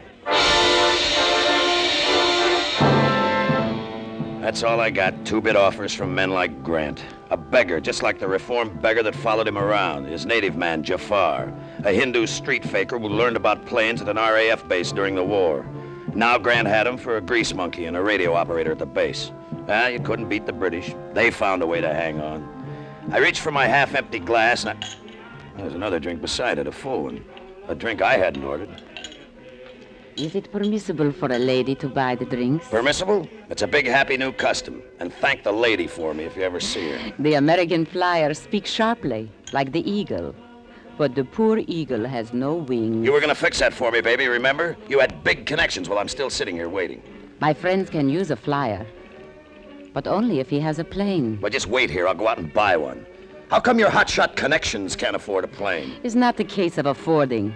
Planes are difficult to get. The license, the questions. The authorities are forever asking questions. But my friends, they never ask questions. If you had a plane, for instance, they would not ask who owned it. Yeah, I see what you mean. I heard Grant offer you a job.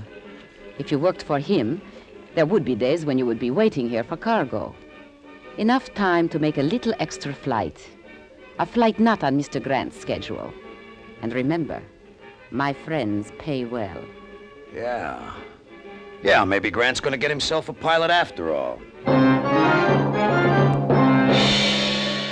So I took Grant's job, and the next morning when the weather cleared, we drove to the field. Through the teeming streets with hot, oppressive, suffocating wind carrying the stench of the salt marshes across the city. It seemed like an eternity before we were off the ground and feeling the cool mercy of being airborne. Well, old boy, what do you think of her? Well, she handles all right. I just don't like the Havilands. What is it, war surplus? Yes, but completely reconditioned. Pressurized cabin, heating and air conditioning system. I've changed everything for comfort. Yeah, even the radio. Why the open speaker instead of the headphones? Picked up a fungus infection in my ears in Burma during the war. Headphones were painful, so I put in a speaker. I thought the British philosophy about pain was grin and bear it. Only when we can't do anything about it, old boy. Oh, yeah, I see. What's our ETA? Hour and a half. How's your landing strip? We call the base Black Cat. Your plane identification is Red Kitten. The field's a bit like a waffle iron, so set her down as gently as you can. I'll treat her like she was my own, Grant. Just like she was my very own. Well, Kathmandu was no improvement on Calcutta. I could see it from the air as we came in. The ancient wooden buildings and the temples, thousands of them, but outnumbered by the throngs of humanity in the dirty streets. We barely hit the strip before the rain started again, brought in from nowhere by the wind. We were weathered down again at the stinking base outside the town, and that's when Jafar, the mechanic, started with the punji, a kind of a native flute.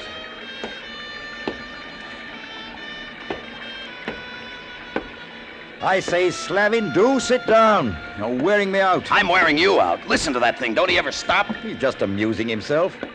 Sit down, man. How about a hand of cards? How can I concentrate on cards while he's playing that thing? Can't you make him stop? I can't make him do anything. He's in his own hut, and, well, frankly, he's not bothering me. Well, he's bothering me. Why the slicker? Where are you going? To turn that thing off before it drives me nuts. Slavin, these Hindus are strange people. They resist pressure. I'd advise you to... Save it. Grease monkeys handle the same way in India as they do anywhere else. Slavin, be careful of that.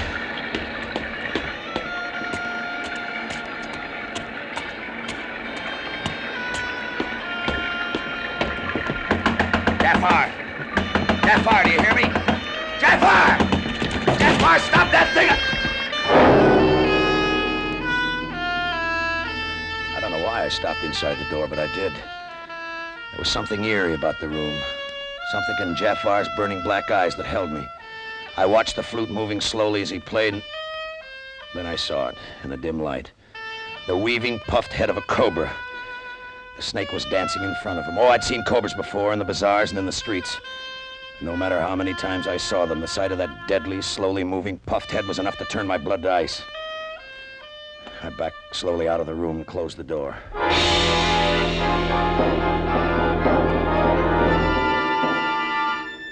He played it every night after that, every waking hour of the night, until I could hear it even in my sleep. The strange, whining dirge, bringing with it the memory of a weaving head of a snake. In clear weather, I could get away from it for a while, but it would be waiting for me when I got back. And in Jafar's eyes, there was a challenge. I could feel his hot stare burning into me as we worked on the plane. What's on your mind, Jafar? What do you keep staring at me for? Why did you change your mind, sir? Why do you now work for Mr. Grant? What's it to you, Jafar? Mr. Grant is good to Jafar. Mr. Grant is too quick to trust people. I don't know what you're talking about. Yes, you do, sir. You know. Get out of here, Jafar. Did you hear me? I said get out of here. I must work on Mr. Grant's plane, sir. That's an order. Get out! Fleming! What's going on there? Get out! Fleming! Stop it! Stop it! Get him out of here before I kill him! Go, Jafar. Please. All right. If you say so, Mr. Grant. Slavin, I don't know what started this, but I do know that I don't want it to happen again. Then keep him out of my hair. I don't like any of these people, and he rates number one on my list. You made that plain enough. I'll try to keep him away from you. I only hope he will stay away from you. What do you mean by that? You've hurt him in his pride, Slavin. You don't understand these Hindus. He won't come back at you with force, but he will come back. Oh, will he? Well, he knows who's boss now. I'll be in Calcutta with this load tonight. Tell him to get that flute out of his system while I'm gone. If he plays it when I get back, I'll ram it down his throat.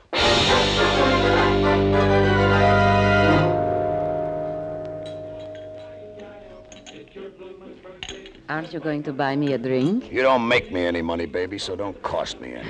But I am going to make you money. A lot of money. You better come up with it fast. My job looks temporary. Is tomorrow fast enough? Tomorrow I'm bringing another load of hides down from Kathmandu. I'm going back there tonight. Oh, that will fit in nicely. When you leave Kathmandu tomorrow, you will make a short side trip. One stop in China.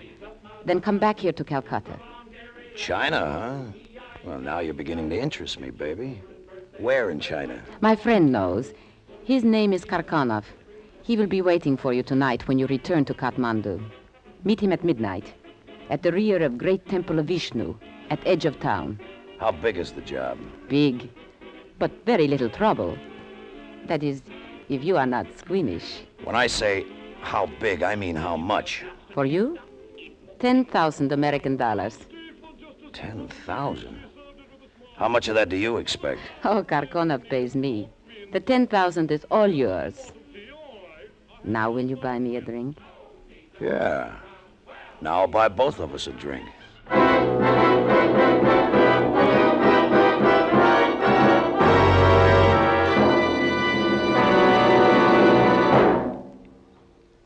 Did you know that gasoline is one of the most mysterious chemical compounds in the world? Gasoline can contain hundreds of different components, but one stands out for its remarkable antinought quality. It's xylene. Xylene is one of the highest antinought gasoline components ever discovered. And today, xylene is contained in every gallon of Richfield gasoline. Xylene in Richfield gasoline helps give your car that quick surge of knock-free power. And you feel the silent power of xylene when you zip up a long hill. Moreover, your Richfield dealer offers you a choice of two great Richfield gasolines with xylene. Richfield High Octane at regular price for motors of average compression. And Richfield Ethyl for motors of highest compression. Let your Richfield dealer help you decide which Richfield gasoline is best for your car. Stop where you see the Richfield Eagle and the cream and blue pumps. Get the gasoline that contains one of the highest antinought components known to science. Get Richfield gasoline with xylene. And now we return you to Escape. $10,000. Enough to get out of the trap. I could go back to the States on that, buy my own plane, pick up my own spots for a smart deal. I thought of it all the way back to Kathmandu. This would be my last night in that hole. My last night. Black Cat. Calling Black Cat. This is Red Kitten calling Black Cat, over. Red Kitten, this is Black Cat. Go ahead. ETA 15 minutes. Visibility poor. How is it there? Poor, but all right for landing, sir. Light landing fields on all corners of the field. Flares, you hear me? Mr. Grant has already left to do that, sir. Good. Would you like some music, sir? What do you mean, music? My music, sir.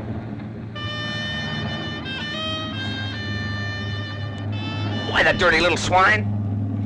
He's just trying to needle me, but I wouldn't let him. I couldn't afford it now. Just this one night, I could forget anything thinking about that. I spotted the oil fires at the four corners of the field, burning a clear spot through the ground haze. I turned on my landing lights and set her down like an old lady's rocking chair. I'd never land on this field again. I'd use it for one more takeoff tomorrow, but I'd never land on it again.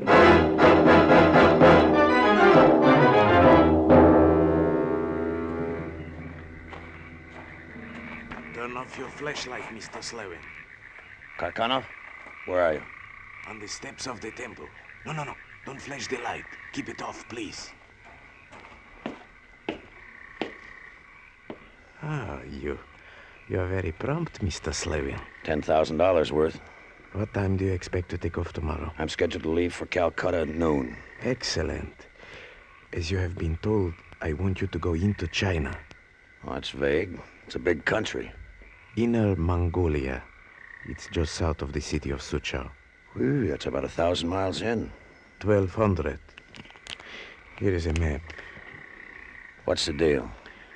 On the map is the location of a field. Not a regular air base, but good enough for a landing. You will time your landing for just before sundown.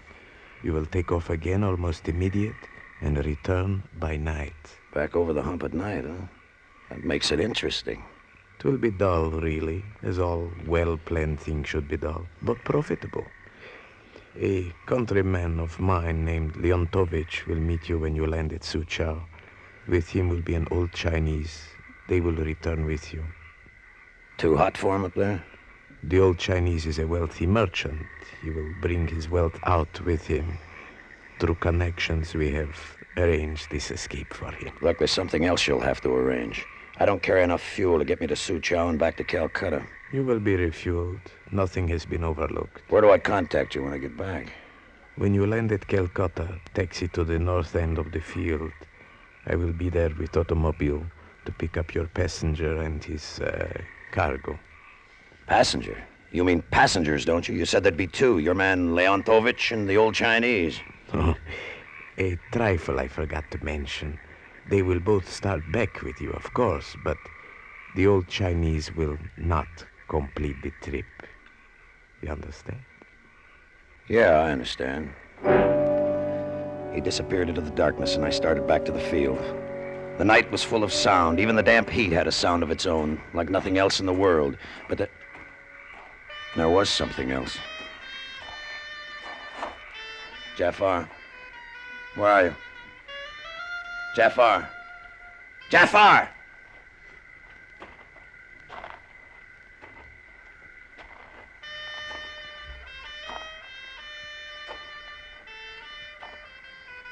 Where are you, Jafar? Where are you? Answer me! I'll find you! I'll get you! I'll get you, you dog! No, the devil. He's riding me. I can't afford to think about him now. I gotta think about tomorrow. Just get back to the field and think about tomorrow.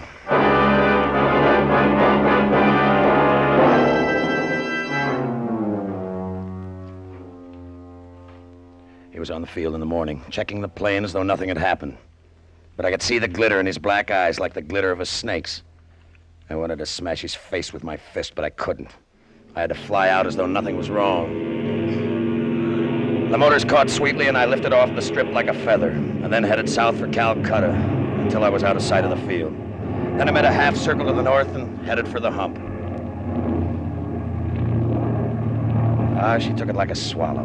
Past the white peak of Mount Everest, the top of the world, and out over the great plateau of Tibet. Then the northern rim of the Himalayas dipped beneath my wings, and I was over the hill country of Mongolia. I hit it right on the nose, the field outside the town of Suchow, and made my landing just as the bottom edge of the sun was kissing the horizon. I am Leontovich. The Chinese have a truck with fuel. Quickly. Why so many of them? Karkanov said there'd be one Chinese. They are the old man's friends. They come to see him off safely. That is why we must go to the bother of taking him along, far away. All right, but watch them. An armored car will come over the hill as we are ready to take off. Do not be alarmed. I thought you had everything fixed here. Quiet. They will not be after us. They will take care of the Chinese we leave behind. Well, there better not be any slip-ups. Let's get out of here fast. Give me that hose up here. There were 5 of the Chinese, and deep in their impressive eyes was quiet terror. One was an old man clutching a wicker basket, but the terror in his eyes was tempered with a glint of hope. The others just stared at the plane with a terrible yearning. The last of the gas trickled into the tanks. We took the hose down. The truck backed off. Are you ready? Yeah, boost them in. Come, old one. They lifted the old man into the plane, and Leontovich climbed in after him, closing the hatch. The motors caught, and I nosed her into the wind just as the 4 Chinese on the ground made a dash for the plane. The reason was clear.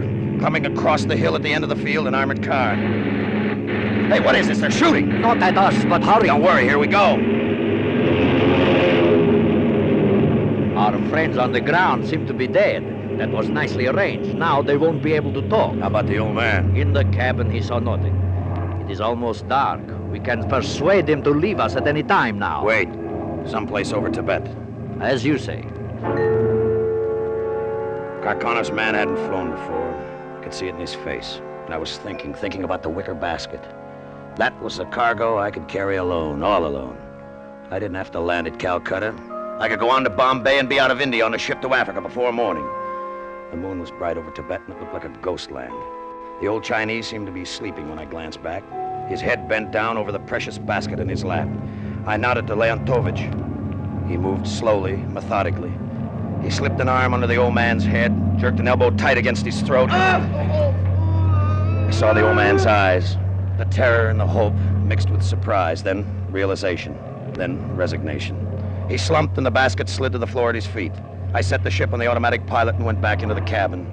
He is ready to leave us. I'll open the hatch. You carry him over and dump him out. Such a shame. But at least we shall keep the basket for remembrance. He picked the old man up. I opened the hatch. As Leontovich came to the door, he felt the vacuum pull of the rushing air sliding past the plane. He tried to draw back, but I caught him with my foot and shoved them both out. No!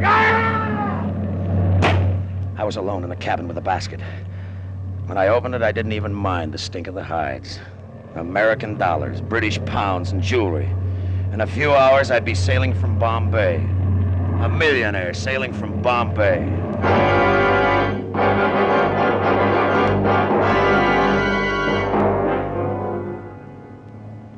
Something was wrong. I felt it as I started back over the hump. It was bumpy, and the ship slithered and kicked, and there was a wall of darkness outside. There was something inside, too. Something or somebody in the cabin of the ship. I turned on the cabin lights and looked back, and there was nothing but a load of hides, but the feeling wouldn't go away. I tried to shake it off.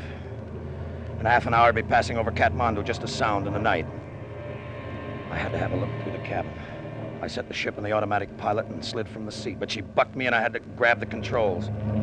Mount Everest was someplace nearby in the dark. I was sweating. I couldn't leave the controls now. I had to stay with them. But I kept looking back into the cabin with that same feeling. Then I saw it. I saw something long and thin slithering across the hides. A loose rope. I tried to tell myself it was a loose rope, but a rope doesn't move like that. Then the head lifted. The hooded head of a cobra. A cobra in the plane. Plane in the nearest base was Kathmandu, still 20 minutes away, and I couldn't take my hands off the controls. I flicked the radio switch. Black Cat. This is Red Kitten calling Black Cat. Come in, Black Cat. Red Kitten calling. Come in, Black Cat. Over. Black Cat to Red Kitten. It is a surprise to hear from you, sir. You should be in Calcutta, sir. You know where I am, you devil, you filthy little devil. Has my pet awakened? He wants to be fed, sir. The cobra is very mean when he is not fed. You put him in the plane. The sting of the cobra kills swiftly, Mr. Slavin. What? What can I do? Jafar, I'm begging you. What can I do? Nothing, sir. There's nothing you can do. I could help you. He's getting but closer. Please, he's getting closer, please. Please. You do not like my music, sir. Music? A serenade on the flute might distract him, but you do not care for the flute. Play it! For heaven's sake, man, play it! He's only 6 feet away from me. I will play, but will you land at Kathmandu? Yes, only play it! Play!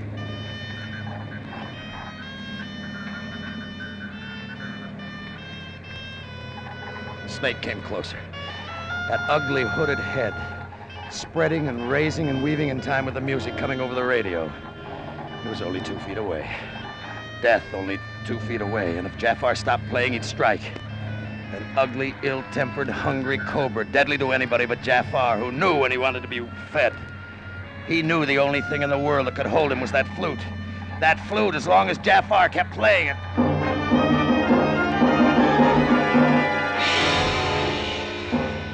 I was over the hump. I saw the oil fires being lit on the strip at Black Cat. That meant that Grant knew I was coming in. Oh, the flute was driving me mad. And the cobra. I never knew when he'd strike at some movement of my hands on the controls, and yet I had to move him to land. Oh, Grant! Grant, where are you? I'm here, Slavin. Please, give me landing instructions. Please, Grant! When you hit the strip, taxi over to the operations shack, as close as you can get. Jafar can keep the flute going. We'll open the hatch and try to distract the snake. Maybe we can get you out. Make him keep playing, Grant. Make him keep playing! We're coming out to watch your landing. I have the police with me, Slavin. Your friends in Calcutta have already been arrested on Jafar's information. I made my approach to the strip. The head of the snake never stopped weaving. I could see Grant and the police in the light of the oil fires. I cut the motors, dropped down at the edge of the field. Another minute. If Jafar could just keep playing another minute. I was ready to set her down. The ground was right under the wings. And then the flute stopped! Happy landing, Jafar! sir! Jafar, he bit me!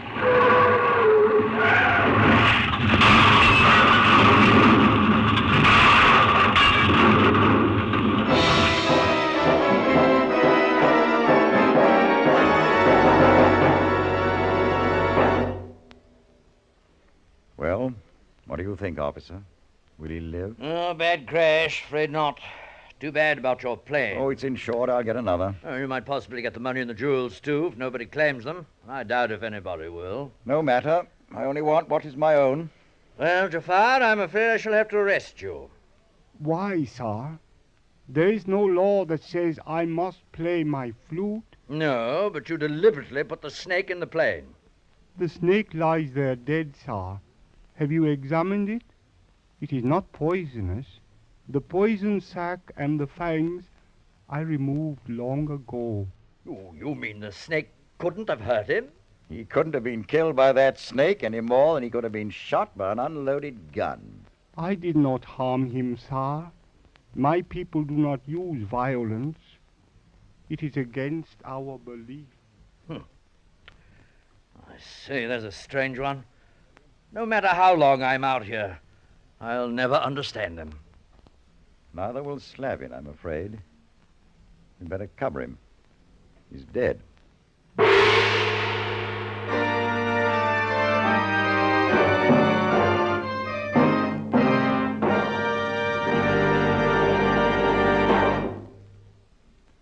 Here's a weather forecast that's guaranteed to be accurate. There is a lot of hot weather coming, and driving in hot weather can spell trouble for your car, cause serious wear, sudden breakdowns. Don't take chances. See the Richfield gasoline dealer tomorrow and ask him to protect all points of your car with Richfield All Points Safety Service. Richfield All Points Safety Service is especially designed to guard your car against wear and breakdowns. The Richfield gasoline dealer will change your oil to Rich Lube all-weather motor oil, the Pennsylvania premium-grade oil that cleans as it lubricates. He'll safely lubricate your chassis, differential, wheel bearings, and transmission. And he can care for automatic transmissions, too, with top-rated Richfield automatic transmission fluid. And finally, the Richfield dealer will safety check your car for all likely trouble spots. Get Richfield all-point safety service for your car tomorrow. Stop where you see the Richfield Eagle on the cream and blue pumps. Escape is produced and directed by William N. Robeson, and tonight has presented Serenade for a Cobra by Joel Murcott. Featured in the cast were Charles McGraw as Slavin, Ramsey Hill as Grant, Jay Novello was Jafar. Also heard were Lucille Meredith, Joseph Kearns, and Paul Frees. Special music arranged and played by Ivan Ditmars. Next week. You're slowly walking down the deserted street of a small cow town, and coming toward you is one of the bloodiest gunfighters of the West who has sworn to kill you and from whom there is no escape.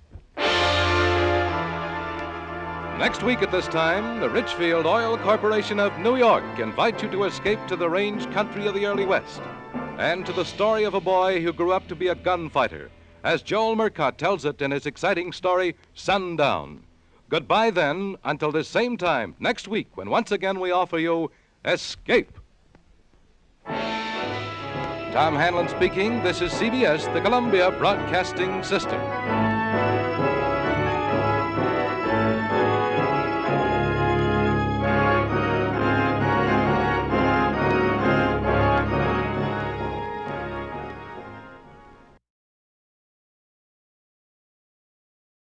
Tired of the everyday routine? Ever dream of a life of romantic adventure? Want to get away from it all? We offer you Escape! Escape, designed to free you from the four walls of today for a half hour of high adventure. Tonight, you are swimming for your life in the dangerous waters off the Florida Gulf Coast, about to be smashed by a launch carrying a vicious criminal who must kill you or die himself. And on shore, 500 yards away, the police are waiting to arrest you for murder. And there can be no escape.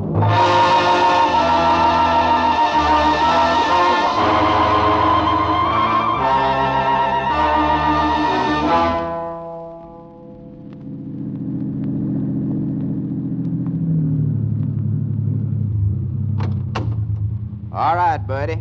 This is the end of the line. Thanks for the ride. Don't mention it. Compliments of Miami Police. Now, you see that sign? Yeah, I see it. Read it. What's the matter? Don't they teach you cops to read? I said read it. Miami, city limits. Good. See that you stay on the other side of that sign. We don't take kindly to bums down here. I tell you, I'm not a bum. I came down here to take a job. Sure. You guys always have jobs. That's why you come down and sleep in our city parks as soon as it gets cold up north. Why, now get going. And keep going. And don't come back.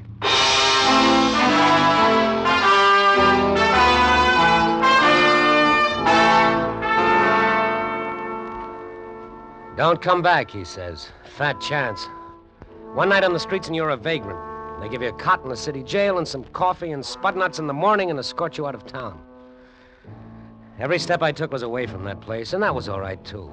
They could have their sunshine and their orange juice. All I wanted was a ride north, anywhere north. But one after another cars passed me up until my thumb got tired. I walked almost all the way to Fort Lauderdale. I got a ride into Pompano, and then I hoofed it again. It was getting hot. Took off my jacket and carried it. It was near Delray Beach that the big new Nash sedan swooped down around the curve from the opposite direction, and suddenly it blew a tire. The car swerved, careened across the white line, and was coming straight at me. I jumped out of the way and ran, my heart pounding like crazy. And then the car stopped miraculously, right side up. It was some driving. I walked back to it. There was a red-headed girl in the driver's seat and a man beside her. The man's face was cut. Darling, you're bleeding. Your forehead. It's nothing. I just hit the windshield. Can I help? Yes. You can change the tire. If you do it fast, there's $5 in it for you. You all right? It's just a cut. It's nothing.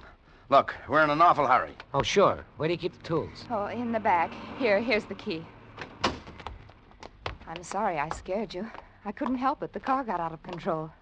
You sure know how to drive. Oh, look at that tire. It's a mess. Will it take long to change it? No, not very. Oh, it's certainly lucky for us that you were right here to help us. Where are you going? Well, I was trying to hitchhike. The only ride I got was on the back of a fish truck. Where are you hiking to? Any place but Miami. What's wrong with Miami? Oh, nothing. It's a great town. But the cops don't like you if you don't have a job. I should think a good-looking man like you could get a job. Seems to me that... I'm coming. Good-looking man like me. It's funny she should say a thing like that. And that was what I was thinking about her. Oh, she was beautiful. She was the most alive person I'd ever seen. And yet, she was controlled like a member. As I worked on the car, putting on the spare that cost more than the suit I had on my back, I got to wishing that I could afford a car like that, and a girl like that. And I wondered about the guy it all belonged to. He was used to being waited on, you could see that. He sat in the front seat, and the girl sat close to him. Every now and then, she'd look back at me and smile. Couldn't hear what they were talking about, and I was glad. Because I suddenly didn't want to know what he said to her. A jerk, that's me, a daydreaming jerk. How are you coming? Oh, I'm through. What's your name? It's Joe Mazurka. Would you like to go to Miami with us, Joe? Oh, I can't go to Miami, not without a job. Well, that's what I mean. You want a job, don't you? I'm fixing tires? No. I've been talking to Mr. Ress. If you really want a job, he has one for you. Are you kidding? He has a job for me in Miami? Would you like that? Oh, boy, would I. Then put the tools away. Come on, let's go. Now, wait a minute. There's something I want you to know. I had a job. I came down here to take the job as swimming instructor at the Bay Club, but I was a day late and the job was gone. Oh, so that's how you got those shoulders. Swimming. Oh. Well, I just wanted you to know that I'm not a bum. Of course you're not a bum, Joe. Whatever made you think I thought you were? And, we haven't got all day. Come on, he's getting impatient. Yeah, but the job, what kind of a job is it? Mr. Ress will tell you about it on the way in. But You want to go to Miami with us, don't you? Yeah, I sure do. Then come on, let's go.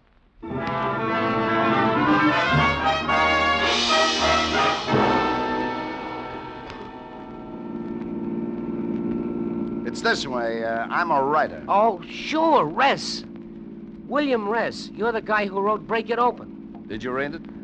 No. I've been on the go, and I don't have much chance. But you've heard of me. Oh, everybody who can read English has heard of you. Your name's in every bookstore window. Yes, my name, but not my face. And that's the job. I don't understand. Well, you see, if they find out that Bill, Mr. Ress, is in Miami, they'll hound him to death. That's the way it is when a writer is successful. The public thinks they own him. They expect him to be clever at cocktail parties, and he's invited everywhere. He hasn't what's wrong with that? Well, nothing, but it doesn't leave him any time to write. Hender's trying to tell you that I hate people. All this social claptrap. I want to be left alone so I can work. I still don't see how I fit in. Well, you'll be me. That's how you'll fit in. You'll be Bill Ress. I'll be you? All right. Let's put it this way. You'll be my alter ego. There'll be two of me. You'll handle the social end while I lock myself in someplace and write. Yeah, but I don't look like you, not a bit. What's the difference? Nobody knows me down here. Yeah, but... Look, do you want the job or don't you? I don't know. It's a pretty crazy job. It pays $100 a week in expenses. $100 a week? It wouldn't be hard, Joe. Not with me helping you. Yeah, that's right. Hender could help you. I could see you from time to time, and, well, I could tell you what to say, how to act. You would? You'll take it, won't you, Joe? It's a crazy job, all right, but I'm a crazy guy. Sure. I'll take it.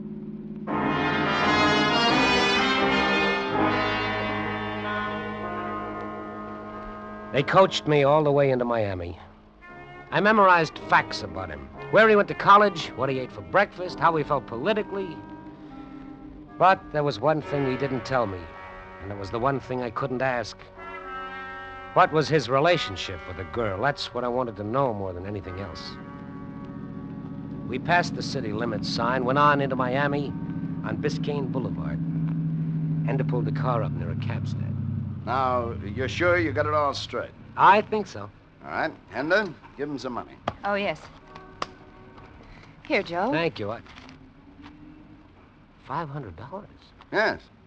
I want you to buy some good clothes and a couple of good traveling bags. You're a successful writer, remember? You've got to look good. And check in at a good hotel. The Ronnie Plaza. Yes, that'll be fine. Ronnie Plaza. Aren't you coming with me?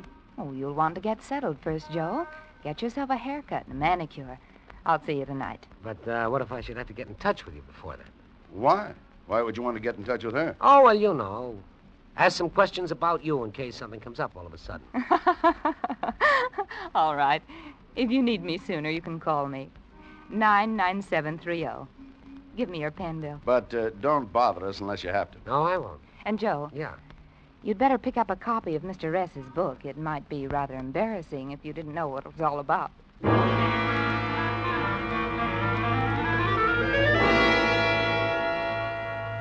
They drove off, and they left me standing there with my head full of facts on the life and times of Bill Ress, but not one fact about her.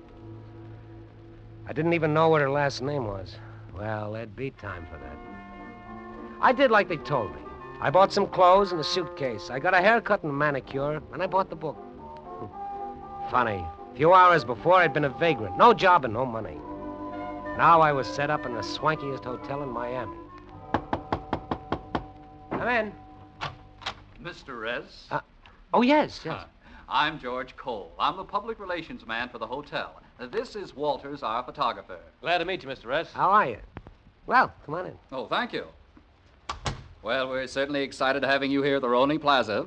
Well, thank you. We were frankly pretty surprised when you checked in. Is that so? We knew you were in Miami. You know how those things get around. Miami's really just a small town. But you have the reputation for being such a recluse. Well, you know how it is. I wonder if you'd let us release a little publicity on you. Well, we'd like to take some pictures. Well, all right, sure. Go right ahead. Take all you want. Now, let's see. How about over here by the window? This be all right? Oh, yeah, that's swell. Hold it a minute, will you? Oh, it's certainly nice of you to be so cooperative. I'm glad to. Got it. Now then, over this way, please. Walters, I think it would be good to get one of him autographing his book. I took the liberty, Mr. Ress, of bringing up a few copies. Would you autograph them for some of our guests? Yeah, all right. Have you got a pen? Oh, certainly. Here. There, now, that's just fine. Hold it. Oh, thank you very much. Would you autograph this one to Herman and Betty? To Herman and Betty? Mm-hmm. Yes. Oh, shall I get it for you? Oh, no, thanks. I'll answer. Yeah? Are you Bill Ress? That's right. I'm Arnold Springman. Well, what can I do for you? Do for me? That's funny. I beg your pardon? So you don't even remember my name? Springman. Arnold Springman. Think hard. What do you want? You ruined my life, you destroyed my future, and now you don't even remember my name. It's all it meant to you, isn't it? Sensationalism, muckraking. What do you care if you break a man so long as your book sells? Now look, you've got the wrong idea. I guess we'd better be going, Mr. Ress. Come on along, Walters. No, you wait. I want witnesses. I want the world to know that I'm the one who got rid of Bill Ress. Now, wait a minute. I'm gonna kill you. Kill? Oh, no. Put that gun away. Oh, don't shoot, don't. Oh, Mr. Ress, are you all right? Oh, yes, I'm all right. Oh, my. It took a lot of courage wrenching that gun away from him like that. You ruined my life. Well, you get the house detective and get this guy out of here. Oh, yes, sir. And you get out, too. Oh, yes. Don't send anybody up to my room again. Understand? No, sir. Yes, nobody. No, sir. Oh, come along, you. Operator. This is the operator. This is Bill Ress in 416. Get me, let me see, 99730. Yes, sir. Thank you.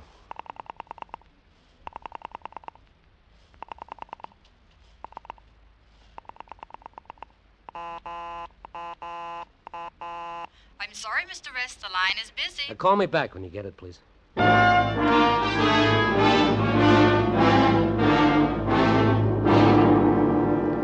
As I waited for the operator to get hand on the line, I leafed through Bill Ress's book. The name Arnold Springman hadn't meant anything to me, but on page 5 it began to mean a lot. He was a small-time political campaign manager, crooked as a broken finger, and Ress's book had exposed him.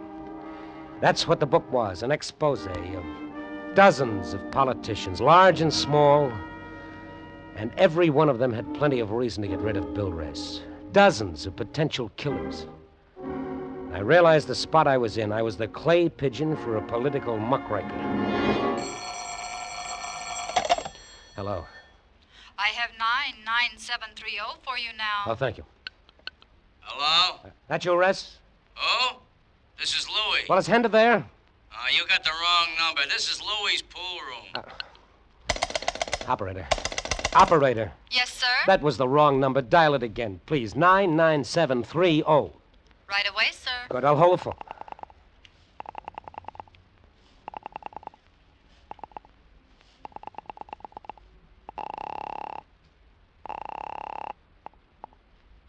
Louis's pool room. Louis talking.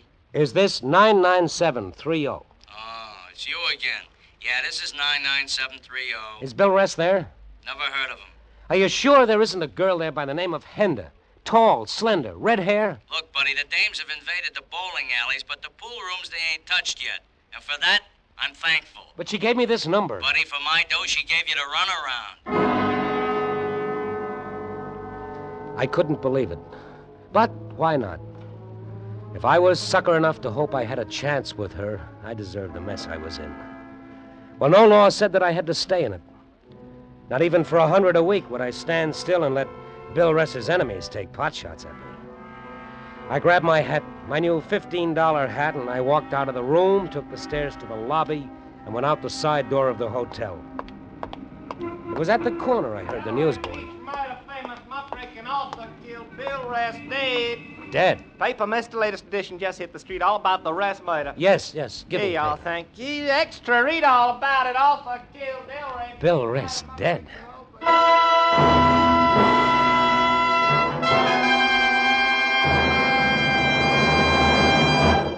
In just a moment, we will return you to the second act of Escape.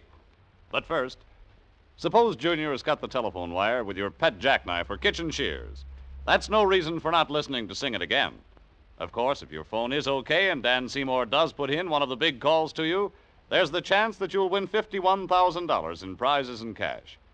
But Sing It Again is more than prizes. It's a solid hour of tuneful riddle songs and hit music, highly entertaining in themselves, with Alan Dale, Bob Howard, and Eugenie Baird. And it's heard on most of these same CBS stations. So be listening this Saturday, won't you? And now for the second act of Escape.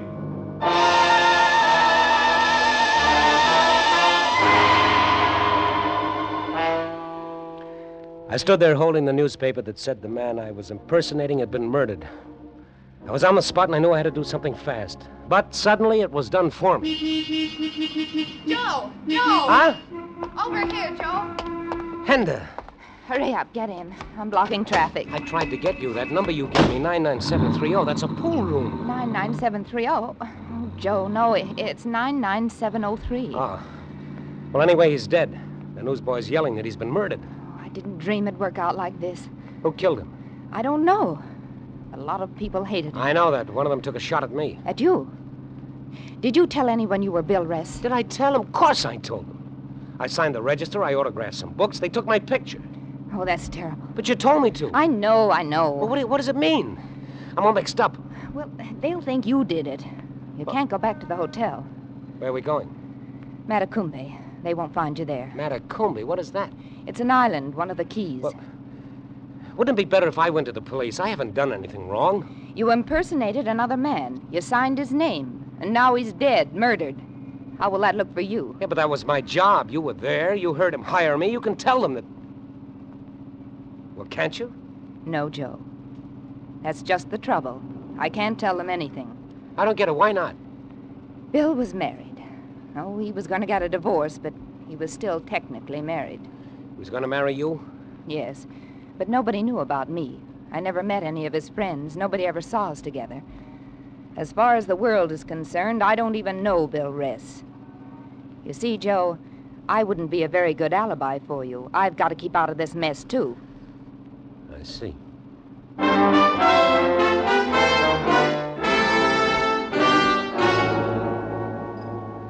I was still mixed up as we drove south on the overseas highway across the twisted chain of islands that is the Florida Keys.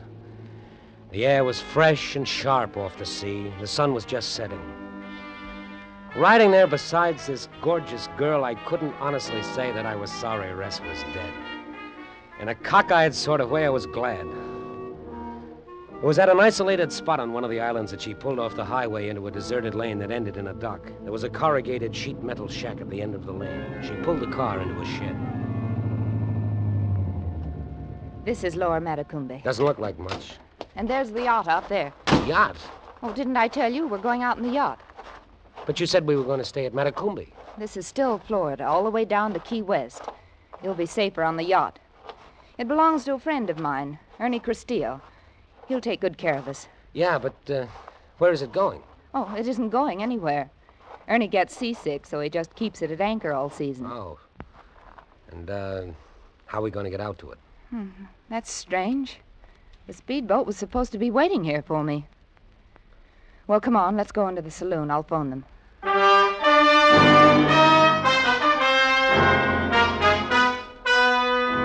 The sheet metal shack was an honest-to-goodness saloon. Sawdust on the floor, pictures of boxers over the mirror, chipped beer mugs.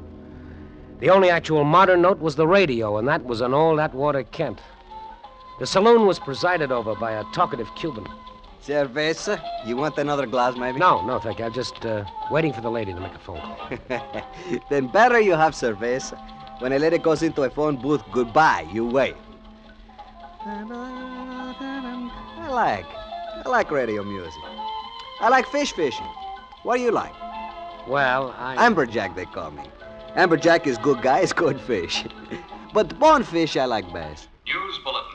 In connection with the murder of Bill Ress, the police Bonefish is a tough baby to quiet built young man of about 26 or 28 who has been posing publicly as the author.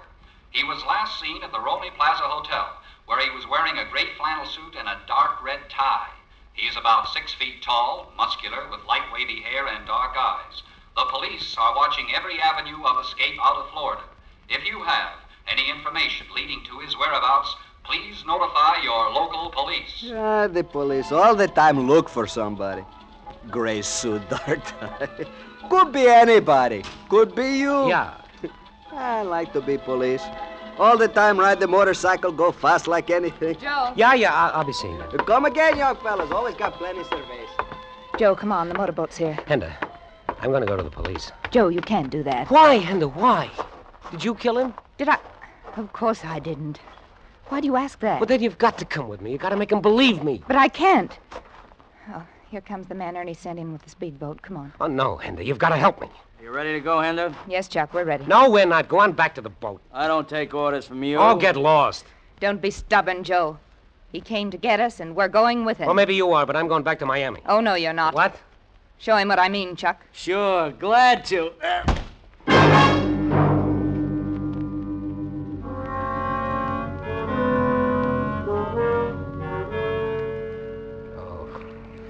Feel better, Joe? Oh.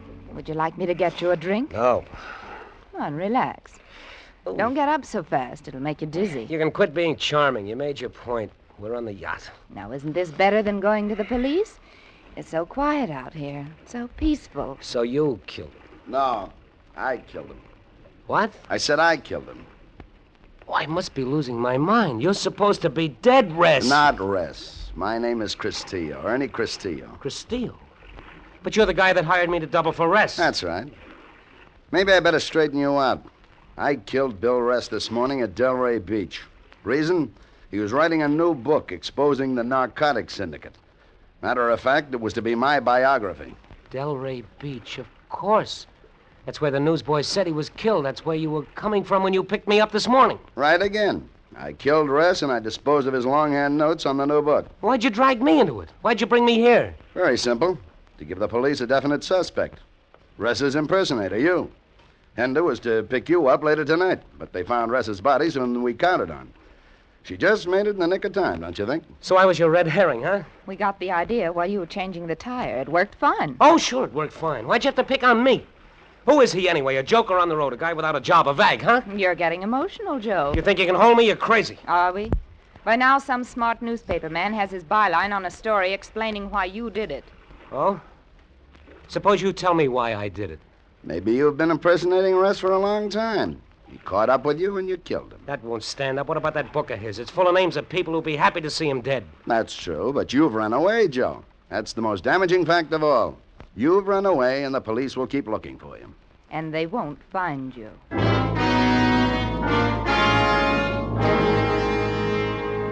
There had been just the three of us on deck, and now I was conscious of others. 2 or 3 men, including the one who had slugged me. They were securing the motor launch to the deck. Even as they worked, I could feel them concentrating on me. It was like waiting for someone to give a signal. What's that? What's that noise? The anchor. The anchor? We're sailing? Right out to sea. Your last voyage, Joe. Way, way out to sea. The engine started up and the yacht began to move, nosing into the Atlantic. I looked back at Matacumbi Key, at the overseas highway silhouetted against a dusky sky, at a little fishing boat innocently anchored near the reefs, only a couple of 100 yards away. That's all they were, a couple of 100 yards. There was one wild, crazy chance, and I took it. Stop it! Get it! It's diving overboard! Over the launch! Jump on after it! If there was one thing I knew how to do, it's swim. I could just get to the reefs before they could get that boat in the water and come after me. I was less than 50 yards off the reefs now. 50 yards from the little fishing boat. I looked back just as that motor launch hit the water. And Ress was in it. And he came right at me. He was going to cut me in two. I swam faster. A few more strokes, I'd be at the fishing boat. I could already see the guy in it. Hey, look out! That motorboat! You idiot! Get away! Get away from me! I grabbed a hold of the fishing boat's gunwale just as the launch swerved to avoid collision. You crazy jerk! You want to kill somebody? Hey, look at that. He's out of control. He's heading for the rocks. Crazy nut. He'll crack up. Hey, what a mess. Give me a hand up, will you? Pull me in the boat. Sure. Hey, you know that guy almost killed you. Yeah. You all right? Oh, I'm great. Just get me to the police.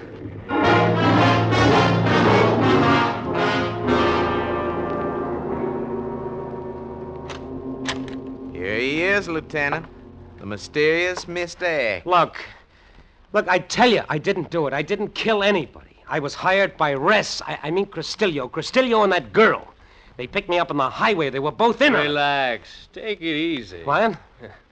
Castillo is dead, and the Coast Guard picked up the girl. Oh, did she tell you? Sure. She talked. They always talk. Oh, I was afraid you wouldn't believe me. Well, when they booked you, we thought you could have done it. That crazy cock and bull story you told about working for him. But when we checked the blotter, we knew you couldn't have killed Bill Ress at all. Oh, you knew? Well, sure. You know, when are you guys going to learn to come to the police when you get into trouble? We knew all along you couldn't have killed him because the murder was committed between 6 and 8 a.m. You were right here in the Miami jail until after 8:30. Oh, then I'm free? Why, sure. Like a bird.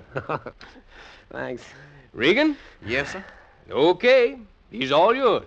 What do you mean? Come on, buddy. Let's go. Oh, no, hey, wait a minute. Come on, I said.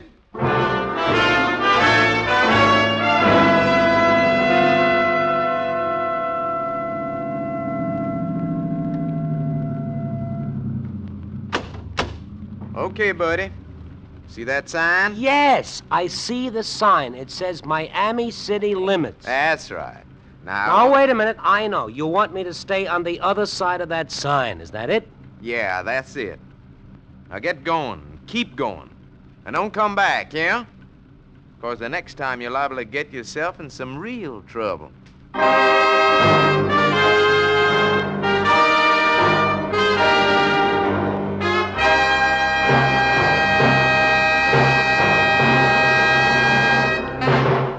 Escape is produced and directed by William N. Robeson. Tonight we have presented Danger at Matacumbi by John and Gwen Bagney. Featured in the cast were Frank Lovejoy as Joe, Marie Windsor as Henda, and Ted DeCourcy as Ress. Also heard were Rick Vallon, Robert Clark, Harry Bartell, Dee Tatum, Jerry Hausner, and Larry Dobkin. Special music was composed and conducted by Del Castillo. Next week... You are the prisoner of Mr. 3 from the land of 1. You're being driven like an animal toward the giant spaceship from which you know there can be no escape.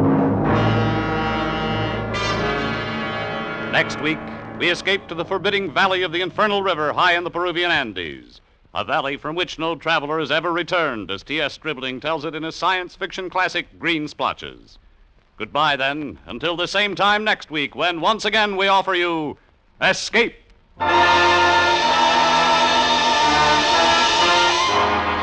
Whether your hair is long or whether it's short, musically speaking, that is, you'll get a kick out of that hour of music with Vaughn Monroe and Gene Autry, heard on most of these same CBS stations every Saturday night.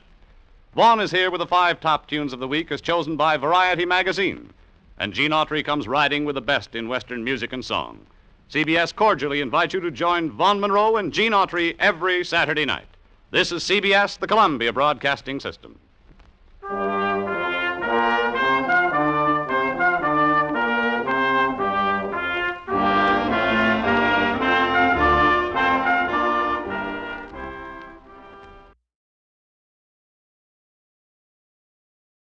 Tired of the everyday routine? Ever dream of a life of romantic adventure? Want to get away from it all? We offer you Escape, designed to free you from the four walls of today for a half hour of high adventure.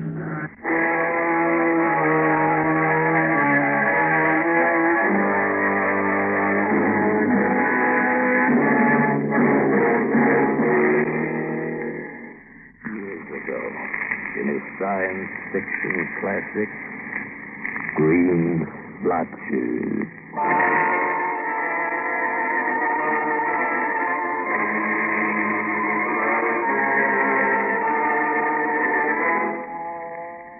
There is no longer any doubt in my mind.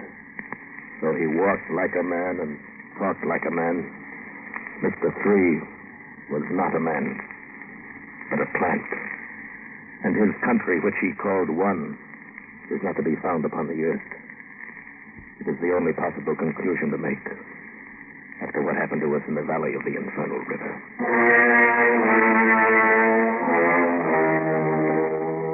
The 3 of us constituted the long geographical expedition to explore and map the wild, uncharted region of the Andes between Peru and Chile.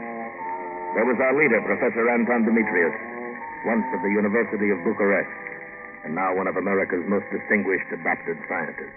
In the valley of the Rio Infinio, we should find some very significant geological evidence which may well change our present conception of the age of our planet.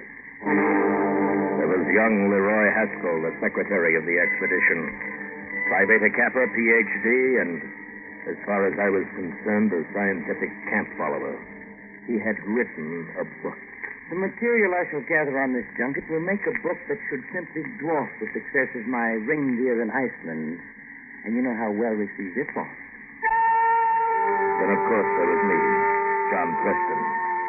My job was to survey the region and map it for the first time. There were 2 native guides, Jose and Pablo. We had been warned from the first. Everyone told us to stay away from the valley of the Infernal River, from which they all said no traveler has ever returned. But we were not to be dissuaded from our purpose. So after a week on the high mountain trails, we came at last to the entrance of the valley.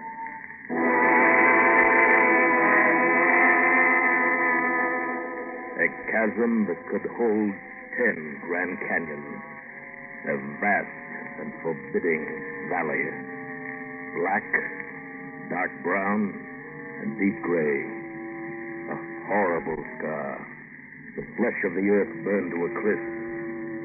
And far, far below, the twisting gray shimmer of the Rio Infinio. This is the place, senor. The Valley del Rio Infinio. Do we start back now? We'll spend the next 60 days in this valley. There was no trail. The mules and pack llamas picked their way between boulders ranging in size from a man's head to his house. Jose led the party, rifle at ready, alert for the slightest danger. The way was steep, pitching us forward against the pommels of our saddles, jostling and jouncing us. It would not be exact to say that I was frightened by this forbidding valley of desolation, but I was depressed by it as I rode along. I was lost in speculation about the warnings we had received when a rifle shot rang out. What? Hey, man, or something behind that rock. Jose had slipped from his saddle, his rifle barrel still smoking. Jose, come back here. But he had disappeared among the boulders, swiftly stalking an unseen prey. What was it, Pablo? Did you see? It was a man. Look, there they go. Down there between the rocks. Come on. We slipped from our mules and started down toward the spot where we had seen Jose running after a fleeting, yellowish figure. It is Jose. Hurry. But when we got there, all we found was Jose's gun. That was all, except a splotch of green liquid on the stones, and smaller splotches of green splashed on one boulder after another, leading off toward the river. We followed the trail of green splotches, but they dwindled out a quarter of a mile away. We searched for Jose all afternoon, but finally gave up. Toward sundown, pitched our camp to the rocks with the green splotches. While Pablo prepared the evening meal, Professor Demetrius finished a chemical analysis of the green stain. Well, gentlemen, this material is chlorophyll. Chlorophyll? Pure chlorophyll. The substance that makes all plants green. Where would chlorophyll come from in this godforsaken place where there aren't even any plants? That is a mystery we must set out to solve. Oh, look. Look, the moon's rising. Apropos of nothing. I like to watch the moon rise. I find it a source of inspiration. Source of inspiration. Sometimes that knuckle-headed secretary was more than I could bear. In the midst of the riddle of the chlorophyll, he seeks the inspiration of the rising moon.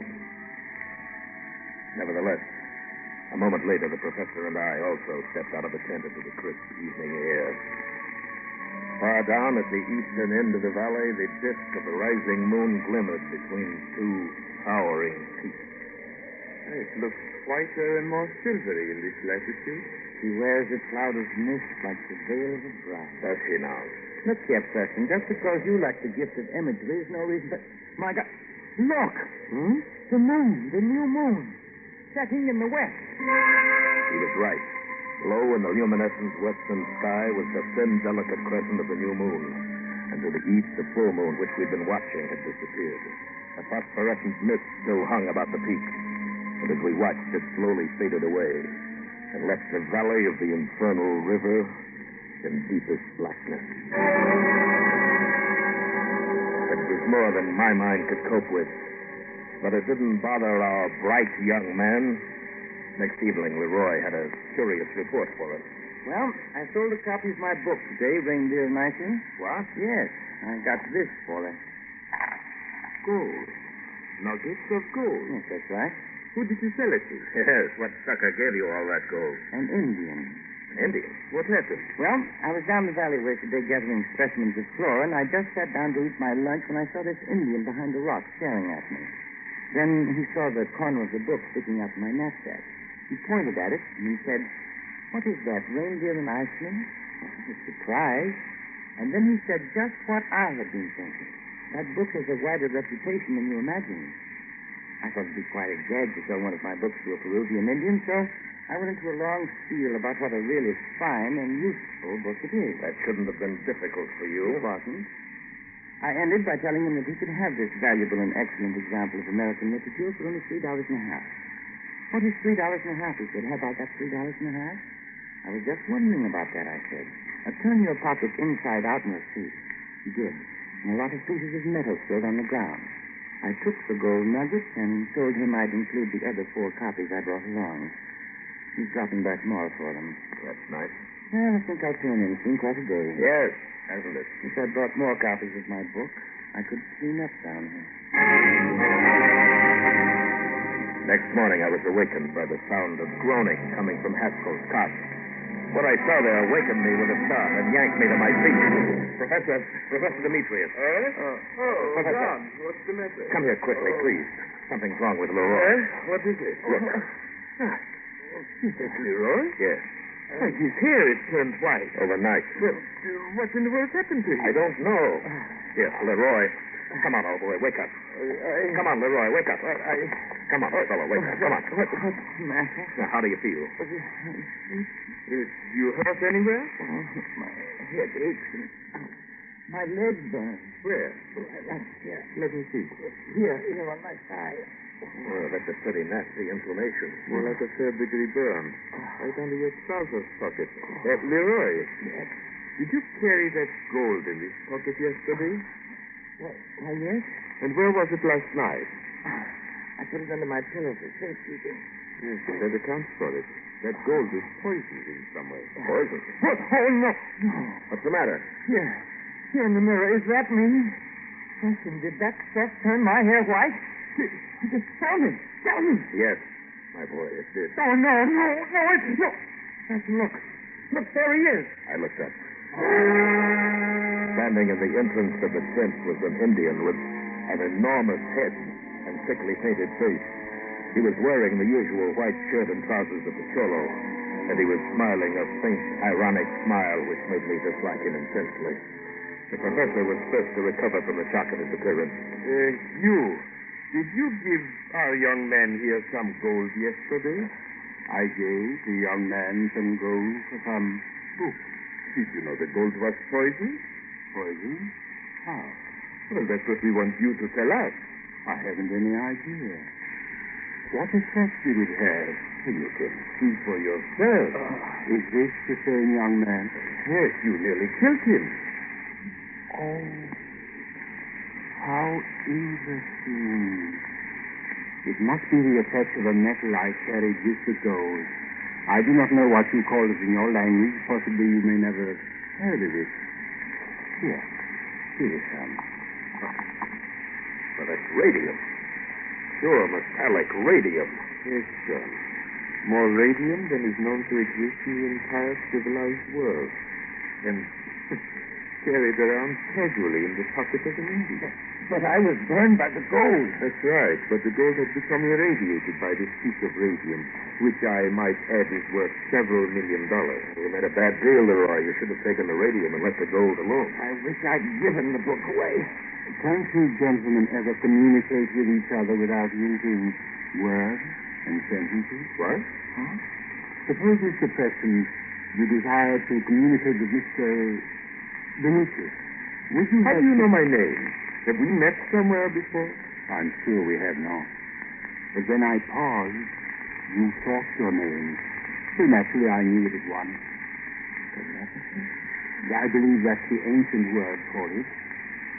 Mr. Preston, I perceive that you want to know my name. Well, I have a number. In my country, the citizens are numbered. I'm sure when your own countries become densely populated, you too will adopt a numerical nomenclature.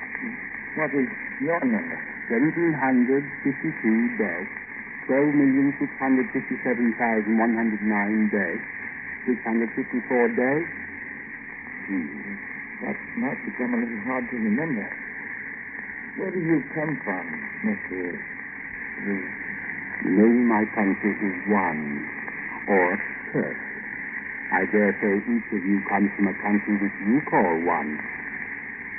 No, I see I am wrong. America?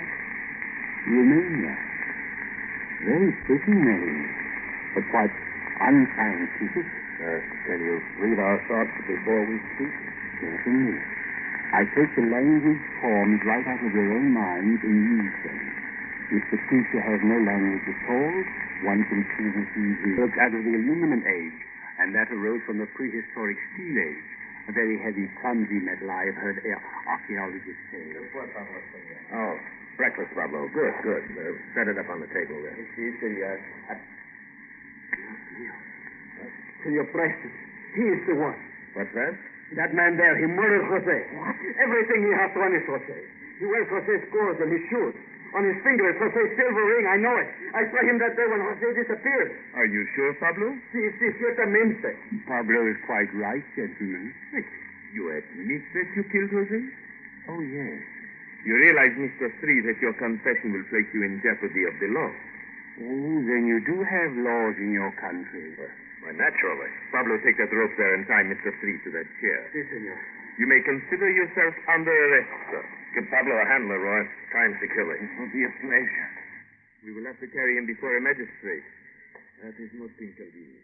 Professor Demetrius, you have studied physiology? Yes. And perhaps vivisection? Yes. Then why all this fuss about the killing of a lower animal for scientific ends? A lower animal? Mr. Three, we are all human beings. Granted, Jose did not have the intelligence or culture such as we have. Nevertheless, he was a human being. Senor Press, the pack animal crows, they've broken out of the corral. I rushed from the tent, followed by Leroy and the professor. The mules and the llamas had indeed broken through the corral fence and were stampeding down the valley as if pursued by the devil himself. Pablo tried to head them off, desperately shouting and waving his arms, but his efforts seemed silly in the face of their headlong flight. And then my attention was diverted in another direction. Preston, look! Our tent's on fire! It was.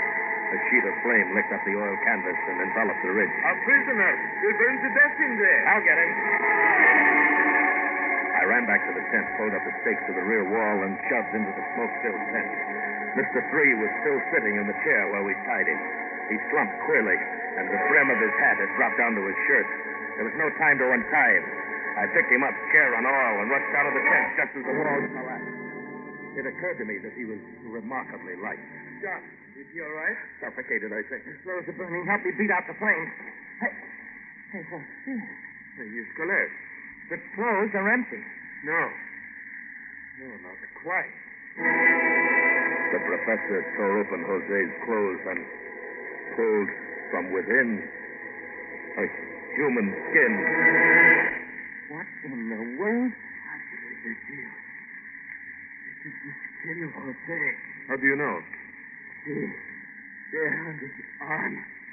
The tattoo of the cross. Yes, I remember Jose had such a tattoo. What does it mean? It means that somebody or something has been stalking us, disguised in this... But I don't... Exactly as a hunter stalks a deer in a deer robe. Then it wasn't a human being? It was the devil. They wonder. He knows he's a human being, but he doubts if we are. Did you notice how supercilious he was? He probably thinks of us as the missing link between the apes and himself. We are animals to him. He puts on one of our skins to hunt us down.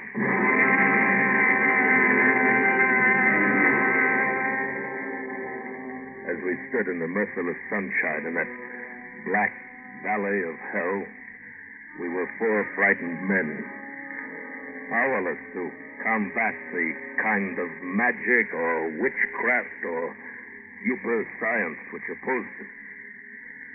And then I noticed a strange thing. A rabbit broke from behind a boulder and dashed between our feet, scampering down the valley toward the river. I looked up and saw Vicuna leaping from boulder to boulder, and there slipping between the rocks was a panther. Suddenly the whole valley seemed alive with flying animals, all rushing headlong toward the river. Rats, hadhunts, civets, and finally a huge Yucamare, the great black bear of the Andes, lumbered by so close to us we had to jump out of his way. But he paid us no heed. He was too intent on following the others toward the river. Now, what in the world? Look, up the valley, hopping from rock to rock. What are they? They look like yellow fleas from here. Whatever they are, they must be what stampeded our pack animals. It is the devil driving all the animals into hell. Look again, Pablo. They're getting bigger. They look like men to me. Yellow men, with the agility of mountain goats. As the strange hopping figures approached, we could see that they carried some kind of short metal rod that flashed in the sun. The closer they came, the more animals rushed by us. Devil or no devil, it was too much for Pablo. As a beautiful speckled deer came into view, Pablo raised his rifle. Don't shoot. There must be no holes in the skin. We swirled around. Behind us on a large boulder stood Mr. Three. He was naked, having shed Jose's skin. His face still carried the red paint of his Indian masquerade, but the rest of his body was a soft yellow, like a ripe peach. His feet were disagreeably small, which accounted for the ease with which he escaped our rope. In his hand, he carried a small metal rod. I'm not so apologize for setting fire to your tent, gentlemen. It was quite accidental. I did it with this focusing rod as I slipped out of your rope. Focusing rod? Yes. What does it focus? Radio power. Why, that is the most compact transmitter I've ever seen. It's really quite primitive. I imagine it came into use among thinking creatures along with fire, the keystone of the arts, and the remote-controlled rocket. They were all important additions to human knowledge, but their discoverers and the dates of their discovery are lost in prehistoric eras. You men will follow the rest of the quarry to the river. Everyone must go. What did you say? Follow the rest of the animals to the river. Be quick about it. Now look here, Three. We'll do as we please. Why should we go? So our commander can select specimens to carry to the land of one. Oh, I see. He wishes our scientific advice on the selection of animals. Your advice? You? You bunch of idiots. He's going to select one of you as a specimen to carry to one. Now get along. I don't want to have to use force. You won't get us any other way. Take cover, men. The four of us threw ourselves behind the boulders. Mr. Three didn't move. He still stood on top of his rock a dozen feet away.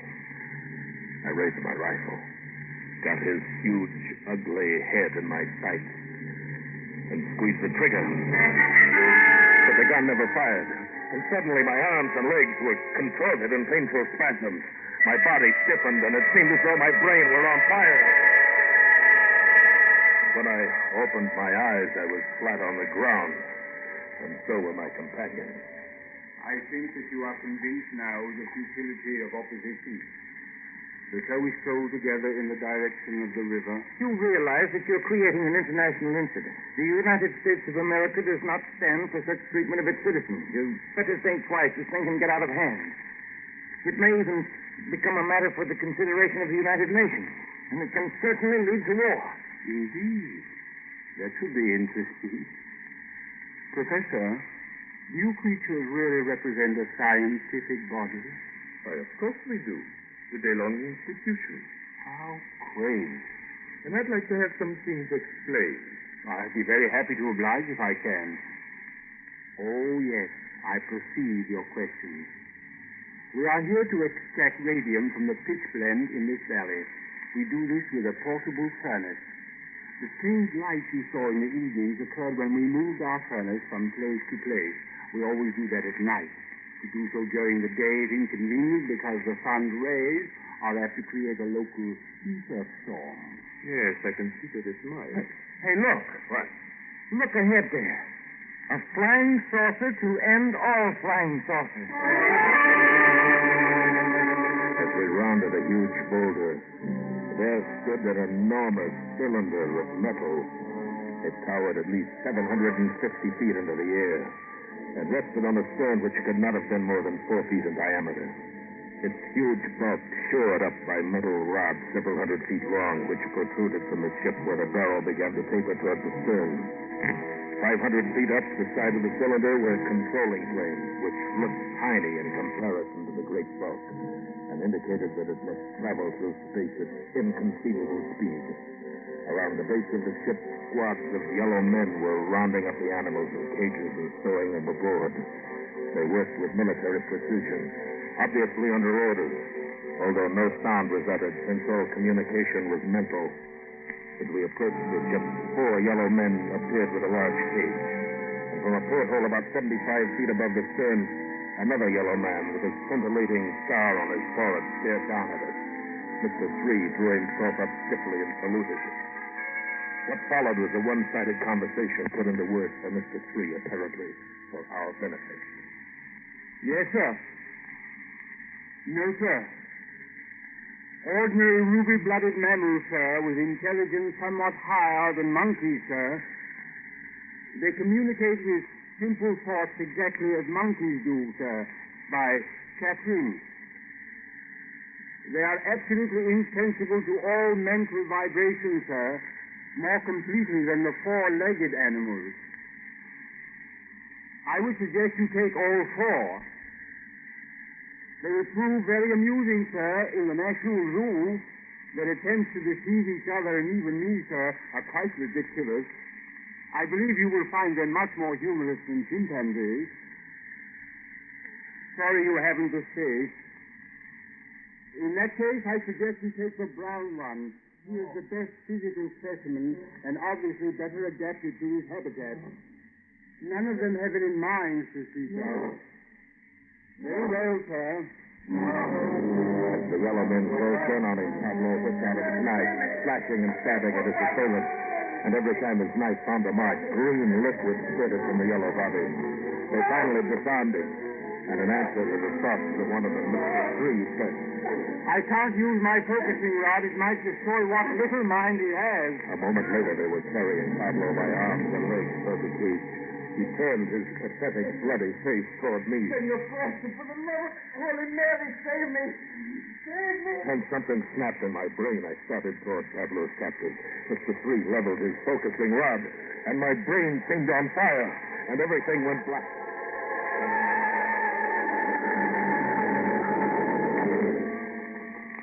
When I came to, the yellow men had vanished. The spaceship stood poised in the light of the setting sun. Their ports and hatches closed. The professor and Leroy were leaning over me. John, are you all right, John? I guess so. That jolt he gave you must have been a nasty. I rather like the electric chair I had.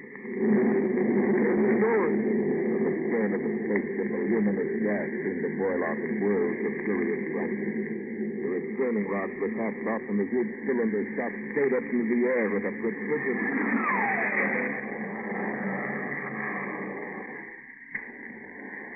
Blue, green, yellow, orange, red.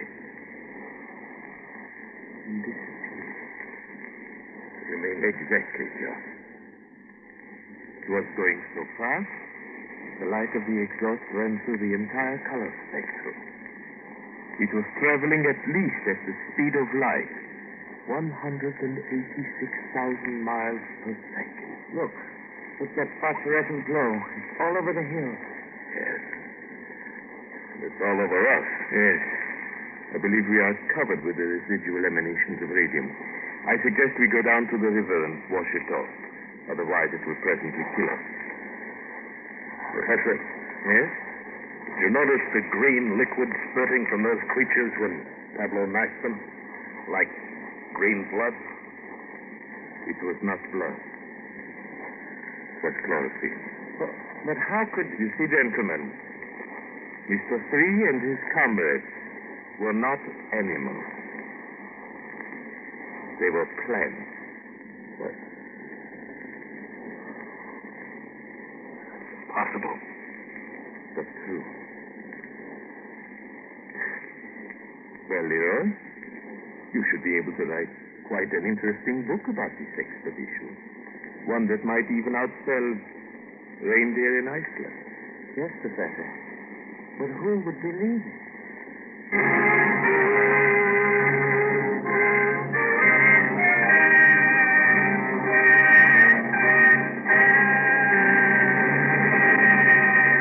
Escape is produced and directed by William N. Robeson. Tonight we have presented Green Splotches, written in 1920 by T.S. Kipling and modernized and adapted for radio by Mr. Robeson. Featured in the cast were Bill Conrad as Preston and Paul Frees as Professor Demetrius. Also heard were Ted DeCorsia, Harry Bartell, Barton Yarborough, and Jay Novello. Special music was arranged and conducted by Del Castillo. Next week... You're trapped on a lost plateau in the shadowy depths of the Grand Canyon.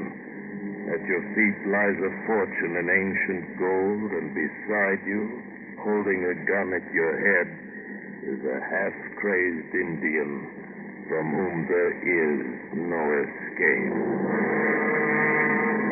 Next week, we escape with the story of a man who faced the murderous fanaticism of an ancient tribe to recover a fabulous treasure in golden relics, as Paul Pierce tells it in Grand Canyon Suite. Goodbye, then, until the same time next week, when once again we offer you Escape.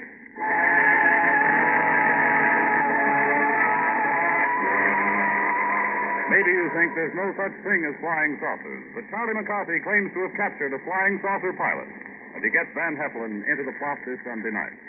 You'll find it as merry a spin as Charlie and Edgar Bergen have taken you on. And there's plenty of fun earlier when Al Jolson trades gags with Jack Benny. Tired of the everyday routine? Ever dream of a life of romantic adventure? Want to get away from it all? We offer you Escape.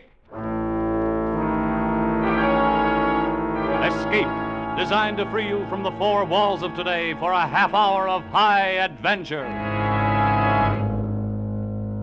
Tonight we escape to the interior of China and the story of a gentleman gambler from Virginia, matching wits with a murderous warlord whose word can mean life or death.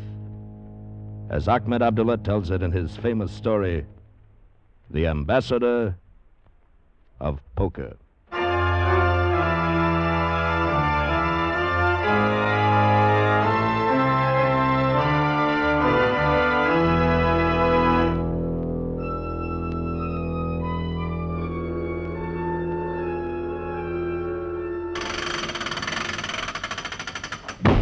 Gangway down, sir. Very good. Here he is, sir.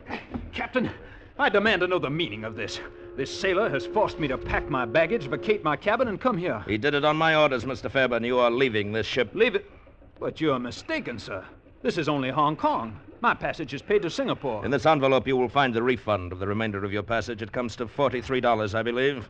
Good day to you. Well, you can't do this. I demand an explanation. I shall give it to you in a word. Poker. There is not a man aboard, officer or crewman, who has not lost every cent he had to you. You're implying that I play dishonestly? That I cheat? Let's just say that you win, too, consistently. Sir, I am Randolph C. Fairbairn of Charlottesville, Virginia, sir. A Southern gentleman. I have never cheated at cards in my life, and I never will. Here in my wallet is all of the money I won on this voyage. Some $324, I think. Take it. You may distribute it among the men. You will, I presume, allow me to keep the $20 bill that I had when I came aboard. I cannot accept this money back, Mr. Fairbairn, but... Then throw it overboard. Here, allow me. No.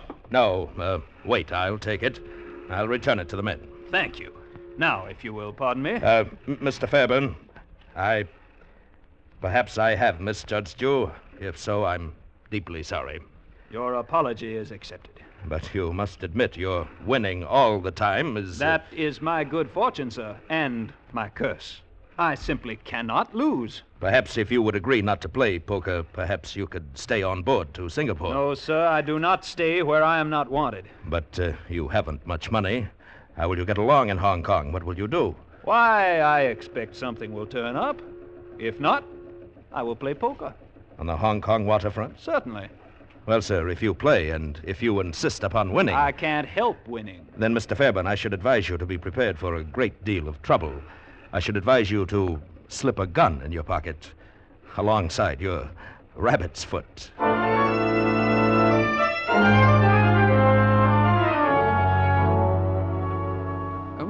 Mr. Fairbairn, are you staying on another week? Why, yes, I believe I will. Oh, well then, sir, we shall have to have payment for the room in advance. Yes, I'll take care of that tonight. Right now I have something important. By the way, do you know where I might find a poker game? Poker? Oh, no, sir, not in this hotel.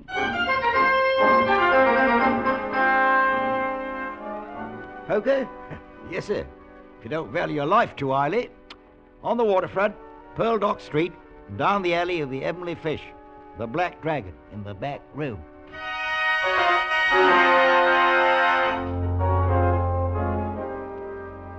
You are bluffing. I call you. 3 lovely ladies. Well, mon ami, you are unlucky tonight. You wait. Just you wait. All right. Deal the cards. Gentlemen, I beg your pardon. Who is this one? What is it, young fella? I wonder if I might sit in this game, if you don't mind. What? Regardez, he's just a boy. Why, of course, old chap, of course. Happy to have you. Won't you sit down, Mr. Fairbairn. Randolph C. Fairbairn of Charlottesville, Virginia. Well, sit down, Mr. Fairbairn. This is Frenchy Van Alkemade, Rangoon George, the Croaker, and, well, you just call me Skip. Enchanté. How do you do, gentlemen? Always happy to see a new face in the game. Yeah. How many chips do you want? Why, $17.64 worth as a starter. There. Is that all you have? I'm afraid it is. For the moment, at least. Oh. Well... I don't think I'll need any more. Me? I love the innocence of the very young. Deal, mon petit.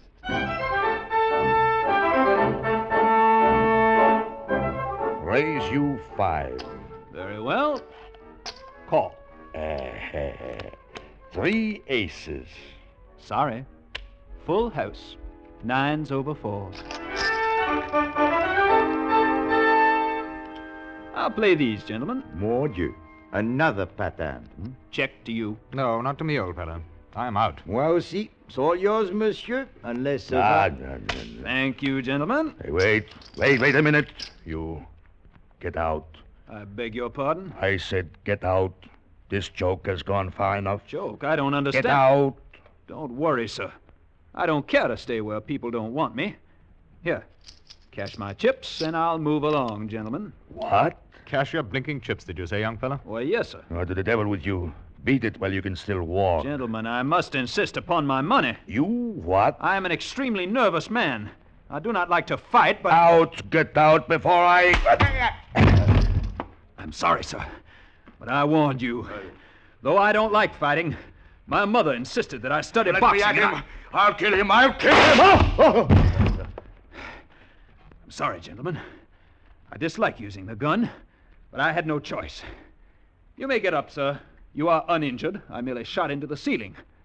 And now, if you will be good enough to cash my chips, I can be on my way.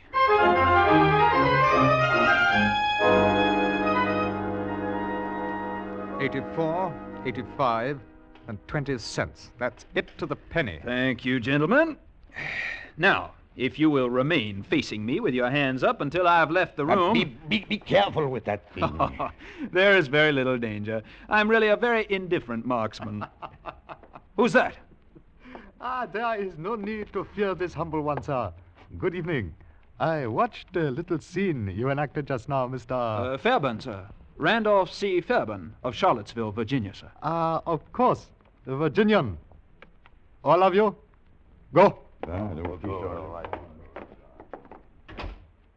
Well, you certainly have that pack of rats under your thumb. A wave of your hand, and they are gone like magic. Not magic, my friend. The power of money. That is more practical. Besides, I own this place. Ah. So, you are Virginian? Yes, sir, an unworthy son of that great and noble Commonwealth. Oh, I am delighted. My late partner was Virginian. I am Shangpao of Jones and Shangpao Importers. Pardon inquisitiveness, but would you care to go to work? Well, I am not a businessman, and I don't speak Chinese. No matter. You are gentleman and fighting man. Oh, not a fighting man. No, you're mistaken. No matter. I need man like you, and it will be worth a great deal of money to you. How much? $5,000.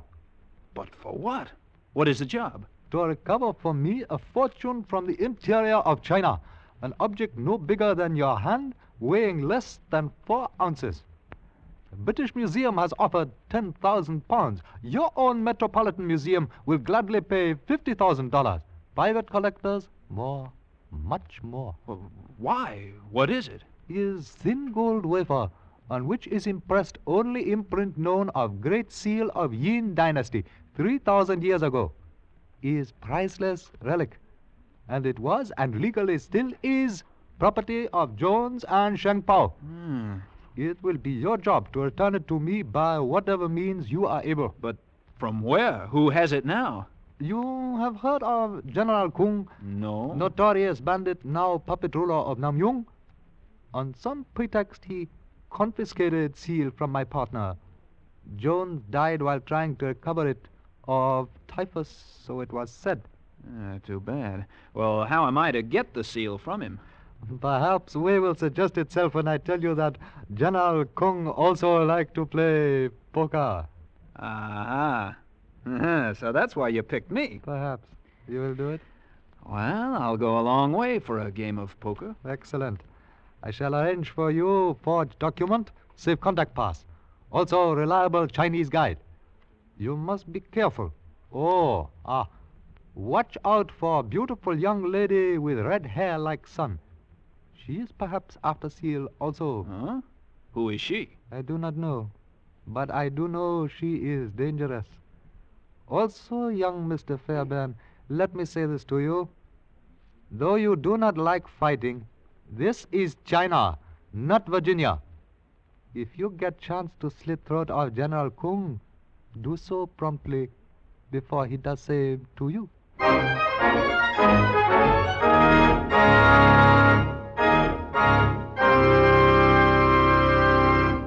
In just a moment, we will return you to the second act of Escape. But first, on CBS's Gene Autry Show this Saturday night, you'll hear how Easter is celebrated in the West. The King of the Cowboys will bring you a sketch about a young Western minister whose Easter sermon helps to solve a mystery. And Gene will also be singing some special holiday songs. Vaughn Monroe will be around this Saturday with some of his famous music making, so be listening for them both, Gene Autry and Vaughn Monroe, on most of these same CBS stations.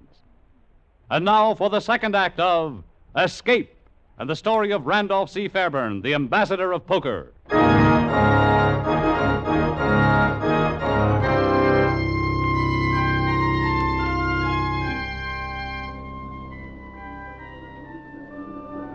Is this the place, Mao Tzu? Hello, General Chung. Take hotel, chase people away. Oh, he confiscated that, too. All right, let's go. What's this? God say we no can go inside. Tell him I want to see the general, Mao Tzu. 呢個人想見將軍。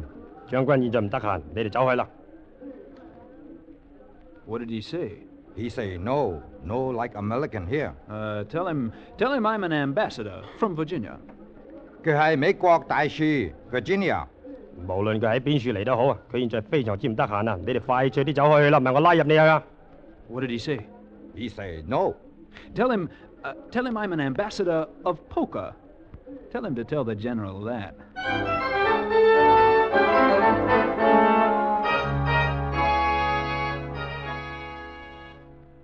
Did you say poker, Mr. Fairbairn? I did, sir. Would you care to have a game? Come in. In here, Mr. Fairbairn. Thank you. I have cards and chips. And oh, excuse me. This is Miss Grushenka, Mr. Fairbairn. How do you do? Wow. I hadn't expected to find such a lovely lady. Spasiba. You are gallant. Oh, it's an old Virginia custom, madam. Oh, you American. You will excuse me, perhaps. Oh, don't leave. Of course, my blossom. You may go now. Da. Do svidaniya. Goodbye, miss. It was a pleasure to... Now, Mr. Fairbairn. I'm sorry. I hope I haven't interrupted anything. It is nothing. Only a woman. Sit down. But a very beautiful one, with lovely red hair. Still a woman. I have not played poker for many moons. Cut for deal? And the stakes? Shall we say 100 a chip? $100? All right.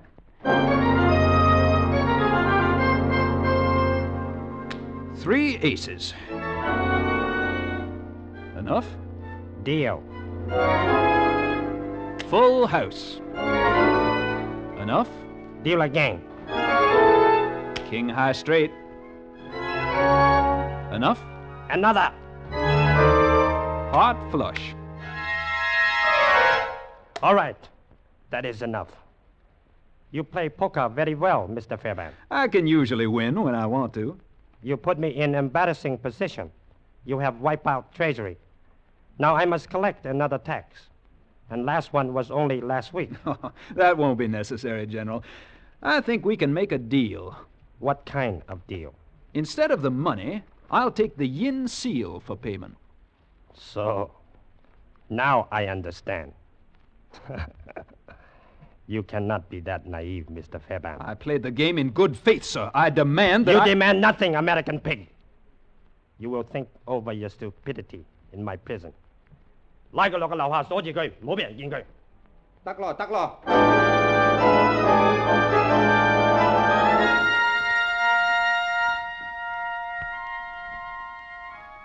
將軍唔準我哋入去咯。It's quite all right, I tell you. General Kung has given me his permission. John, go home. Ducklaw. Dolja. Oh, hello, Mr. Fairbairn. Well, hello. Nice of you to come and see me. If I get you out of here, will you help me? What happened to your Russian accent? Will you? Well, yeah. Of course, it wasn't a good accent anyway. Unless I'm crazy, you're from Virginia, too. That doesn't matter now. We've got to get out of here. We? Well, I thought you and the General were friends. Not at all. I was living in the hotel here when he took it over. He won't let me leave. You could just walk out. How? He confiscated my credentials, keeps me almost a prisoner, refuses me a safe conduct pass. So you want mine? Well, why not? You can add "and wife" to it. Something like that. It wouldn't be any trouble. Well, if I'm to have a beautiful wife, I think I should at least know her name. It's Susan Jones. That begins to fit. Susan Jones, daughter of the American partner of Jones and Shang Pao. And you're after the Yin Seal, too. How did you know? Never mind. But why did Shang Pao say that you were dangerous? Because he's after the seal for himself. And it belongs to me. It was my father's, not the company's. He's trying to steal it from me. Or you from him. Honestly, Mr. Fairbairn. Never mind. Where is the seal? Can we get it? Easily. He keeps it in a strong box in his hotel room. He showed it to me. Oh, I could have got it long ago, but I couldn't have gotten away. All right, now how do we get out of here? Would this help? What? My gun. Definitely. Now... If I were to call the guard in... And I were to... Yes, you're a very practical girl. Are you ready? Yeah. Bing Jai! Bing Jai! Lại lo. Mất gì con à? Phải đi. Mất gì con à? Nị kêu ngô chú mất đã. Nị ngoan ngô. Sorry, old boy. All right, Miss Jones. Lead the way.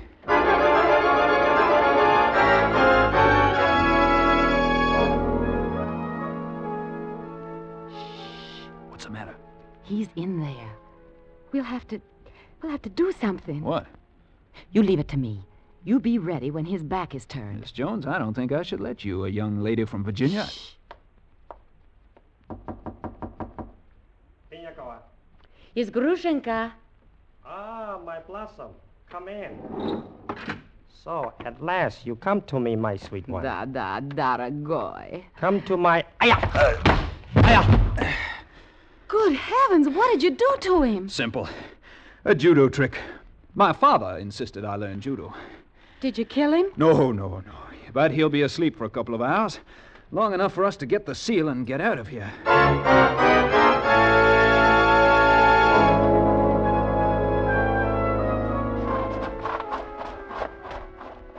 You back so soon, Master? Come on, Mao Tzu.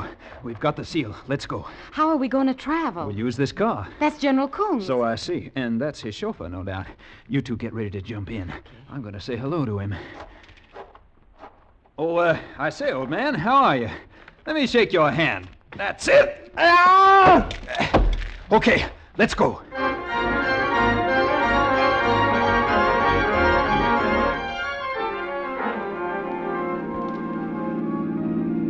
We're going to have to get rid of this car soon. Mao Tzu, what's this village up ahead? Chengpen. Can we get a train there? Oh, yes. Little train, sometime. All right. Mao Tzu, you get rid of the car. We'll see about the train.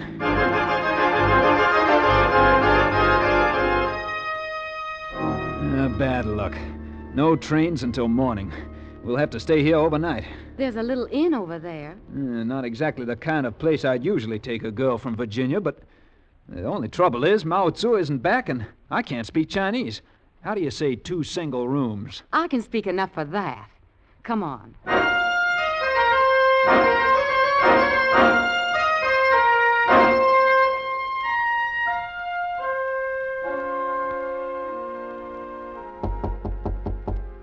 Yes? Who is it? It's me, Susan. Oh, just a minute. Hello. May I come in? Sure. Here. I thought we really should have a drink. Sort of a toast to our escape. Well, what is it? Oh, some special kind of Chinese wine. The proprietor says it's very good. I really don't think we should celebrate just yet. Well, of course, if I'm repulsive to you. Oh, no, nothing like that. You're... Beautiful. Of course. So shall we drink to my beauty? Yeah. to your beauty. Oh, such a little sip. I'm more beautiful than that. Oh, yeah. Down the hatch. There, now, that's a big boy. That wasn't bad. Not bad at all. Didn't know the Chinese made wine like that. Do you have more? That'll be enough. Well, what do you mean? In about 2 minutes, you'll be fast asleep. Asleep? Some of these Chinese wines are interesting. Special. Something like a Mickey. I don't think you'll be terribly sick, though, when you wake up. Susan, what is this? Simple, dear. I can buy a lot of negligees like this one with that $50,000, and I don't intend to share it with Sheng Pao any more than he does with me. So, well, I really hate to trouble you, lamb, but I need the seal, your safe conduct pass, and your gun. Susan, you're a... No names, Lammy. It isn't chivalrous. And you're a Virginia gentleman, remember? Susan. I'll leave you the cards, dear, so you can play solitaire. Bye-bye. Pleasant dreams. Why, you...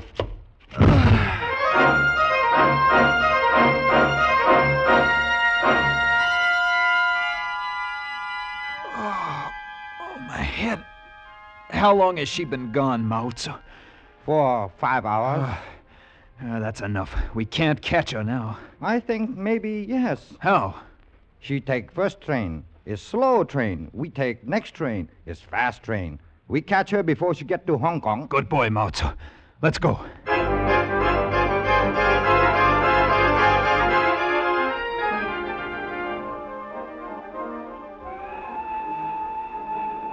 Miss Jones, I believe. Oh, Randolph. Sorry to startle you, my dear. No, don't reach. I'll just take your bag. I suppose the seal and my gun and my safe conduct pass are inside. Thank you. Oh, Randolph, honestly, I'm so glad to see you. I've been hating myself for what I did to you. You have? Oh, yes. I really like you, Randolph. I wouldn't have done it except I needed the seal. You know, a little old girl like me alone in the world. I am alone, you know, Randolph. And the seal was my only inheritance from my daddy. Mm-hmm. I'd be penniless without it. You wouldn't want that, would you, Randolph? You wring my heart, Miss Jones. All right. I suppose it's just as well, really. This way, at least, I won't be a criminal. What do you mean? It's you who'll be the criminal, you and Sheng Pao. Well, what are you going to do about it? I don't know. I'll have to think. Well, think fast. We'll be in Hong Kong in an hour.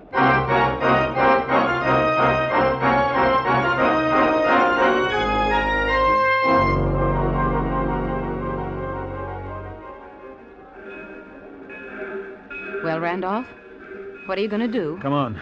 Let's get out of the station, then we can... Greetings, old chap. Just stand where you are. And you too, mademoiselle. Randolph, who are these men? Some old friends. And this time, I'm afraid they're prepared. I can feel their preparation in the small of my back. Yeah, so march.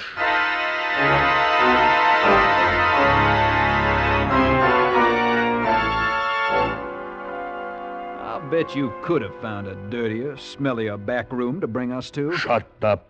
They haven't got it. They must have. I tell you, I've searched. They haven't got it. Come on.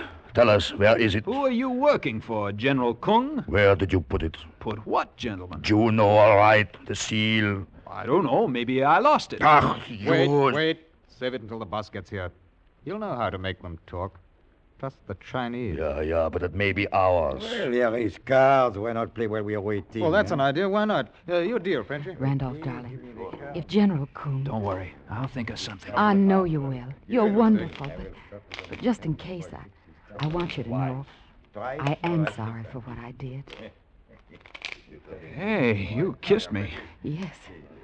Did you like it? Yes, only down it my hands are tied. But I've got an idea. Just a minute. All right, deal 'em out, Frenchy. What's the matter? Afraid to let me play with you? Afraid I'll beat you again? Well, what do you say, chaps? Why not? Yes, money. Our money. I'll untie him.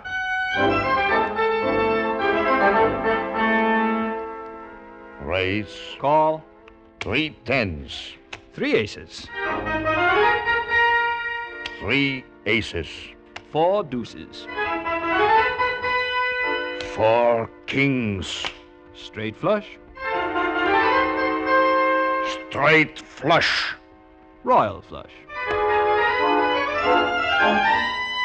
Oh, he's cheating. He must be. I'll kill him. I'll kill him.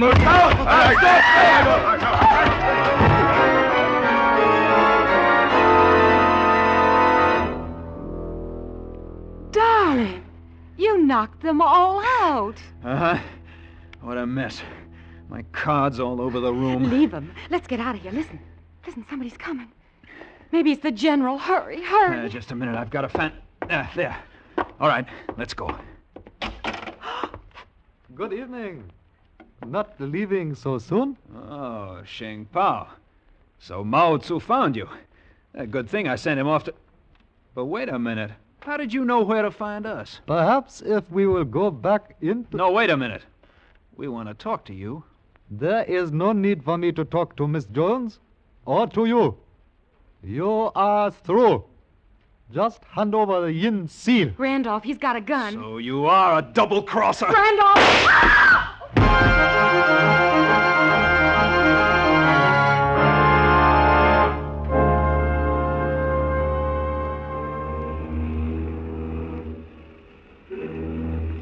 There. Goodbye to Hong Kong. Yes. Goodbye forever. It will be good to see Virginia again, won't it, darling? Yes. Although I left under something of a cloud, I suppose they'll give a married man a new chance. No doubt of it, especially since he's reformed. Lammy, you've never told me, and I haven't asked you, but whatever you did with that seal, I'm glad we don't have it. It would have been wrong to start our married life with dishonesty like that. Susan, And now that you are married, there'll be no more fighting, and that means no more poker. Susan... And because it's a symbol of the old life, I brought up your pack of cards, and here's an end to it. No, wait! Susan! Why, Lammy, what is it? What's the matter? Well, I only threw your old pack of cards overboard. If it means that much, you can always get a new pack. But you don't understand. In that pack of cards, concealed in the lining of the box, was the yin seal. You've just thrown $50,000 into the ocean.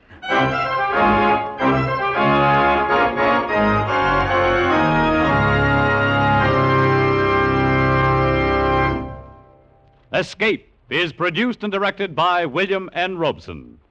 Tonight we have presented The Ambassador of Poker by Ahmed Abdullah, adapted for radio by John Dunkel.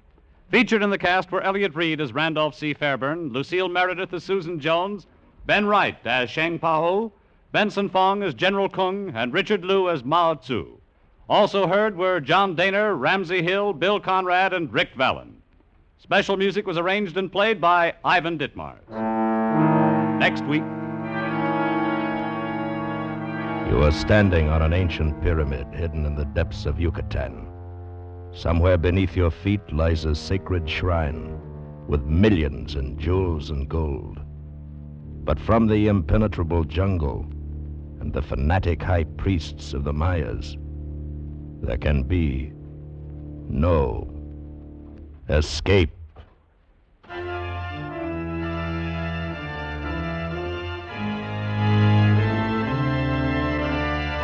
Next week, we escape with the story of a man and woman whose lust for gold led them to dangerous defiance of the laws of a primitive but still powerful cult, as Les Crutchfield and Paul Pierce tell it in The Golden Snake. Goodbye, then, until this same time next week when, once again, we offer you Escape.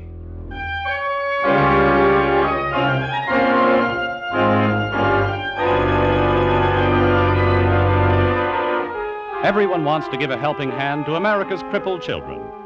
That's why everyone is buying Easter seals. Money from the sale of these seals helps to carry on the good work of the National Society for Crippled Children and Adults, which conducts an extensive program of education, research, and personal care for the physically handicapped. So do your part by buying Easter seals. This is CBS, the Columbia Broadcasting System.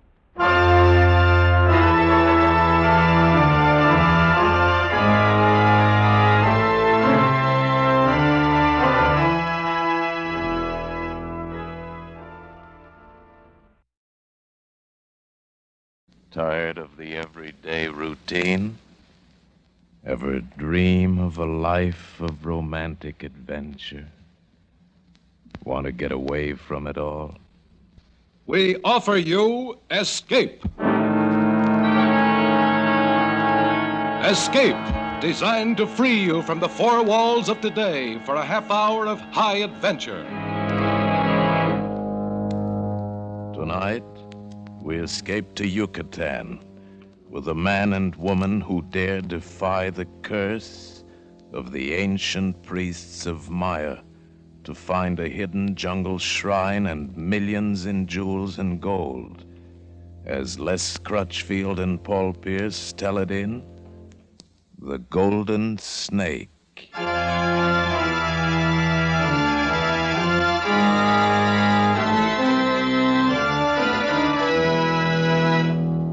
It was mid-morning of the fourth day south from New Orleans when the rusty little freighter Caribe Lady dropped a hook a mile off the port of Progreso and the broad-beam tender warped alongside. The port itself and the jungle peninsula of Yucatan beyond lay in steamy lethargy beneath an early blazing tropic sun. I was in a hurry. I wanted customs clearance as quickly as possible for myself and the helicopter I brought with me. Then I wanted a few bottles of that subtly bitter beer that they brew in Monterey. My mysterious employer, Dr. Conrad, was waiting at the Itza Hotel in Merida, 24 miles inland. But in heat like this, he could wait a few hours longer. I beg your pardon. Well. I presume you're Stephen Lane. Yeah, good presumption, you're right. Well, I'm Gail Barry. Hello, Gail. I'm Dr. Conrad's secretary. Oh. I begin to see how the jungle might have certain compensations. Oh, you better slow down, Mr. Lane. You're going pretty fast, even for a pilot. Helicopter pilot. Not so much on speed, but I do a lot of hovering, especially around green-eyed girls and cold bottles of beer. Would the former like to join me over the ladder? I hope you can hang on to that sense of humor. You'll need it before this is over. Before what's over? A little late for curiosity, isn't it? You've already taken the job. Yeah, sure. I was flat broke. When that $1,500 check of Conrad's went through the Miami bank like greased lightning, I pulled out my curiosity and cut its throat. But now it's beginning to revive. Is that it? I'm sorry, baby. I didn't know this was a state secret. It isn't. You were hired to fly Dr. Conrad from Merida to a destination within a 200-mile radius and return for a fee of $5,000. What's secret about it? Purpose of this trip, for one thing. To visit ancient Mayan ruins buried in the jungle and only accessible by helicopter. Dr. Conrad is an archaeologist. Must be a fairly profitable racket. No, there's no profit in it at all. No? But, Steve, you said you were broke. Would a lot of money interest you? A lot more than $5,000? How much more? 100 times that much. Yeah? Yeah, I'd be interested. So? Check through customs. And let's have that bottle of beer. We had the beer, all right. But we didn't have any more conversation about money. Gail was beautiful, vivacious, and talkative, but on that subject, she clammed up tight. But at certain times and with certain people, money isn't everything. It was 5 o'clock in the afternoon before we took off in the helicopter and flew south to Merida and Dr. Conrad.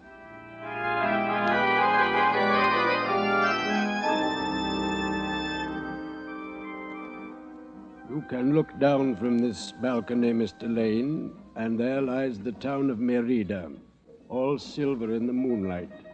And you think it is nothing unusual, perhaps, but the town is Spanish, and beyond it is the jungle. And the jungle is still pure Mayan. Unconquered, old, and wise. Yeah, I've heard that theory before, Dr. Conrad. And you disagree with it, perhaps? I don't know. I've been watching some of the natives around the hotel here this evening, and there is something about their expression or their eyes. I don't know. Well, I've spent my life studying them, and I do know, Mr. Lane.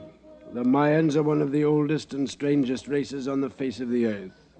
The jungle out there swallowed up their pyramids and their temples long ago, and the Spanish conquerors destroyed their records and writings. But they still speak the language, and they still remember. I think it's something in their eyes, as you noticed. About the trip that we're going on, is it to one of these ruined temples or pyramids? Yes. Where? South and east, more or less. Within 200 miles of here. We'll have to follow landmarks. You've been there before, then? Yes. There are no trails and no water. Snakes, army ants, fever. Average progress is 2 miles a day. And I assume that the purpose of the trip is archaeological exploration? Of course, Mr. Lane. I would have no... Dr. Conrad, I checked the invoices for the equipment. They're all correct. I left them in your room. Fine. Thank you, Miss Barry. I'll sign them later. All right, Dr. Conrad.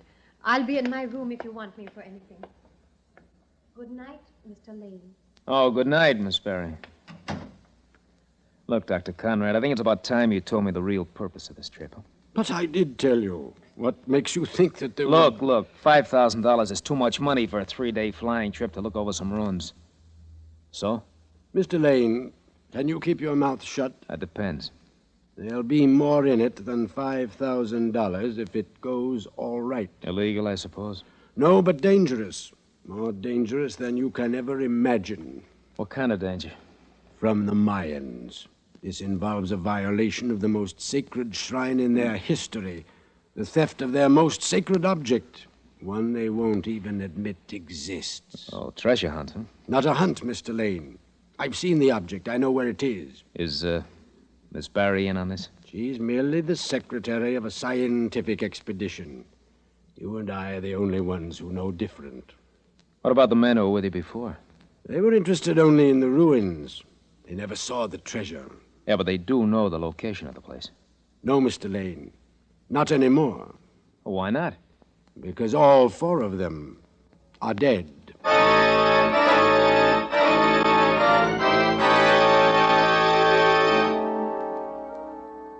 Yes, I can also tell you why Dr. Conrad didn't want to talk about it, Steve. It's because of that obsession of his, that fear of the Mayans and their vengeance. Yeah, but you feel it yourself. You told me earlier. No, not fear. Something else. Something deeper. Oh, Steve, please, get out of my room now. If Dr. Conrad found you in here, it would ruin everything. Honey, look, if I'm going to play games, I've got to know the odds. But I've already told you Dr. Conrad had nothing to do with their deaths. I know. 4 fatal accidents within a year. What kind of accidents? Different kinds. The first one happened 6 months after the joint expedition. Dr. Bentley and the original pilot took off from Merida and crashed in the jungle 10 miles from town. They were both killed. The native guide got out with a broken leg. I see. 2 months later, Dr. Pelton started overland through the jungle. A week out of Merida, he was bitten by a snake and died at one of the native Chicle camps. And the other man? His name was Dr. Blom.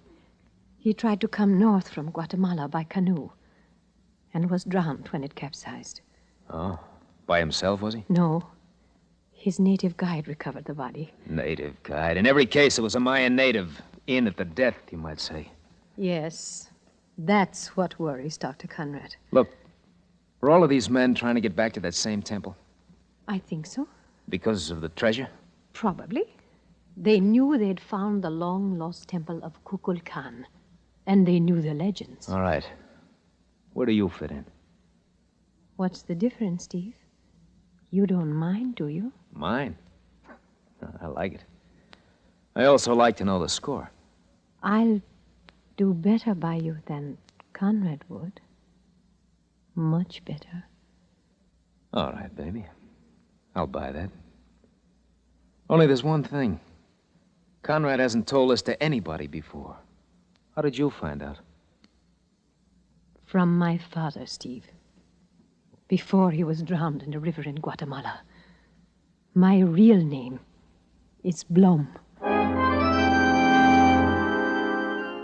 Yeah, I'd figured.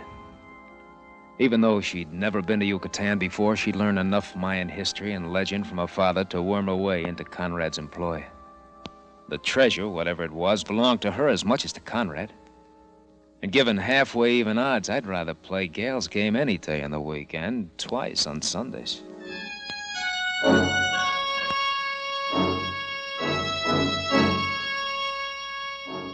I lay on the hammock in my room for an hour, I guess. The lamp out, The moonlight splotching silver patterns through the bamboo slats of the blinds. I smoked one cigarette after another while I tried to fit all the pieces into place. I was tired, but I'd had several drinks of Johnny Walker that I'd brought along, and I wasn't asleep, that's for sure. So I don't know why I didn't hear the door open. Please do not be alarmed, Senor Lane. What? Lie still, make no outcry, and listen. You will not be harmed. For some odd reason, I couldn't move. I couldn't cry out. It took great effort just to turn my head and look at him. It is our desire to warn you because you are not aware of the thing you dare to do. Dr. Conrad knows, and he deserves no warning. In the scattered moonlight, I could see very little of his face except the eyes. The eyes of a Mayan. They seemed very wise and 1,000 years old, like the eyes of newborn babies. I say to you once, and only once, go not to the temple of Kukulkan. There seemed to be a strange music playing far off. The plumed serpent of gold must lie hidden for 5,000 years, and the time is not yet. To alter the time is to die. For just an instant, the moonlight shifted, and I saw the golden band around his forehead, raised in the front and fashioned into the feathered head of a snake. You have been warned, Senor Lane. I go.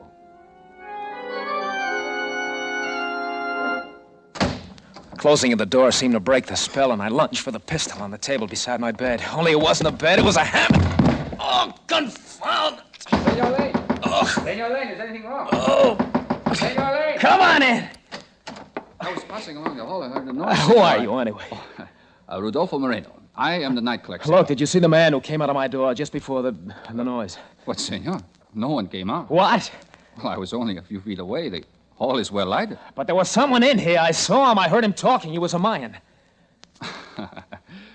Senor Lane, sometimes one from the north requires a day or two for becoming accustomed to the tropics. And I must tell you, the beer in Mexico is a little more strong than you may think. No, wait a minute. So you sleep now, we talk about it mañana, eh? Buenas noches, senor. Buenas noches. There wasn't much point in doing anything but follow the night clerk's advice.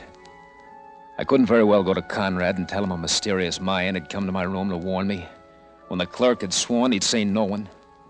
I didn't see how Gail could help much. I didn't want to worry her without some definite reason. So, after a long time, I grew drowsy and fell asleep.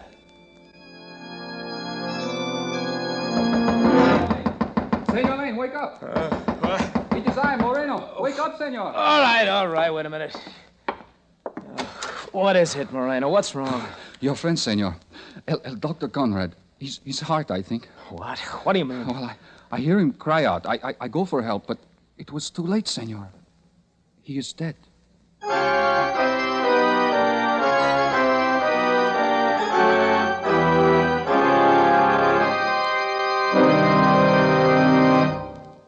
In just a moment, we will return you to the second act of Escape. But first, Molly Goldberg's warm-hearted approach to life has gotten her into mix-ups over and over. But this Saturday night, Molly really shoots the works. Molly and Jake have planned a motor trip to Florida. But when the people who've been invited to ride along get together, Grand Central Station couldn't hold them all. What happens to the trip? Be listening this Saturday night when the Goldbergs bring their warm, rich humor to most of these same CBS stations. And now, for the second act of Escape.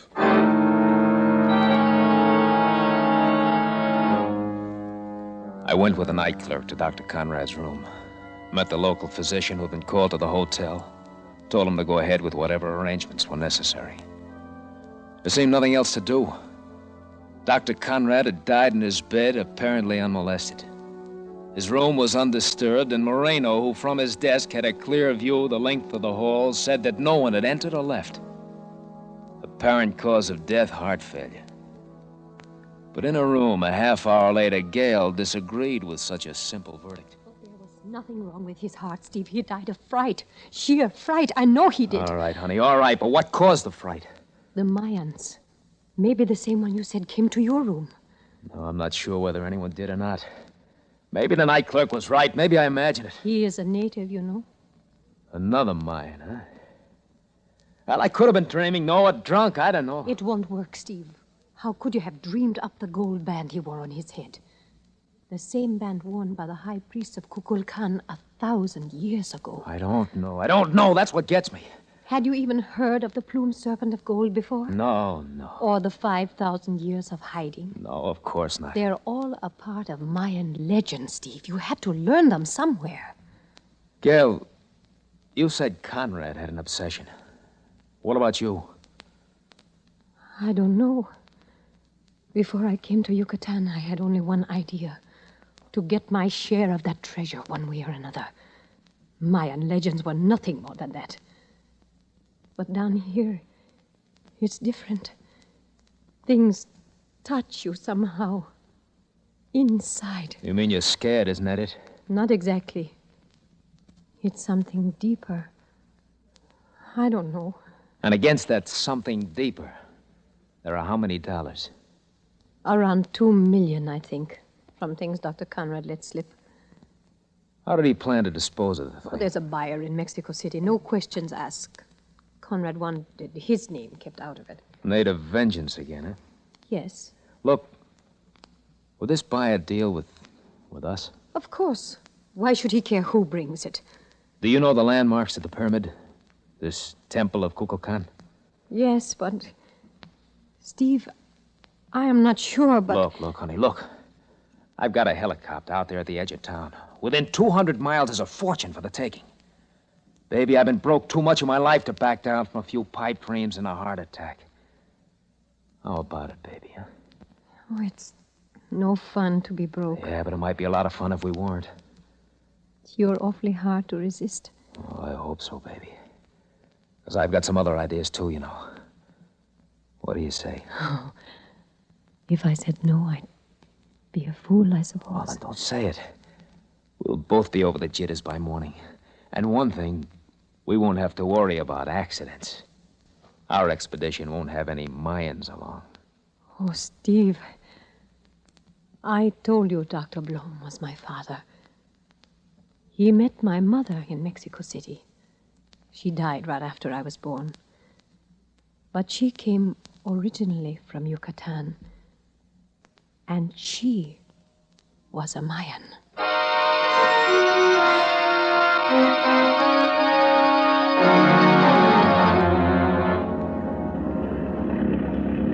Can you tell now, Gail? Are you sure this is it? We won't land if you're not. I think so. There's the old stone roadbed in the jungle to the south. The pyramid runs southeast-northwest. The temple ruins are at the north. The jungle has grown up over the west slope. All the landmarks check, Steve. This is it. All right, honey, hang on. We're going down.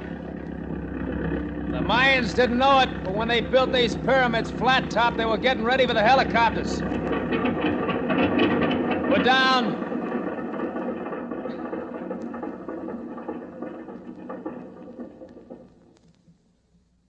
It's terribly quiet, isn't it, Steve? Yeah, especially after hearing that egg beater for the last 3 hours. Well, may as well have a look. Come on, jump, baby. I'll give you a hand. Thanks. Well, they've certainly let the old place run down. It's lain here like this for more than 1,000 years, Steve. Full moons and dark moons, rains, lightning, sun and wind. Nothing moving. Only the jungle, growing and creeping up over it. Hey, now, baby, relax. We shouldn't have come here at all. We are only interlopers, strangers, not wanted. Well, maybe they like us better when we're rich, huh? There's no use joking about it, Steve. I think you feel it, too. We are in some terrible danger here, some kind we've never known before. It's like we're being watched. Only there are no watchers. Well, not unless you count that parrot there in the lianas. A parrot. A feathered bird. A feathered snake. Now, look, Gail, look, we've talked this all out. We're here now. We're going to go through with it. I admit that I feel just as... Well, this morbid talk of yours isn't helping anything. I'm sorry, Steve. I feel so strange. Oh, it's just nerves. Forget it. Okay, baby. It's a deal. Come on. Let's go find that cave.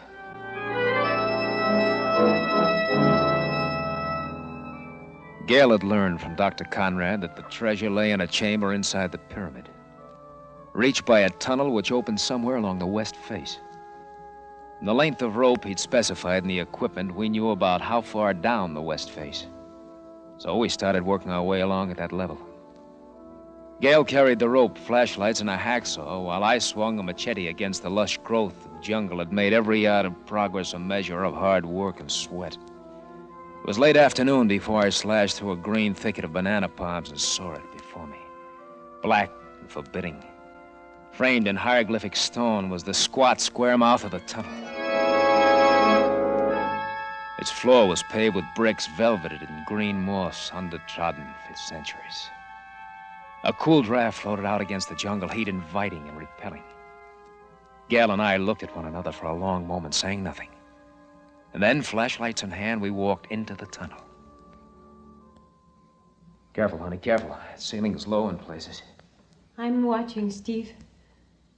There may be snakes. Our boots ought to protect us. Seems to be widening out a little. I think maybe... Yes. There's a room right ahead, Steve. Good. Wonder if there's anybody home. Steve, don't joke, please. No, I'm sorry, honey. Hey, here we are. Oh, it's a big room. Yeah. I'll say it is, and I wonder where it's... Steve! Swing your light over there. Look.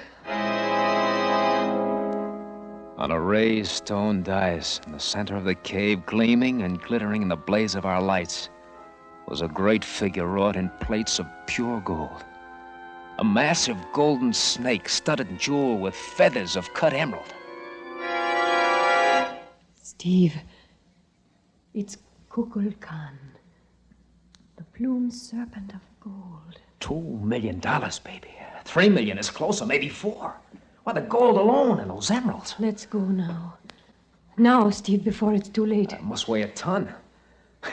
Now I see why Conrad included hacksaws in the equipment. Here, honey, you owe my light. What are you going to do? Old money bags has to be cut up before we can pack them out. May as well see how much of a job it'll be. Steve! No! Yeah, what's the matter? There's something here.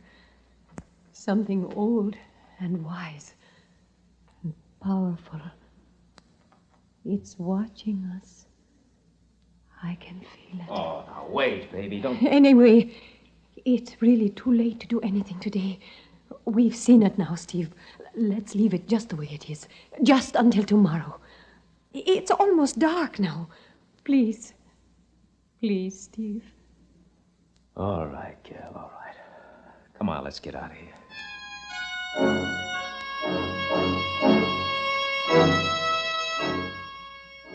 I pitched our camp on the level top of the pyramid, not far from the helicopter. Spread our sleeping bags and built a fire in a pile of stones. It was dark by the time we'd eaten, and a round full moon flooded the ruins and the miles of empty jungle with an eerie light.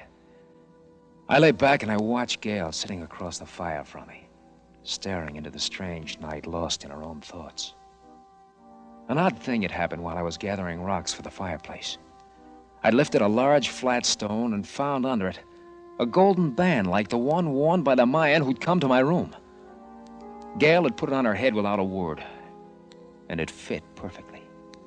She still wore it, and now and then the polished gold caught flashes of light from the fire and from the moon. It was very late when I drifted off to sleep. It must have been a sound that woke me, but I think it was the odor that seeped into my sleep. That was it, the odor. Pungent, aromatic, and for a moment, unidentifiable. And then I came suddenly awake, saw by the fire's embers that Gail's sleeping bag was empty. I sprang to my feet. At the moment, I recognized the odor of raw gasoline. Saw the dark surface of the helicopter glistening and wet in the moonlight, and saw Gail walking toward it with a flaming stalk of dry thatch in her hand. Gail! Gail, what are you doing? No, stop it! She paid no attention, stood like a sleepwalker watching the burning plane she'd set afire, the golden band gleaming on her forehead. Then I was running, stumbling headlong toward her. Gail! Gail, come back, Gail! She didn't hear me. She moved slowly away, looking towards something that I couldn't see beyond the fire. Nor did I see the vine that caught my foot and sent me crashing onto the sharp rock. I lay there on the ground, unable to move, half blinded by concussion. By the blood that ran into my eyes, I tried to call out again and could make no sound. I could see Gail moving away past the burning plane, swaying as she walked, trance-like and alien. I seemed to hear again the weird music of Merida far off somewhere in the night. And then, in truth or in delirium, in the shadows, past the fire, I saw them. Saw them waiting for Gail. They were clothed in white, and their eyes were Mayan, wise and old and powerful. And on each forehead gleamed a golden band, the high priests of Kukulkan.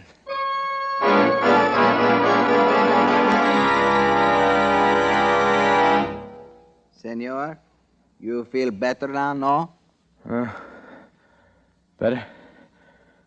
I don't know. Who are you? Only a poor farmer, senor. Farmer? Where am I? In my casa, senor. You have been very ill from a bad wound to the head. But how did I get here? 3 days ago, you come from the jungle, fell at my door. I take care of you. Oh, thank you. Thank you very much. Sometimes you fight with me, say crazy words. But I know it is only the head is broken. I was running. I fell against a rock. I just can't remember much after that. No matter, senor. Tomorrow I take you to Merida. To Merida? But how can you? But so simple. In my cart with the burro. It is only 7 miles. 7 miles? But I was 200 miles from here. Quien sabe, senor. 3 days ago you come out from the jungle. Tell me something. Are you a Mexican? Pues, senor, I am a citizen of Mexico, but by birth, I am Mayan.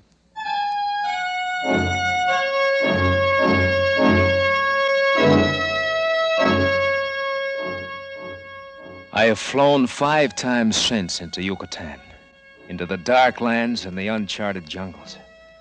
I've searched through tumbled ruins, moss-grown, rotted. I built fires on ancient pyramids at night and cried aloud to the silent moon. But never again found the temple of Kukulkan, nor the plumed serpent of gold, nor a beautiful girl named Gail. And I know I never will.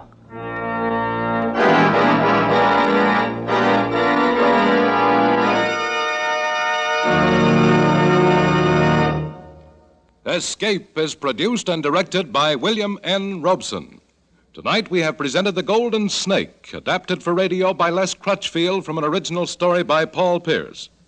Featured in the cast were Anthony Barrett as Steve Lane, Jeanette Nolan as Gail Barry, and John Hoyt as Dr. Conrad. Also heard were Rick Vallon, Harry Bartell, and Paul Freese. Special music arranged and played by Ivan Ditmars.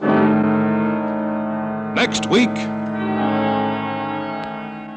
You are stranded on the Yangtze River, 1,500 miles from Shanghai, and in the midst of all the displaced humanity of China, somehow you have been marked for destruction from which there is no escape. Next week, we escape with an exciting tale of fear, intrigue, and danger on one of the most colorful rivers of the world, as John and Gwen Bagney tell it in The Shanghai Document. CBS famous anti-crime series Gangbusters presents a real-life police story, The Case of the Wise Young Owl, this Saturday night. Remember to be tuned in to CBS, where Arthur Godfrey's digest of wit and humor is heard every Saturday night, the Columbia Broadcasting System.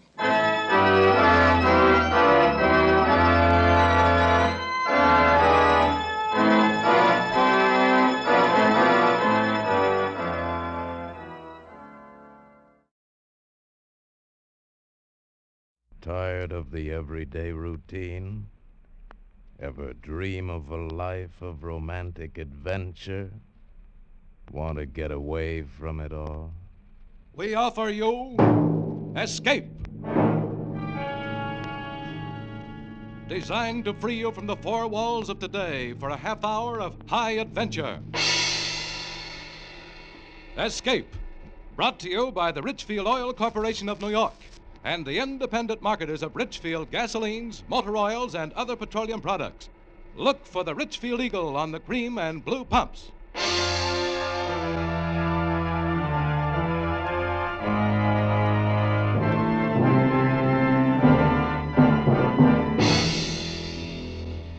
Tonight, we escape to the interior of China and a journey of terror down the Yangtze River from Chongqing to Shanghai, as John and Gwen Bagni tell it in their gripping story of a people in turmoil, The Shanghai Document.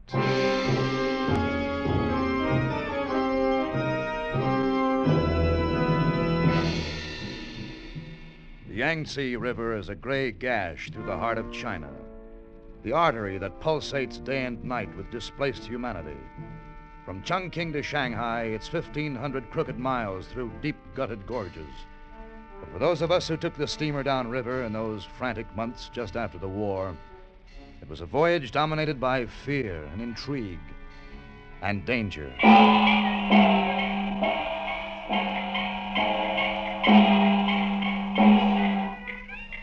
It started in the saloon of the 10 Golden Pieces over a glass of gin, in the company of the man whose face wore many racial strains, but no pride of ancestry and no hope for his descendants, and no name, as far as I could discover, other than the Eurasian.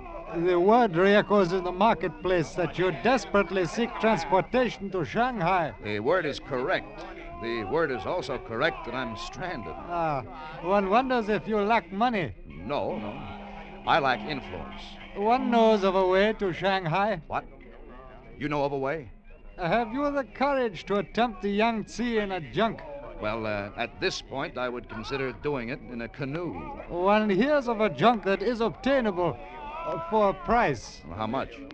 One can always make a deal. Where is this junk? Can I see it? It's on the opposite bank of the Kialing at the dock at Kiangpei. Could I rent it or could I hire it? You would have to buy it. Buy it?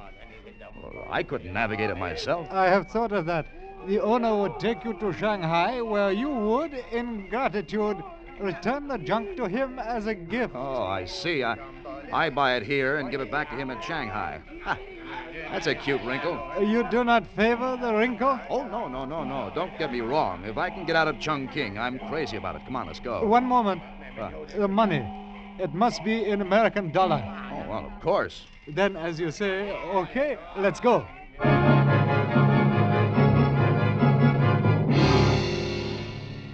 We slogged through the slime of the gutters. The night was misty.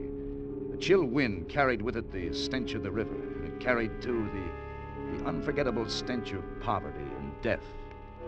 The Eurasian led me down the 1,000-stone steps to the waterfront, where a sampan ferried us across to the suburb known as Kiangpei. There, at an ill-lit makeshift dock, the Eurasian talked to a wizened coolie while I inspected the junk.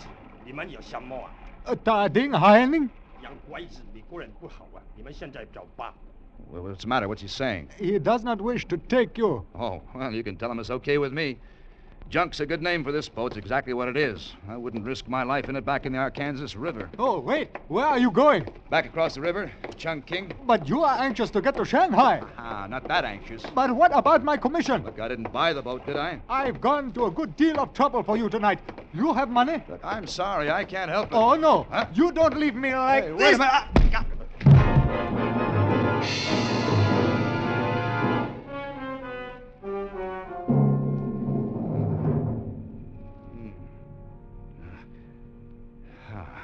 Lie still. Huh?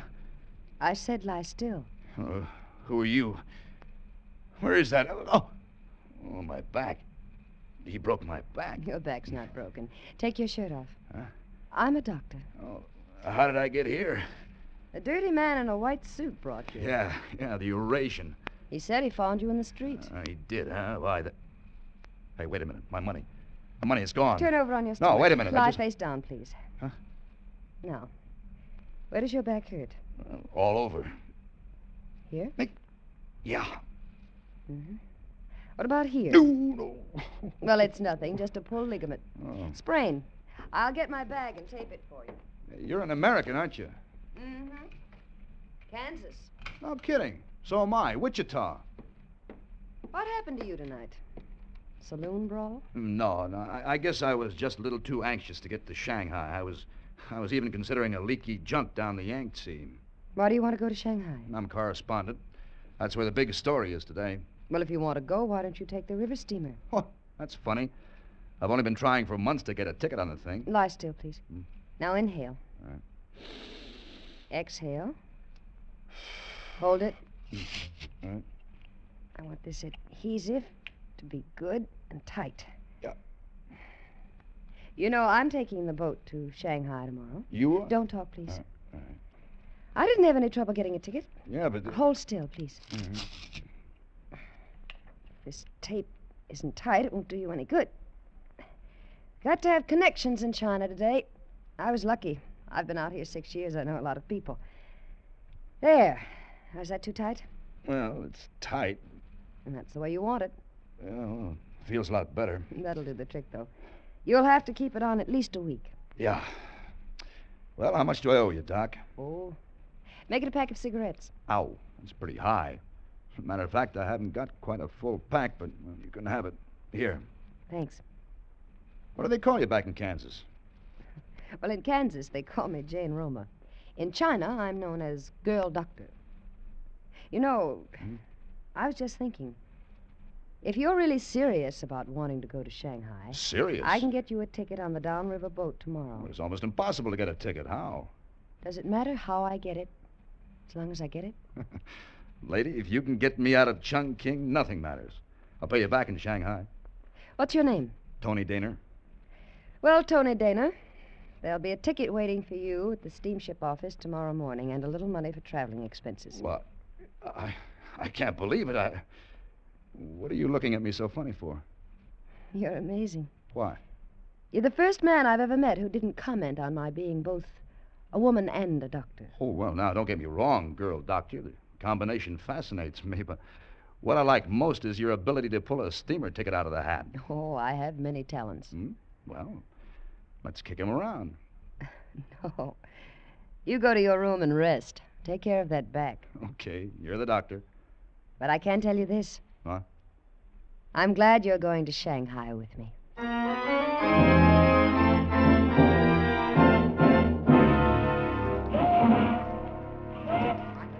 The boat was a squat, ugly, gray thing, as dirty as the river she sat in.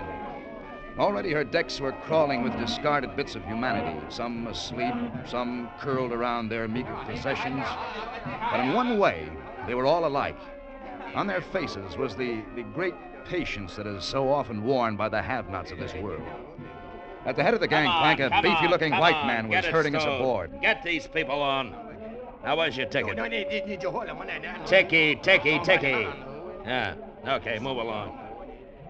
Okay, you next. Ticket? Yeah, just a minute. I got it here someplace. Hurry up, get it out. I got a schedule to keep. Come on. Can't you see my hands are full? 2 suitcases. Nobody needs 2 suitcases. Leave one of them behind. But I need them both. I said leave one of them behind. My books are in there. Then leave the other one. I don't care. Look, there's nothing on the ticket that says how much you can carry. Who are you to be pushing me around? I'm skipper of the scow. Radigan, that's the name. Keep it in mind. It's just a suitcase. Listen, I'm on this river to make money. If I can pick up one paying fare in place of your precious suitcase, I'm for it, see? You got your choice, mister. Either put one suitcase off or I put you off. Gee, you got a crummy racket. So I'm a crummy guy. Well, which is it? I'm in a hurry. Okay. Now, this one. That's better. Now let's see your ticket. And your passport. All right, here. Yeah. Anthony Dana, American. Okay, move along. If this river wasn't so lousy loaded up with foreigners who don't have any business being here, maybe we could move some Chinese. And that was my introduction to Captain Radigan, skipper of the scow, as obnoxious a personality as I've run into. He considered every Occidental a foreigner except himself. Well, I picked my way across the littered deck, climbing over soldiers and whining children. I was one of the lucky passengers. Mine was a first-class ticket, entitling me to a stateroom, or should I say, to half a stateroom. And I was on my way to it when the Chinese officer stopped me. See your papers, please. Well, look, I just showed my papers to the captain. See your papers, your passport, everything. What is this? Everybody wants to look at my papers. Who are you, anyway? I am Lieutenant Chen. Will you show me your papers, or shall we create unfortunate incident for you? Oh, for Pete's sake. All right, here you are. That is better. It says here your name is Anthony Dene. You are American citizen. Your occupation is correspondent. Yeah, look, I know what it says. You don't have to read it to me. Papers are in order. Well, I could have told you that. The matter is closed. Paper in order. You may proceed to your stateroom. Thanks. Hello there. Ah, hello. Well, I guess we're roommates. I'm Daner. Oh, I am? I mean, you are? Oh, yeah, well, I'm Vickers. Come in. Welcome, my friend. Thanks. Yes. You know, I've just been wondering what sort of a chap I'd draw to bunk with. Oh, of course, I don't mind, you understand, when I'm out in the field, a missionary gets conditioned, if you know what I mean. I mean conditioned, what? Yeah, stable, a bit of straw, bare ground. But indoors, I remember, I'm an Englishman. I like comfort, you know, pleasant company. Well, I hope you like cockroaches, because they've got us outnumbered. Oh, yeah. Oh, yes, well, cockroaches and I are old friends. I say, look here. Why don't you stow your gear and come up on deck? You know, it's quite something to see when Rattigan starts his old steamer downriver. You would think it was the Queen Mary. You would really. All the ceremony he puts into it. I wouldn't watch Rattigan launch a rocket to the moon. Well, that's not likely, you know. I mean, what happened? The old sea dog get your back up or something? Well, he made me leave a suitcase behind. It was full of books I've been years collecting. Well, that sounds like him. Are you coming? No, you go ahead, Vickers. I'll see you later. Yes, right you are. As I unpacked what I needed for the trip, I could feel the old boat gather all her strength together and move, groaning into the deep water channel, and I forgot about my lost books. I was on the Yangtze, on my way at last to Shanghai, on my way to the big story, and I felt a curious kind of thrill. I was part of China on the move. The cabin was close and stuffy. I went up on deck to get some air. I was kind of hoping to run into Girl Doctor. Then I saw her, standing at the prow of the boat, talking animatedly with my roommate, the missionary. Ah, there you are, Dana. Glad you came up. Come on over and meet a charming fellow passenger. Dr. Roma, may I present Mr. Dana? How do you do? Dana, did you say? It's an odd name. Have you been in China long? Well, wait a minute. He's an American, you know. One of your countrymen, Dr. Roma. Oh, really? Yeah. Kansas. Oh, is that so? I say, we're lucky, aren't we, Dana? Having such a beautiful doctor aboard, huh? It might make it worth a man's while to be ill or something, eh? Well, I hope that won't happen. And now, if you'll excuse me, I have some unpacking to do. Awfully nice to have met you, Mr. Daner. Oh, yes. I'll see you later, Mr. Vickers. She smiled at me like you smile at a stranger you've just met. There was no sign at all of recognition. And from then on, she avoided me. Well, at first, it made me a little sore. My male ego was wounded, I guess. I thought she'd gotten me a ticket because she wanted to see me again. Now I wondered, why had she gotten it? There was something wrong with this whole business. We were scheduled to tie up at Yichang overnight, and I was looking forward to breaking up the trip by night ashore. I was on my way to my stateroom to get my bag. Girl Doctor. Dr. Roma. It's Tony Daner. What's wrong? Go away. No, I'm coming in. Please. What's the matter? What's happened? Nothing. Nothing happened. You always wear your hair mussed like that, your blouse ripped, and your luggage. That's the way you like it, I suppose. Dumped, sprawled all over the room. It's none of your affair, Tony. Keep out of it. Look, you're going to tell me what's going on Please, anyway. keep out of it. No, you're scared. You need help. Just get out and leave me alone. All right, maybe Captain Rattigan knows the answer. No, wait a minute, Tony. What? All right. I came into my stateroom. It was dark, but I could tell there was somebody in here. Then he grabbed me. I tried to fight away from him. I screamed, but he got out. I turned on the light. Who was it? I don't know. A soldier, I think. A Chinese soldier. Well, what was he looking for? What are you carrying? The crown jewels? It isn't funny, Tony. They're after the Shanghai document. But they didn't get it, not this time. The Shanghai document? What's that? Just a piece of paper. But it might hold the destiny of China. Oh, in what way? A new leader has been found in the west of China, but only a few trusted people know his identity. A man who very possibly could unite his people, lead them out of war. I don't have to tell you what that means to China, Tony. The document contains his name, his plan of action, and his written acceptance of the great responsibility, and it must get into the right hands in Shanghai. And if it doesn't? A lot of heads will fall. And China will have lost a chance for peace. And you're the messenger, huh? Why? I'm a sympathizer. I was chosen because I'm an American. We thought they wouldn't suspect an American. Well, Radigan's an American. I'm an American. Why pick on... Oh, hey, wait a minute. And that's the reason you got my ticket for me. That's why you've been giving me the wide berth. You were using me as a decoy in case they got wise. I'm sorry, Tony. But you did want to get to Shanghai. Yeah, but with one stipulation. I'd like to get there alive.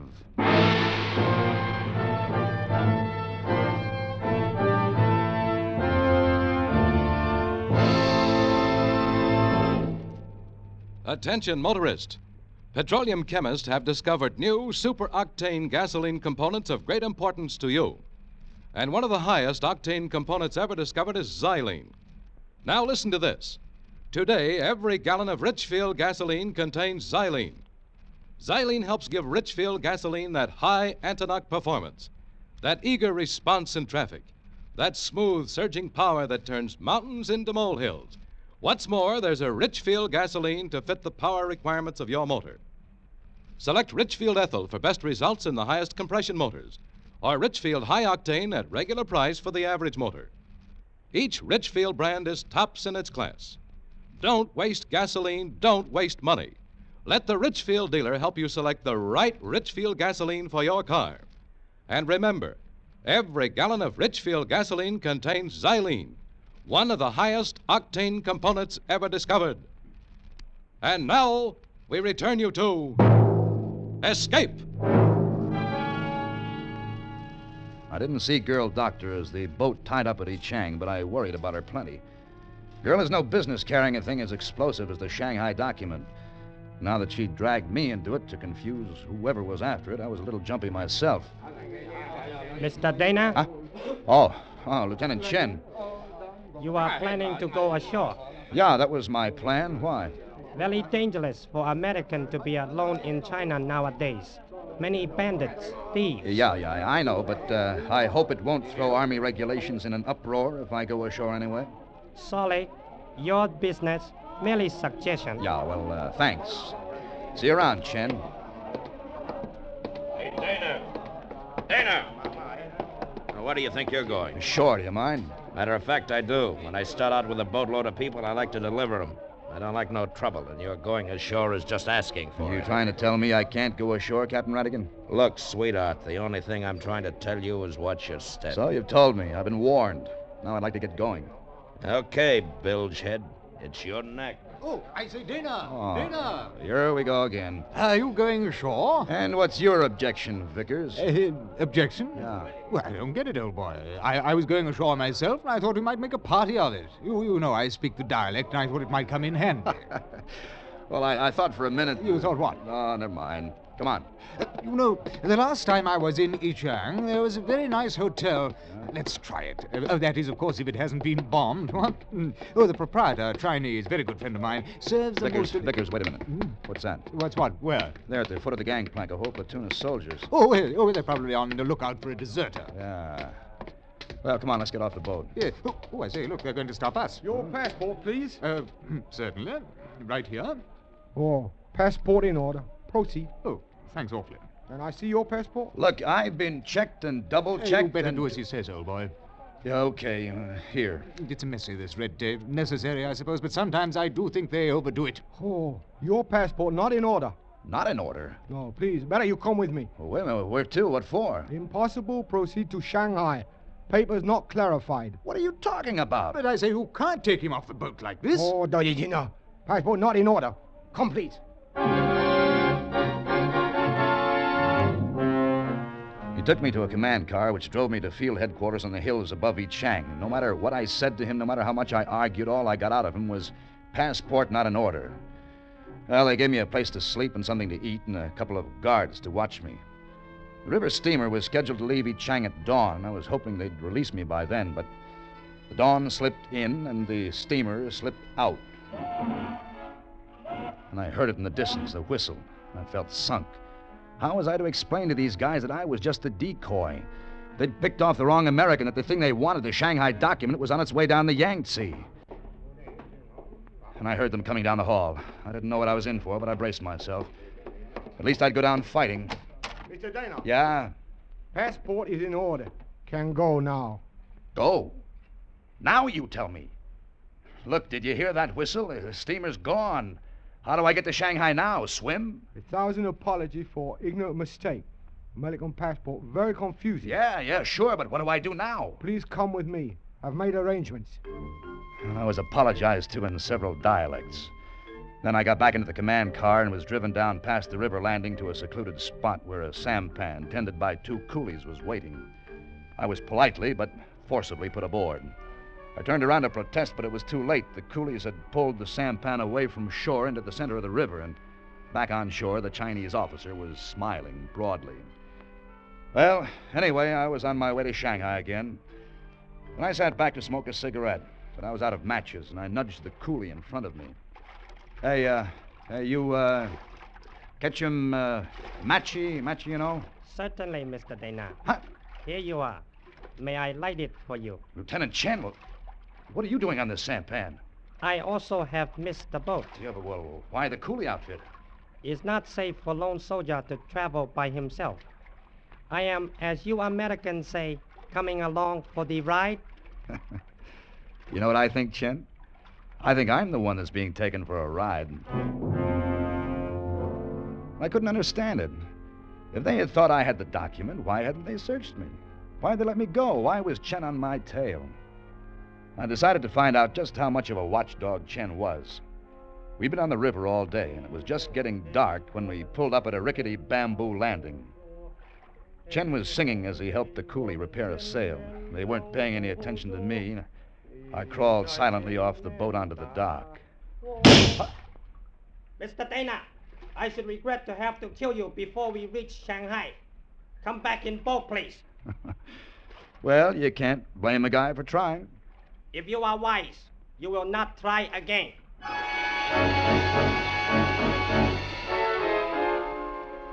We passed Nanking, turned off the Yangtze into the Yunho Canal. Chen never seemed to sleep. He watched me constantly. But as he and the other coolie maneuvered the sampan into Suchow Creek on the Shanghai waterfront, I realized that I had one final chance. It was dusk. The creek was filled with a floating city, thousands of sampans, each with their family washings flying aloft, their babies, their suppers cooking. They were on either side of us, within scraping distance. And suddenly I leaped across the one on the left. Mr. Dana, stop! He wouldn't dare shoot in such a crowded place. He couldn't hope to hit me, but he jumped across, and I was already on the next sampan, and jumping from sampan to sampan, I zigzagged my way to the bank and plunged into the crowded, filthy waterfront of Shanghai. I looked back once. I couldn't see Lieutenant Chen anywhere. I'd lost him. I took a deep breath. I felt free, safe from the crowd. And then I saw him. Not 10 feet away, Captain Radigan, and with him 2 huge Mongolians. Dana! Don't try to get away, Dana! Come back! I moved fast, elbowing my way through the matted humanity, and ran down the bund like the devil himself was after me.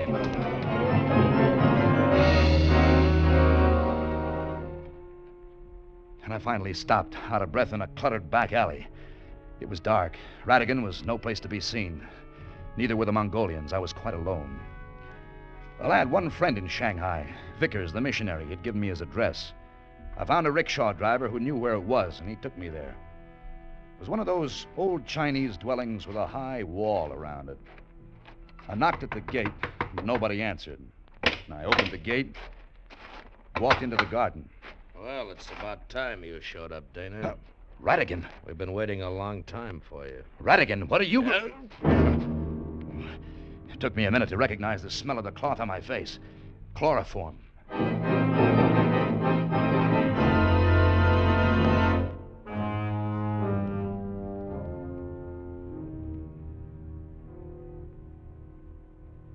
How do you feel? Huh? Oh, you again. Don't try to get up, and don't yell. This is a hospital. You'll disturb the other patients. A hospital? Why is it every time I come to, you're there? What do? Follow your patients around? I'm sorry, Tony. Yeah, sure. You were going to see Vickers. We couldn't let you do that. Captain Radigan, Yeah, Doctor. give me a hand, will you? Oh, no, get away from me. Hey, what are you going to... Now, come on, Dana. Up, sit, No, sit. On your stomach. hey, let me go. Just relax, Tony. It's time for your bandage to come off. No! Thanks a lot, Tony Dana. That adhesive tape, you want to pull the skin off my back? What do you think What did you say? I said thanks a lot for carrying the Shanghai document through safely. The document? Mm-hmm. It was on your back under the adhesive tape. I put it there back in Chongqing. You did? Then Radigan? Radigan and Lieutenant Chen and the soldiers who took you off the boat were all working under orders, protecting you. Yeah, well, I ran away from them. I thought that they were... You sure gave us a bum time. Well, what do you want me to do? Apologize? Oh, Tony, please. We treated you badly, I know, but we couldn't let you go to Vickers. Vickers, the missionary? Anyone can wear his collar backwards. Vickers was the one who was after the document. We had to get you off the boat and away from him before he discovered that I didn't have it. Oh, Vickers, huh? Mm-hmm. Tony, Huh? I hope you know you've done a great thing for China. Yeah. Well, now that I've done so much for China, suppose you do something for me. Well, anything. Okay. Get dressed up. Let's go out in the town and have dinner. Oh, Tony, we'd love it. We can meet you in an hour. We? My husband and I. Jerry. Your husband? You'll love him, Tony. He's a wonderful guy. He's from Kansas, too.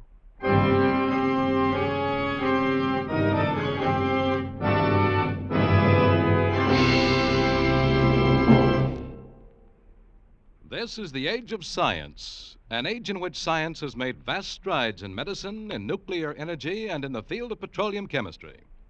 For example, petroleum chemists have discovered new superoctane gasoline components of great importance to every motorist. And one of the highest octane components ever discovered is xylene.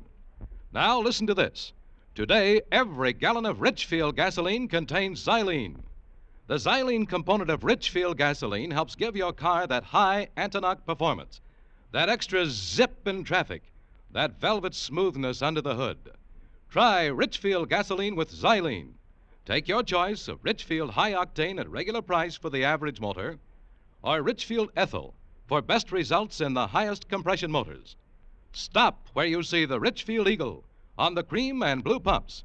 Get Richfield gasoline containing xylene tomorrow.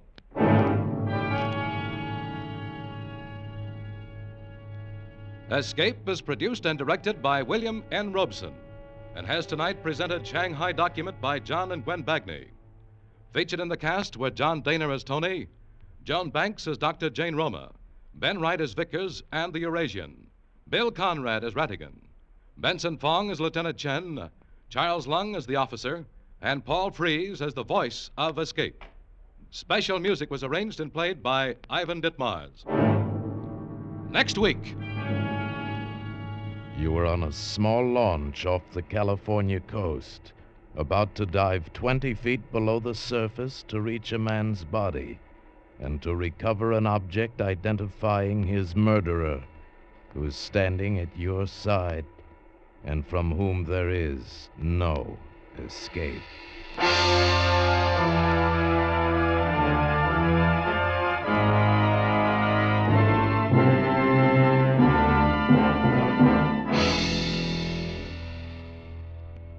Next week at the same time, the Richfield Oil Corporation of New York invites you to escape with the story of a man who stumbled onto what seemed the easiest way in the world to make $1 million.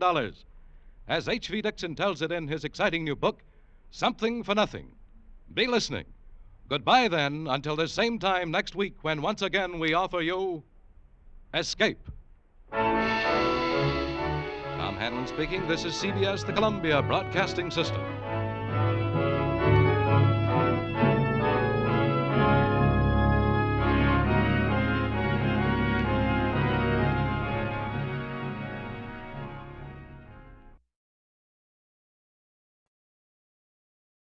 Tired of the everyday routine? Ever dream of a life of romantic adventure?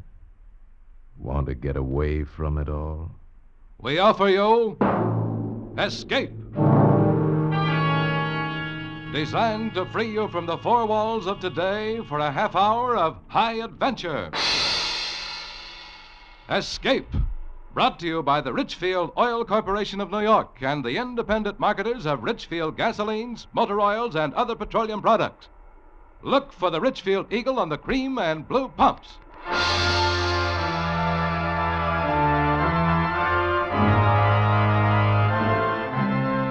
Tonight, we escape to a small town on the California coast, behind whose scenes exists a world of terror, blackmail, and death. As H.V. Dixon tells it in his exciting new novel, Something for Nothing.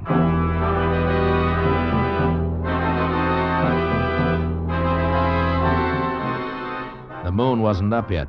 It was after 9 and as dark as my pocket, and I was still 100 miles below San Francisco. The coast route is tricky driving, too. The road dips and curves like a squirming snake, smack up against the mountains on one side, and on the other, a sheer long drop to the sea. But I was driving north, and I had the inside lane, which wasn't so bad. And I kept bowling right along. And then about 3 miles below Bayside, I was going into a sharp curve to the right when beyond it, coming toward me, the lights of another car flared up, a big cream-colored sedan on the wrong side of the road bearing down on me. I slammed on my brakes and skidded sideways.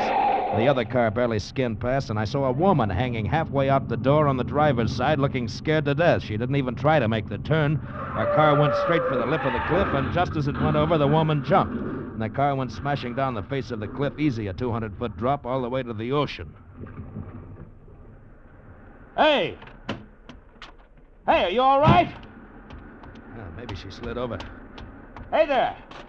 Oh, What? Where are you? don't bother. Oh, there you are. I'm all right. Here. Here, hold on. Don't fall over the edge now.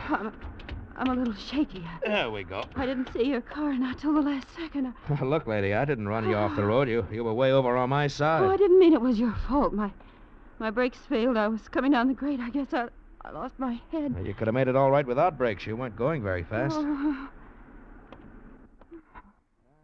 I can't see your car down there. it's probably underwater. Might have landed on the rocks, huh? No, I heard it splash. Can I drive you anywhere? I wasn't going your way. Oh, that's all right. I'll go back to Bayside. I was going to see some friends down the road, but I don't feel like seeing them now. You can drop me in town. Fine. I'd be glad to. Oh. Whoa, you're pretty wobbly. Here, let me help you. It's a shock, I guess. Yeah, that was a close one. Wait a minute. Hmm?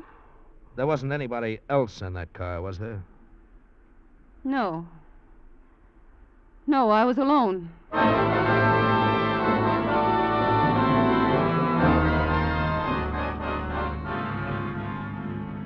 You live in Bayside? Yes. I might stop off there tonight, overnight. Well, you couldn't possibly find a room tonight. The tourist season started. Well, I might find something in a motel. Oh, I'm sure everything's full up, and it's easy driving beyond Bayside. No more mountains if you're going to San Francisco. Yeah, that's where I'm going. Do you live in San Francisco? Oh, I did when I was a kid. Lately, I've been living in L.A. I've been working in pictures. Oh. For a while, I thought I'd be another Clark Gable or a Robert Taylor or something. Every agent in town was after me, but you know how it is. It didn't pan out. Why not? You're handsome. Oh, sure. Too handsome. I photographed too slick. I saw I'd never be anything but third rate, so I got out. Yes, I suppose that's sensible. Well, welcome Bayside city limits. Now, where do I take you? Straight ahead. Huh? This is Surf Avenue. It'll take you through to the main highway. Well, where do you live? Oh, you don't have to take me there. Stop here. Well, why here? I'm going to the police station to report the accident. Well, don't you want me to go along and be a witness? Oh, no, I'm sure that isn't necessary. Have a nice trip to San Francisco. Thanks. You are going right through, aren't you? I guess so. Well, you'll be there in 2 hours. Yes, I know. Yes, well, thanks again, and goodbye. There was something funny about that dame. Something was worrying her besides that accident. The way she acted toward me, for instance. All she cared about was getting me out of town fast. So, naturally, I decided to stay a while to find out why. I found a room without any trouble at all, and then I walked around Bayside. I liked what I saw. The cars, the stores, the way the women were dressed. Yeah, Bayside was loaded with money. And then sometime after midnight, I dropped into a bar. One of the customers was yawking away to the bartender. I ordered scotch over ice and listened in. She phoned the station about an hour ago and said Frank wasn't the type to go somewhere and not let her know. That was the customer, a big moon-faced man with a red neck who had cop written all over him. Didn't sooner or later bust loose. What do you know? Frank's gone off on a bin. Well, I told her we'd check around. Hey, she say Frank was driving that cream-colored job of his? My heart jumped like a hooked trout. He sure can't disappear far in that car. It was hard to keep the excitement out of my voice. Pardon me, but what color car did you say? Huh? Well, I just drove in from L.A. and I passed a cream-colored sedan a few miles back. You couldn't miss this one. The darndest color you ever saw. Huh? The ornament on the hood is a big pair of dice. Well, the one I saw, a woman was driving. No, Frank never lets anyone drive his car. Well, Gassner doesn't know how to drive, does she? Oh, sure she does, Chief. She just got a new convertible, only, she doesn't go out much. Doesn't drink, doesn't wear makeup, doesn't do anything much, and she sure is a mousy woman. She went to bed tonight at 9 o'clock on a Saturday night. Tell me, who is this Gassner? Well, he owns this bar, a couple of restaurants, and he owns a Domino Cottage. He calls it a dude ranch, but it's really a gambling house. Oh, an important man, huh? Yeah, he is. And he isn't. He's got money, but a gambler doesn't rate with the local snobs. Oh, Bayside's one of those towns. Cream de la cream, mister. Some of the oldest families in California live here. So money doesn't count. Not without a pedigree, mister. It sure don't. But money counts with me, especially easy money. To get something for nothing, that's the sweetest thing in life. Well, I finished my drink and went to the phone booth. First, I looked up Frank Gassner's address, 16 Yucca Drive, and I wrote it down. Then I put through a long-distance call to my pal Danny in San Francisco. He said he'd meet me in Bayside in a couple of days. When I left the phone booth, the redneck cop had left, and the bartender was getting ready to close up.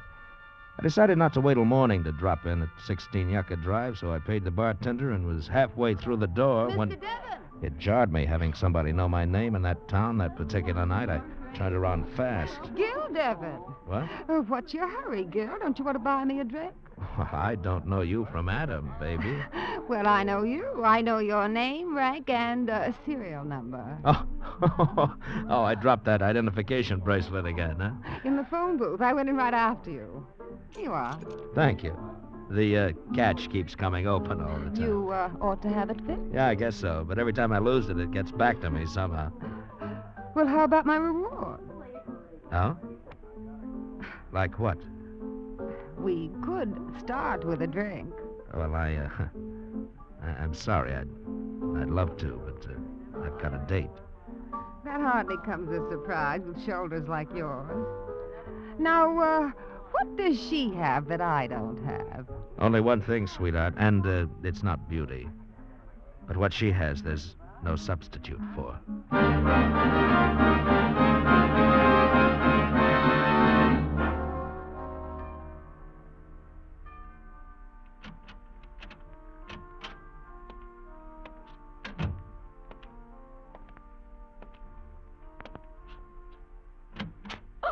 Hello, Mrs. Gassner. You forgot to lock the front door.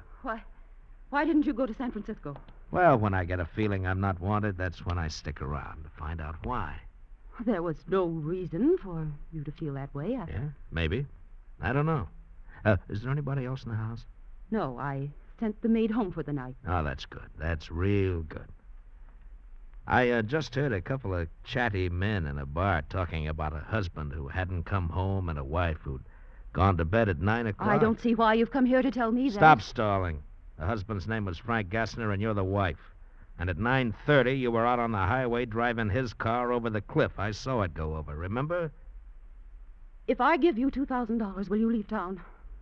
You don't think I'd let a thing like this go for $2,000? But I shouldn't pay you anything at all. I haven't done anything. So you'll pay me $2,000 for nothing? Well, the circumstances are peculiar. Yeah, I'll say they are. Your husband was in that car. You murdered him. Oh. Well, How much money do you want? No, later. First, tell me about it. Everything. Well, come on, give. How did you kill him? I heard him drive into the garage, but he didn't come into the house. And I found him asleep in the car. He'd been drinking. Passed out cold? Yes, he often did that. I'd been waiting for a chance to kill him. So I started the car and closed all the windows and ran a hose from the exhaust pipe in close to his face. When I went out later, he was dead. Oh, carbon monoxide. I knew it might not look like an accident because he was too drunk to have closed the garage doors. So I drove down the highway and... Well, you know the rest. You had it all figured out, didn't you? You'd wait for a truck driver, a woman in distress. He'd pick you up, drop you off near home. Truck drivers always stick to their schedule, so he'd keep right on going, fast, no time for questions. But instead of one of those knights of the road, I came along. Yes, you came along. How much money do you want? Oh, you can't pay me off. Not with cash. I'll give you $10,000 and not a cent more. You'll what?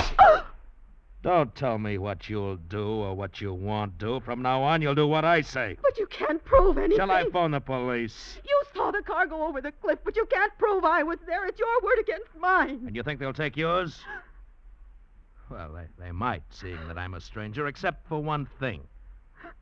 You didn't have a purse when I picked you up on the road. No. No, it's in the car. I forgot. It has my initials on it.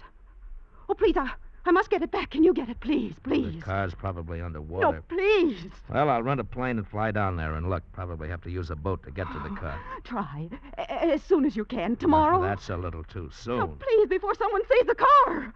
Just a minute, Mrs. Gassner. First, you and I have to come to a little understanding. Oh, anything. I'll give you anything. You mean everything, don't you, Belle?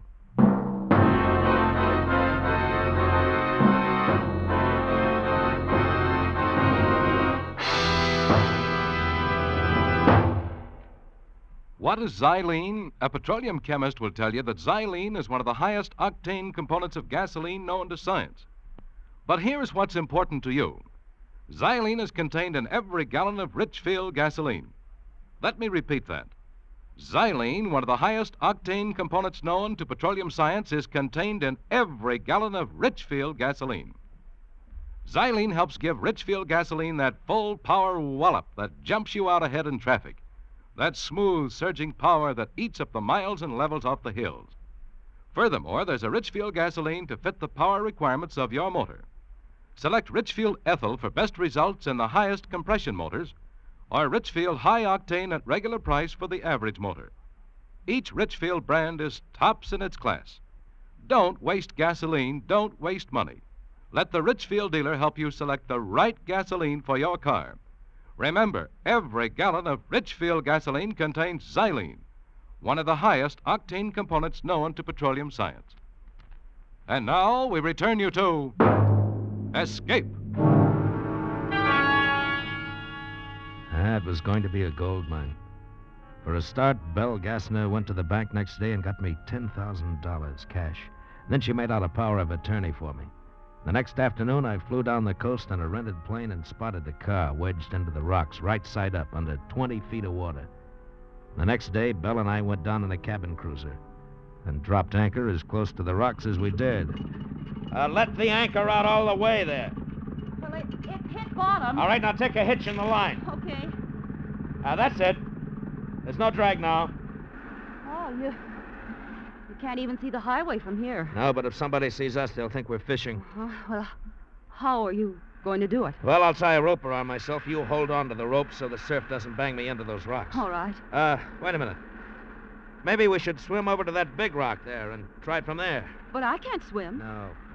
Well, I'll swim over and pull you across. Oh, How's no, that? I'm terribly afraid of water. All right. I'll try it from here then. But you hang on to that rope, you understand? Yes.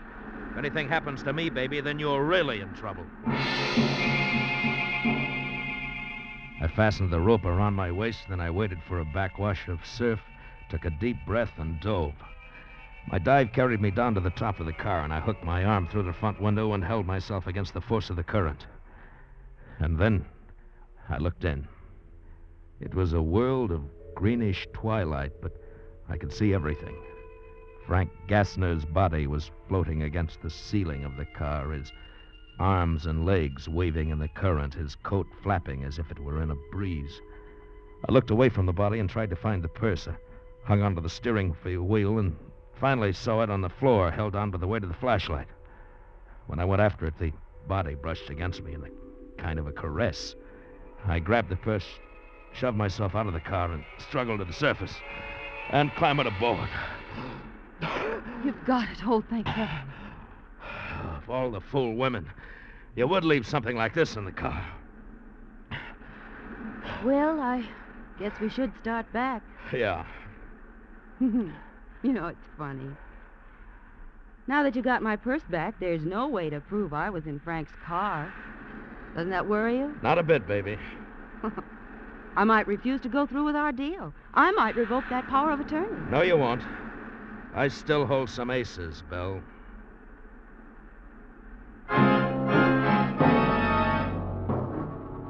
That night I started playing those aces. Belle Gassner had never known a man like me, only a husband that she'd hated. All I had to do was make one move, and she fell as hard as any of the rest of them. And having her crazy about me was the best way to keep her in line, better than any threats. I didn't have to worry about Belle Gassner. Not anymore. And now I had the world by the tail on a downhill pull. When I got back to the Bayview Lodge later that night, Danny was waiting for me. So? What's the pitch, Gil? Ever hear of a character named Frank Gassner?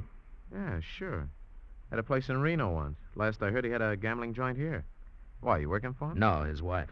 Huh? Gassner's missing. He took a powder, met with an accident nobody knows yet. So she's appointed me manager of the whole works with power of attorney. I want you to front for me, Danny. Why do you want to front? Well, I don't want to be known as a gambler. This is my big chance to live first class. I want everything that goes with it. Maybe I'll even join the racket club. Go social. Yeah, you always did have big ideas, Gil. How long is this going to last? Well, long enough. Well, suppose this Gassner shows up someday. He won't. Now, wait a minute, Danny. My hands are clean. I didn't do him, and I know what happened to him, but I'm the only one who knows. Yeah. Yeah, sure, Gil. Okay, I'll play along.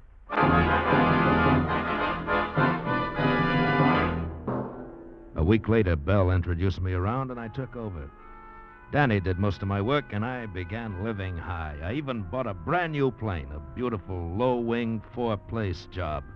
And I took Belle up the first day. You know, flying's the only time I'm really myself, Belle.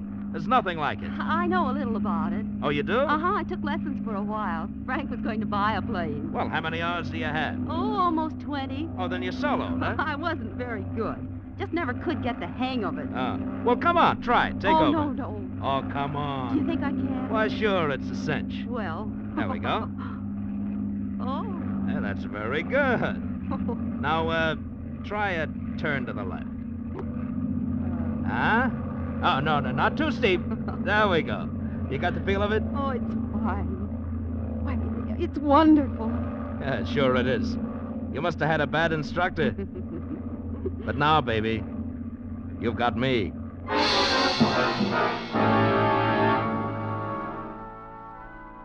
The money began rolling in. I bought a bachelor house on the beach. I joined the racket club. It seemed like there was no end to the good things I'd heard about and never known. Yet, slowly, little by little, a sour note crept in. Belle began to get on my nerves. She was so possessive, I began to hate the sight of her.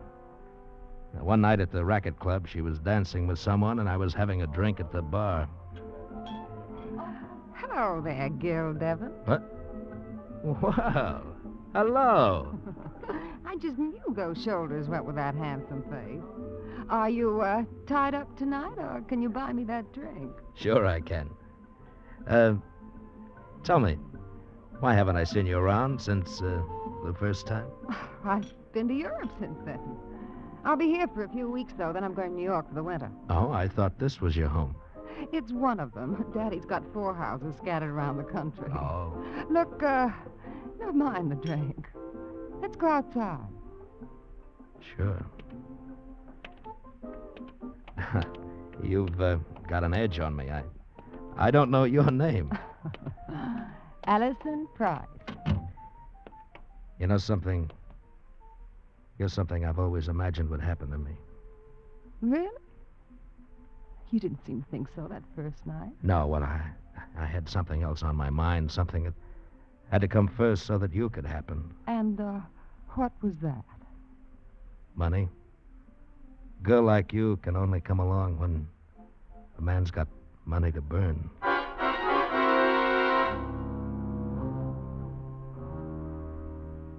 And on the way home that night, I was in real trouble. Where were you? I saw you leave with Allison Price. I told you, Belle, we were outside talking. I warn you, Gil. If you ever think of leaving me, I'll go to the police and tell them we both killed Frank, and I mean it, Gil. Oh, calm down, Belle. I'm not interested in that Price girl. Are you sure? Why, sure. As soon as you're legally a widow, we'll get married. That's a promise, Belle. I felt like a steel trap had closed on me. That Belle was dangerous. She had to be handled right. I planned everything down to the last detail and then waited until one night pretty late. Yeah, Gil, they found him. What are you talking about? Found who? Gassner. Gassner's body's been found. The car's down the road a ways at the bottom of a cliff. Somebody spotted it from the air. It must have been an accident. Yeah. Look, should I call Mrs. Gassner? Chief Arnold's not going to tell her till he's poked around. No, Danny. I'll call her. Thanks for letting me know.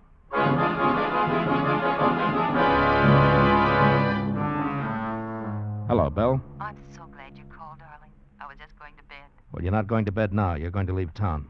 Why, Gil? I can't tell you why over the telephone. I'll pick you up in 10 minutes. All right, darling. No. Wait a minute. You better take your car. Pack a bag and drive out to the airport. Don't let anyone see you. I'll meet you there.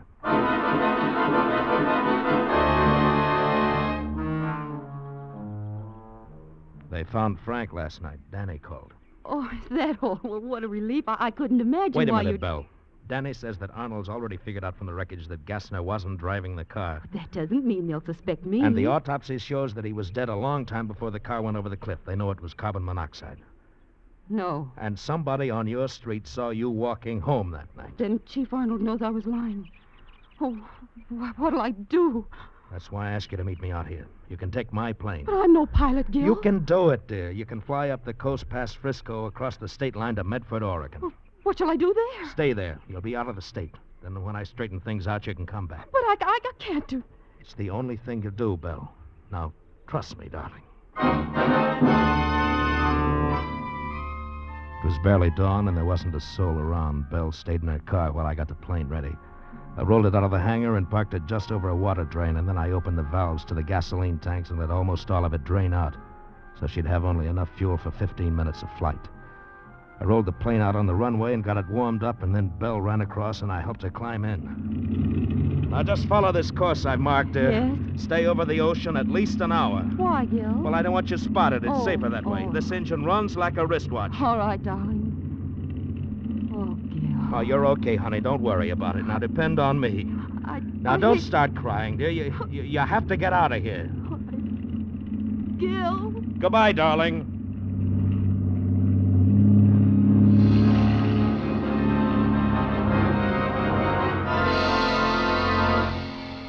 She took off to the west and then flew northwest over the ocean.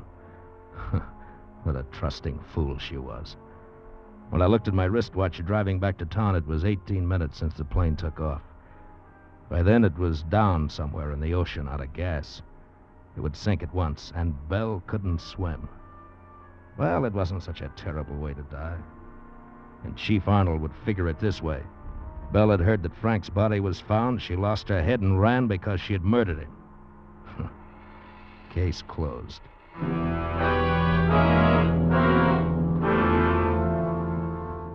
It was a nice day. Nice day to take Allison swimming. Or for a drive up the beach. When I got to town, nothing was open yet except the drugstore, so I stopped and bought a paper. folded it under my arm, and started back to my car. And then I spotted Chief Arnold coming toward me, grinning like an ape. I wondered what was on the old fathead's mind. Hey, Mr. Devon. What? Whoa, there. Well, hello, Chief. You look happy about something. Gil Devon. I arrest you for the murder of Frank Gassner. What? Are you nuts? What gives you the idea that I had anything? Ever seen this before, Devon? Sure. That's my Army identification bracelet. I haven't seen it for weeks. I'm always losing it. Well, it's handy for us cops that you do. This time you lost it in Frank Gassner's car. Say, isn't that Allison Price? Well, I'll be darned. She's got under your skin, too. Shut up. Shut up, you flat-foot. Gil! Come here, I want to talk to you. Oh, beautiful girl. And so near. So near. And yet so far.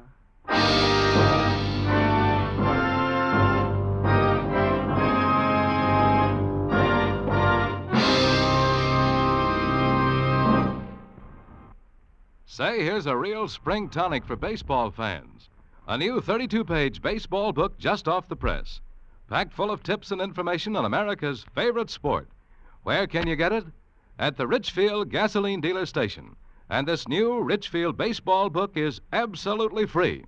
It contains Major League and many minor league schedules, World Series box scores, and Major League standings, baseball questions and answers, seating diagrams of 16 baseball stadiums.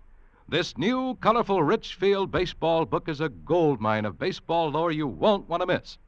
A storehouse of fascinating information that fits right in your pocket. And remember, it's absolutely free. Ask your Richfield gasoline dealer for your copy tomorrow. And while you're about it, ask him about Richfield All-Point Safety Service, the complete scientific lubrication service and safety checkup that prepares your car for the warm weather ahead.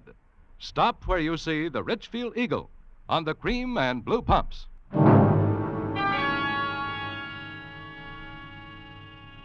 Escape is produced and directed by William N. Robeson and has tonight presented Something for Nothing by H.V. Dixon, adapted for radio by Sylvia Richards. Featured in the cast were Bill Conrad as Gil, Ann Morrison as Belle, Frances Cheney as Allison, Will Gear as Arnold, Rick Vallon as the bartender, and Paul Frees as Danny. Special music was arranged and played by Ivan Ditmars. Next week. You are being whirled through the streets of New Orleans by the gay revelers of Mardi Gras. But somewhere in the crowd, dressed as a clown, is a murderer. Your murderer, from whom there is no escape.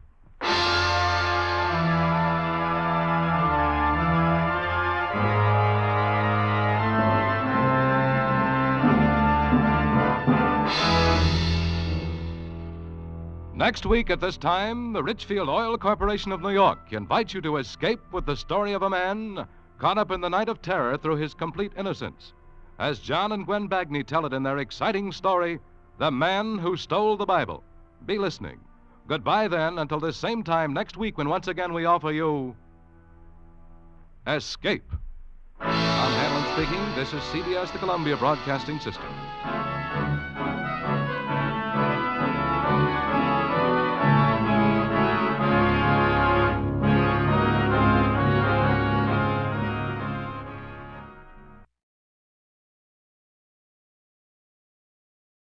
Tired of the everyday routine? Ever dream of a life of romantic adventure? Want to get away from it all? We offer you Escape. Escape, designed to free you from the four walls of today for a half hour of high adventure. Escape, brought to you by the Richfield Oil Corporation of New York and the independent marketers of Richfield gasolines, motor oils, and other petroleum products. Look for the Richfield Eagle on the cream and blue pumps.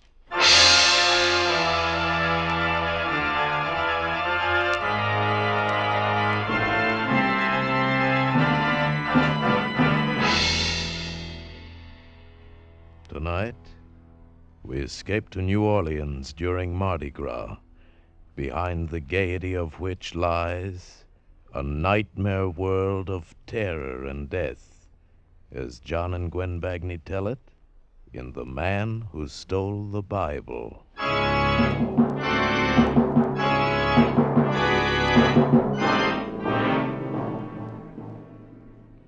I didn't mean to steal the Bible. That wasn't my intention. Why, I'd never taken as much as a towel or an ashtray out of a hotel. And if I'd known the night of terror it would lead me into, I'd never have taken it at all.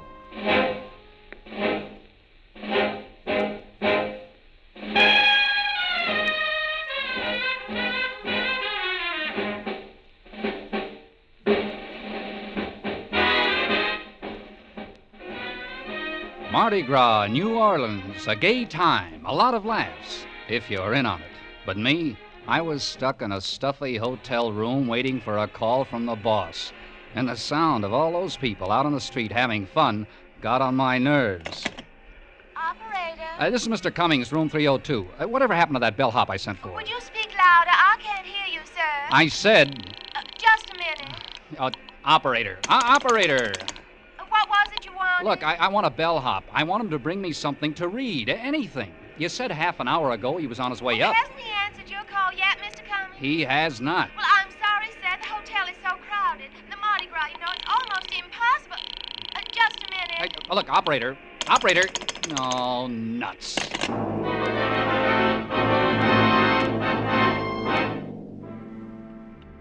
I paced back and forth, wishing the boss would call me so I could get out of the room. I didn't dare leave, even to go down and get a paper. He's that kind of a guy. Expects you to be on tap all the time. There was no radio in the room and nothing to read. I went through all the drawers, hoping somebody had left behind a magazine or a seed catalog, anything. And then I found it. The Bible. The Gideon Bible. For years I've seen them in hotel rooms, but I'd never paid any attention to them. And now I opened the book. 1 Samuel, chapter 19. I lay down on the bed and I started to read.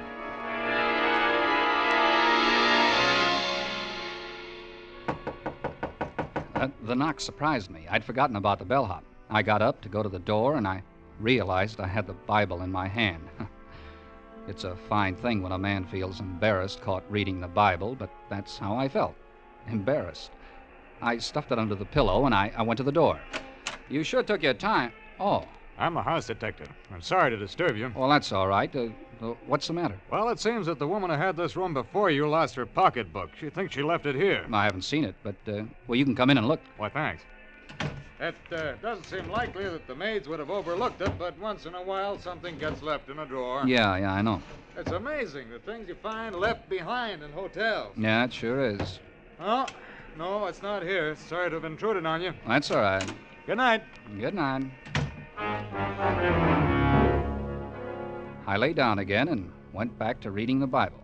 Once I got used to the old-fashioned language, I found it pretty interesting. The story of David, anyway.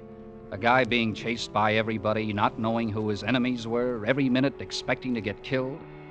I was down to the part where David's wife puts a dummy in his bed as a decoy to save his life when I was interrupted again. This time I automatically stuck the Bible under the pillow and went to the door. Hello. Oh. Hello.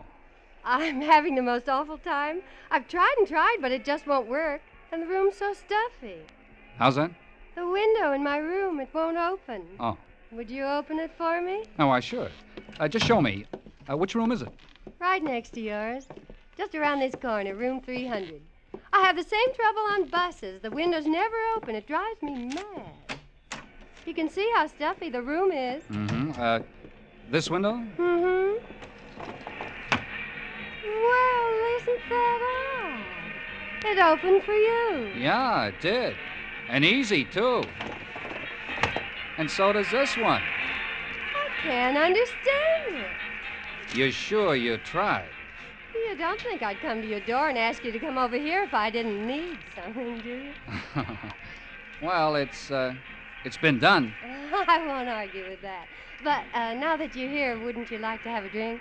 For your trouble, I mean? Oh, no, I don't think I You can. can watch the parade much better here than on your side of the building. Oh, no, I can't. What's the matter? Oh, sorry, I have to go. That's my phone. Wait, don't go. You can have the call transferred here. But it's silly to go all the way back to your room. Hello, Cummings. Oh, yes, sir. I've been waiting for your call. Now, listen, I've covered the whole territory down here, and things look pretty healthy. You see, the main difficulty has been that... I stared at my briefcase. I had left it on the dresser. Now it was on the bed, and everything had been pulled out of it. The closet door was ajar, the drawers in the bureau were open. My Gladstone apparently hadn't been touched, but everything else had. I talked with the boss about trends, business conditions, but my mind was on a girl who wanted a window open. A window that wasn't stuck, while somebody searched my room. Calmly, I finished my conversation and hung up. There was no reason now for me to stay in the room. I gathered up my stuff, and I took the Bible from under the pillow. Funny. I had gotten interested in it. I wanted to go on reading it, so I stuck it in my top coat pocket and walked out of the room. On my way to the elevator, I got a sudden impulse. I stopped in front of room 300 and knocked. Where's Nobody here now, mister. The lady checked out. Oh, but that's impossible. I was just here. I don't know anything about that, but she checked out a couple minutes ago, and I got to clean up after her right now. I'm going to be glad when Mardi Gras is over. Everybody goes crazy. Hotel goes crazy. People check in, check out. They steal everything that ain't tied down. Steal? Yeah, I said steal. Ashtrays, bath towels, soap. I wouldn't be surprised if they take the beds, nay. The Bible in my pocket suddenly felt like a pound of uranium. I wondered if the cleaning woman could read the guilt on my face, but she put her wastebasket down in the hall and went back in to clean the room. For a second, I considered taking the Bible back to room 302, and maybe I would have if it hadn't been for the discarded book jacket in the wastebasket. It was gaudy, red and yellow. I grabbed it up, put it around the Bible. The title read, You Will Die Tonight.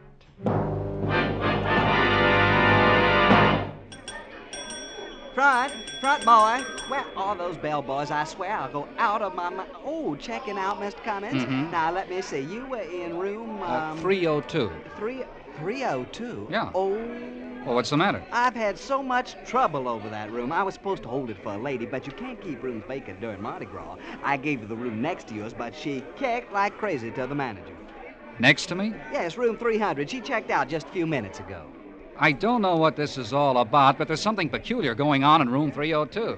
Peculiar? I didn't mind the house detective coming in to look for the purse, but I didn't like having my stuff searched while I was out of the room. Searched? Yeah, I said searched. You say the house detective did that? He said the woman who had the room before me left a purse, and he came... That's impossible. Well, what do you mean? A man had the room ahead of you. Oh, yes, I'm positive of it. Just a minute, I got the register right here. I'll take it. Yes, a man, a Mr. Gregory. The house detective isn't on duty today, but when he comes in tomorrow, I'll tell him that... Not on duty? Well, then what was he doing in my room? Today? Of course, today, tonight. A tall guy with black hair. He came in some mistake, Mr. Cummings. Our house detective, Mr. St. Clair's his name, is short and bald, and he hadn't been in the hotel all day. He's homesick. It had the makings of an interesting little intrigue. But I left the mystery of room 302 with the room clerk and went to the cigar stand. It was 8 o'clock. My train wouldn't leave until midnight. Yes, sir, what'll it be? Cigarettes or cigars? Cigars. 3 Coronas. No, make it 6. Always like to sell cigars. Men don't smoke cigars like they used to. Cigarettes, that's the fashion today, but give me a good cigar every day. Sounds like somebody's having a good time. Oh, they all have a good time during the carnival. Say, I wonder where I could check my bag and briefcase for a little while. Oh, going to see the parade? Yeah, I thought I would. Mill around a little bit. I've got a couple hours to kill. Well, I'd be glad to keep it for you. I'm on duty till midnight. Oh, would you? Well, that's mighty nice of you. Oh, don't mind it at all. Mardi Gras is something to see. You shouldn't miss it. But you'll have more fun if you rent a costume. The hotel's got them for rent, you know. No, thanks. I'll go as I am.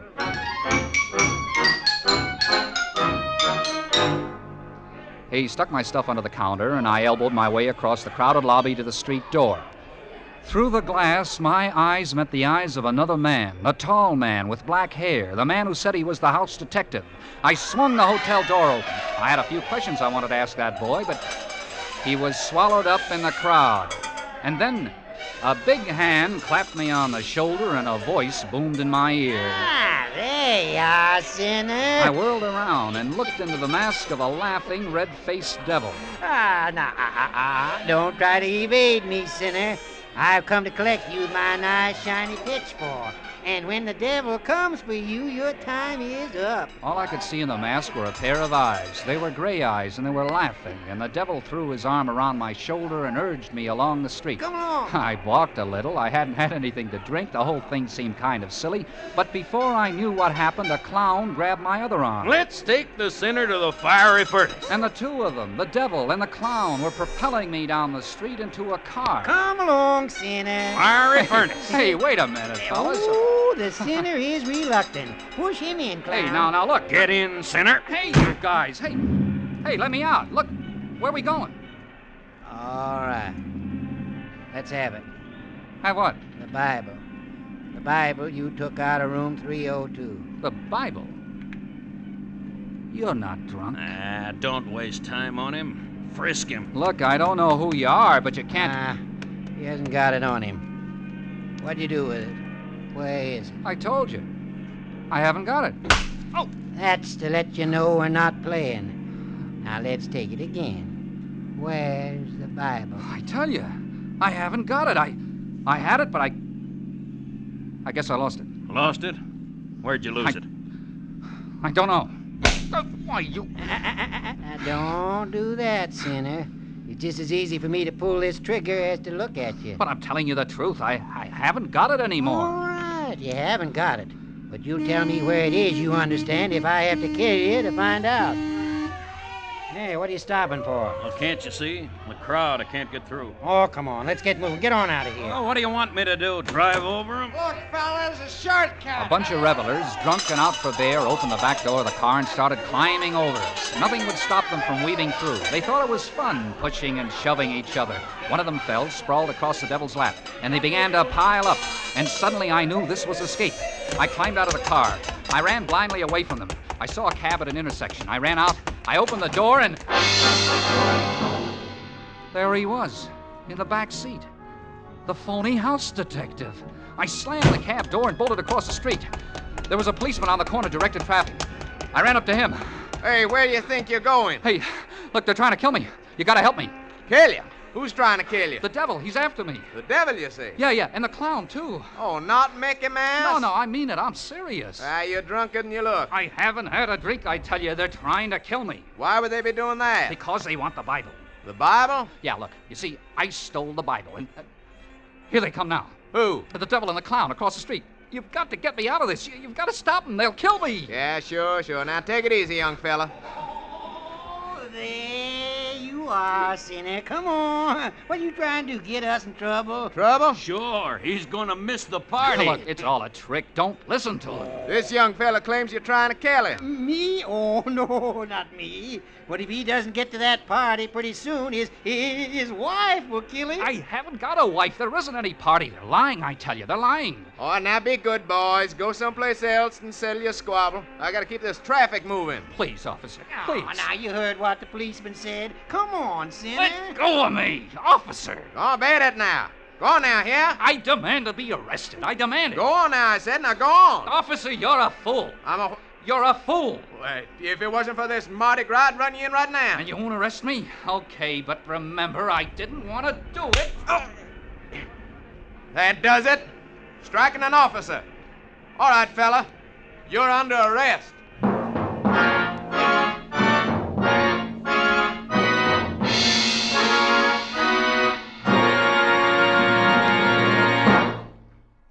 Xylene. That's a word to remember, for xylene is one of the highest octane gasoline components known to science. And xylene benefits you when you buy Richfield gasoline. Why? Because today, every gallon of Richfield gasoline contains xylene. That's right. Xylene in Richfield gasoline helps give your car that high anti-knock performance. That swift surge of power when you step on the accelerator. That's smooth as silk action along the highway. Furthermore, your Richfield dealer offers you a choice of 2 great Richfield gasolines with xylene. Richfield Ethyl for best results in the highest compression motors, or Richfield High Octane at regular price for the average motor. Each Richfield gasoline is tops in its class. Each contains xylene. For the finest performance at lowest cost per mile, let your Richfield dealer help you select the right Richfield gasoline to fit your motor's power requirements. Stop where you see the Richfield Eagle on the cream and blue pumps. And now we return you to Escape. I sat in the drunk tank of the New Orleans jail and tried to figure it out. Who were the devil and the clown and the phony house detective? Why was the Bible so important that they would even kill me to get it? My bags were back at the cigar counter in the hotel. My train was scheduled to leave at midnight. But how was I going to get out of New Orleans? Already it was 10 o'clock, and as long as I stayed in jail, I would be safe. But even that didn't last long. I hadn't been there half an hour when a cop came for me and took me to the desk sergeant. Here's your personal belongings, Cummins. You're released. You can go. But try to behave yourself. We're pretty busy tonight. Released? You know, you're a lucky guy. Culpepper decided not to press charges against you. You know what you could get for striking an officer. But, well, aren't you going to hold me? Oh, your fine's been paid. Now go on, get out of here, and keep out of trouble, will you? Oh, but I am in trouble. That's what I tried to tell the cop, but he wouldn't listen to me. I had to hit him. My fine? You said somebody paid my fine? That's right. It's been paid. But who? Who paid it? I don't know who it was. He didn't give a name. He just paid it. Was it a man in a devil's costume? Huh? Or a clown? Now, look. Oh, what did he look like? How do I know what he looked like? He was an ordinary-looking guy. Tall, big, he had black hair. The house detective. The who? They'll kill me, I tell you. Excuse, messieurs, mais je suis perdue. Je voudrais retrouver le couvent. I hadn't heard her come into the station. She moved so quietly. She was a nun, and she was talking excitedly in French. I wasn't paying much attention to her. I was thinking instead of my own problem. The house detective had paid my fine. He wanted me out of jail. He wanted me loose on the street. Why? And the devil and the clown. Were they with him? Were all of them waiting outside that door for me? Yeah, well, please, sister, I wish I could help you, but I can't understand a word you're saying. Monsieur, les gens dans la route m'empêchent de trouver mon chemin. Ils me prennent pour un des célébrants. English. Can you speak English, sister? Oh, pardon, monsieur. Masquerade. Costume. The people think masquerade. Non masquerade. Huh? I think she's trying to say the people on the streets think she's wearing a masquerade costume. Merci bien, monsieur. I am loose. You mean lost? Oui, monsieur. Lost. I am expect at convent, the Vieux Carré. The Vieux Carré? Oh, that's in the French Quarter. Exactement, oui. Mm-hmm. I try for taxi cab. The crowd, how you say, push me around. Pouvez-vous envoyer un de vos gendarmes? What? A gendarme. She wants you to send a policeman to help her to get to the convent. Oui, monsieur. I'm sorry, sister. I'd be glad to, but I don't have anybody in right now. If you don't mind sticking around for a while, I'd be Sticking around? The sergeant, the prefect, he says he's sorry. If you will wait, there is no one available right now to help you. Wait a minute. The nun stood there, frightened and bewildered, out of place in the police station. But for me, it was a miraculous break. Sure, I could walk out of that police station with her. And if they were waiting outside, waiting to get me, I could walk right by them. They wouldn't dare touch me as long as I was with a nun. I could take her to the convent, and once there, I'd be safe. I'll take the sister to the convent, Sergeant. It's okay with me if it's okay with her. Merci, monsieur. Merci mille fois.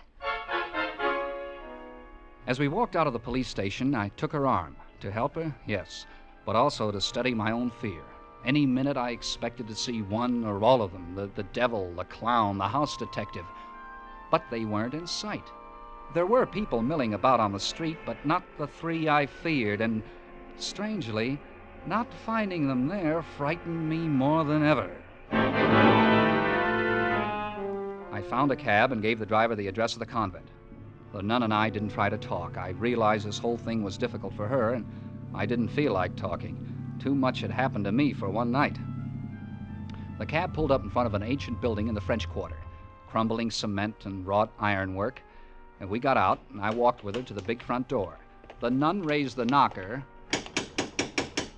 and I knew I'd been had. What is wrong? Fingernails. Red, polished finger... You're not a nun. Well, it's Hurry, boys, get him in. He's wise. Come along, sinner. Get in here. It was the devil and the clown. They yanked me into the house. And the girl, I stared at her. Back in the police station, I hadn't really looked at her face. Her black robes had spelled freedom to me. That's as far as I had thought. But now I knew I'd seen her before. Only before, she had worn a green dress and a scarlet mouth to match her fingernails, and her hair had been blonde and long. And she wanted a window opened. A window that wasn't stuck. You giving us a lot of trouble. Look, I'm sorry. We've been very patient. Now we want the Bible. I told you before, I don't have it. You had it? Yeah, I had it. I took it. I don't know why I took it, but I lost it. All right. Who sent you to get it? I'll handle him. All right. Who you working for, Poloni? Look, there's some mistake. I'm a salesman. I sell washing machines. You're lying. Look, I tell you. Where's the stuff? Has Poloni got it? What stuff? I don't know any Poloni. What are you slapping me around for? That won't get you any points. Own it? Oh. Let me talk to him. Look, if you're lying for Poloni... Who's Poloni? I don't know any Poloni. Poloni wouldn't take a beating for you. Oh, look, I tell you... Whatever he's paying you, we'll pay you more. We'll pay him nothing. You hand over that Bible, or tell us where the dope is stashed, or so help me, I'll kill him. Dope? So, that's what it is. Dope? Yeah, Mr. Innocent. That's what it is. Dope. Stop it. You kill him, we'll never find it. Listen to me.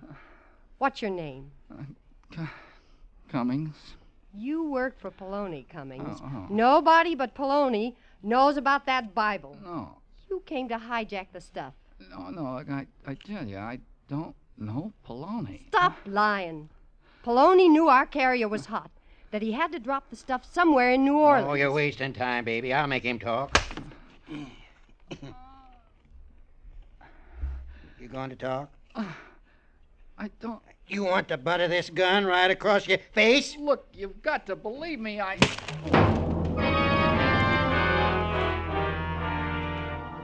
He hit me with the gun. I tried to keep my eyes open, to hang on to consciousness. Across the room, I saw the door open, and in it stood a man with another gun. A big man with black hair, the phony house detective. Was his name Poloni?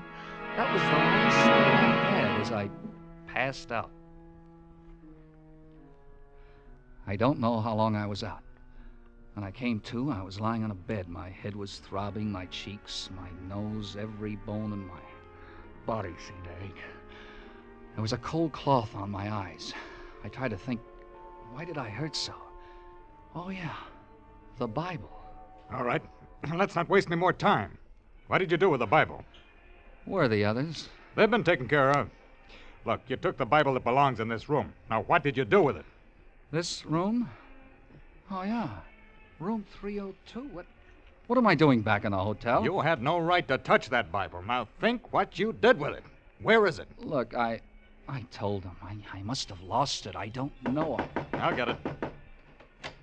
Yeah? They're the gentleman who left his suitcases with me, Mr. Cummings. Suitcases? Come in. Who are you? I run the cigar stand in the lobby. I saw you bring Mr. Cummings in. If you don't mind my saying so, quite tight. Yeah. I'm going off duty in a little while, and I thought he'd need his things. You see, he checked them with me. Thanks. Oh, I almost forgot it. Here's his book, too.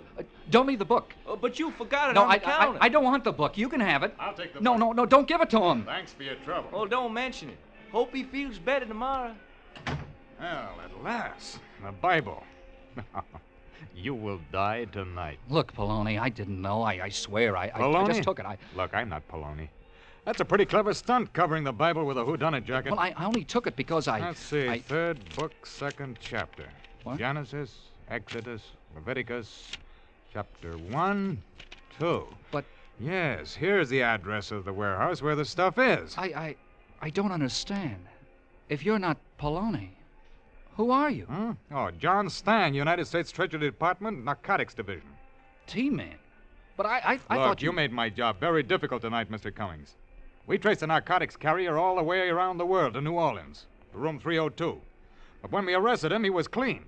He didn't have the evidence. Room 302 was the link. That girl, Frenchie, was to take this room, and I would have followed her here to where the evidence was stashed. It was as simple as that, but you stepped in and threw us all off. Oh, why didn't you tell me you were a government man when you came in tonight to look for the pocketbook? How did I know that you weren't a new member of the gang?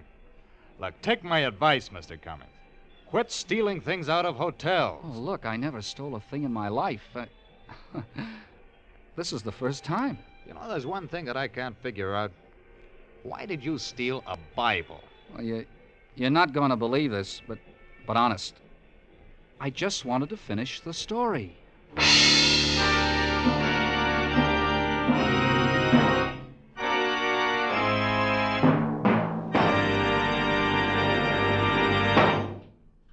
Attention, baseball fans.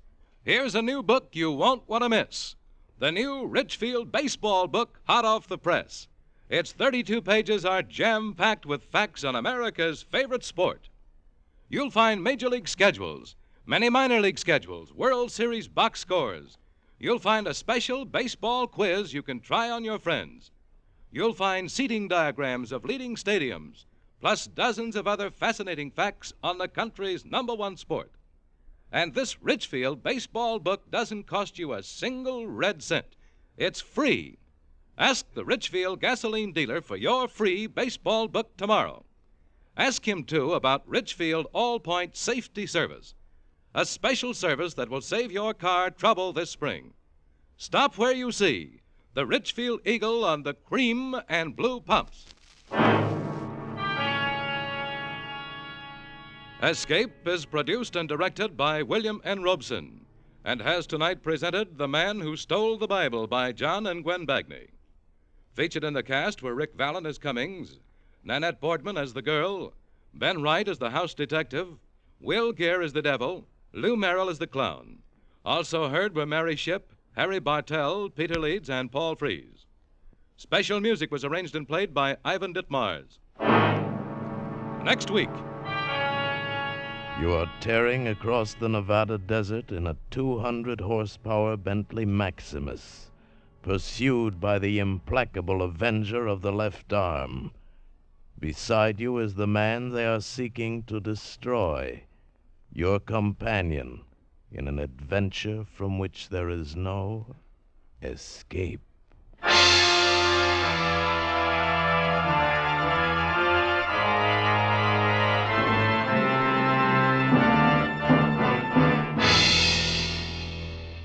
Next week at this time, the Richfield Oil Corporation of New York invites you to escape with the story of a foreign spy who sought to renounce the left arm and become once again an American citizen.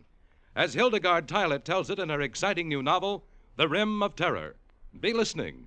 Goodbye then until this same time next week, when once again we offer you Escape. This is CBS, the Columbia Broadcasting System.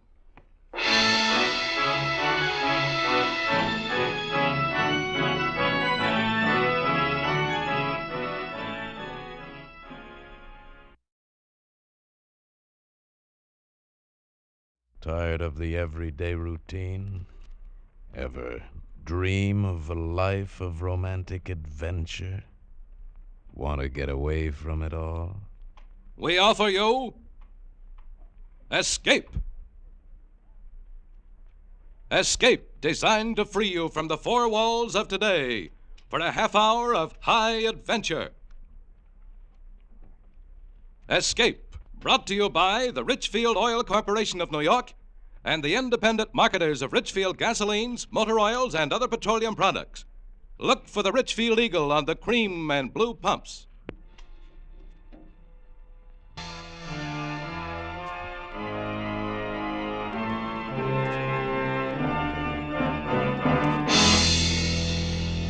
Tonight, we escape to the Nevada desert in the story of a foreign spy who sought to renounce the left arm and become once again an American citizen. as Hildegard Thielhet tells it in her exciting new novel, The Rim of Terror, starring Miss Nancy Kelly.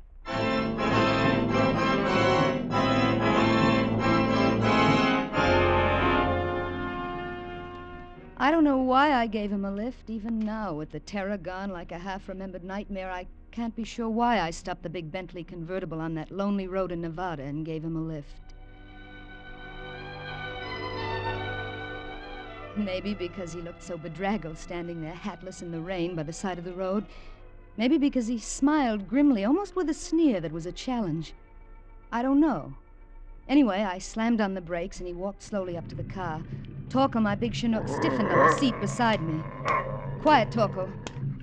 So you've decided I don't look like too much of a risk? Not at all. Please get in. You look very wet. As a matter of fact, I am very wet. Backseat, Torkel. Torkel, is it? How are you, Torkel? He's quite a dog. I'll bet he could easily kill a man. Oh, he's really quite well behaved, and he wouldn't attack without orders. You have made yourself quite clear.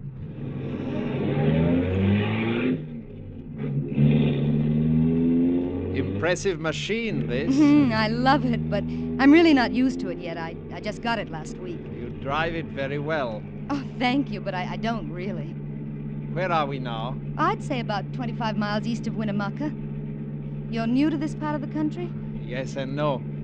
I've never seen that view before. It's breathtaking. Such a difference from back home. Back home? New England. This is the first time I've ever been in the West, and I love it. The scenery is yes, so... but this particular scenery doesn't appeal to me very much. Why not? I'd say there's someone waiting for us down there. Look. I looked, and far below on the valley floor was a fork in the road and an abandoned building. Near it was a black speck that looked like a wagon and two smaller black specks that moved. Men, no doubt, though from here they looked like ants. I'd suggest slowing down. Not much, though. I expect they're watching us through field glasses. Who? Let me out here. What? This cut hides us from them. Stop the car. I'm sorry our ride together must end so soon. Don't be afraid. Have your dog sit in the front seat and keep him there until you are safe in Winnemucca. I don't understand. You know what a roadblock is? A roadblock? Are the police after you? Not the police of this country. Just tell them you have not seen me, and they'll pass you on all right. Goodbye. Thank you.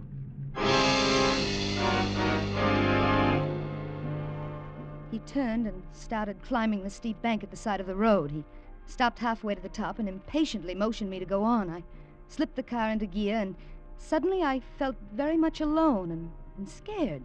I motioned Torkel into the front seat and started down the pass into the desert valley. A couple of miles further, at the forks, the road was blocked by a black delivery truck. I was almost tempted to swing around it, but the man in the plastic raincoat who held his hand up so casually didn't look dangerous at all, so I came to a stop. Another man in a black raincoat was leaning against the truck trying to clean the mud from his shoes. Across the panel of the truck was a sign that read, Nevada Public Opinion Surveys, Carson City. I felt a little silly for feeling scared a moment before. Howdy, miss. We're making a traffic check. Yes? Mind answering a few questions? Only take a minute. What do you want to know? Well, now, let's see. Where are you from? Vermont? Vermont? Well, I declare. We don't get many tourists from Vermont. You come all this way alone? Well, I don't suppose you'd count my dog as a passenger. I guess not. Although I always say a dog's a man's or a woman's best friend. Nobody else with you? No. Have you given any rides to hitchhikers? No. No. Through the windshield, I saw a man in the black raincoat reach into the van. There was a smear of yellow paint on his raincoat, and the letters on the neat sign were blurred. It had been freshly painted, and the paint had rubbed off when he leaned against the sign a moment ago. Even if you've given somebody just a short ride, we have to put it down. It's for the statistical average. I'm sorry, but I've lost too much time already. I can't answer any more of your questions. The man in the black raincoat was beside the car now, peering in over the interviewer's shoulder. Somebody's been sitting in the seat next to Curlyhead there. You can see where the seat's wet. Let's quit stalling, Mr. Smith. Shut up. Ma'am, you can see for yourself you've had somebody sitting in that seat not very long ago. My dog. Your dog's dry as a bone, ma'am. I'll search the trunk compartment. Maybe she's got him hid in there. You get her keys, will you? You take your hands off the steering wheel. Now, ma'am, just give me the keys. Torkel! I had no idea the Bentley had such power. It leapt forward under the accelerator as I swung it around, clipping the front bumper of the delivery truck, skidding across the wet road and throwing a sheet of liquid mud over the two men. Through the rear-view mirror, I could see them running up the road after me, then stop and give up.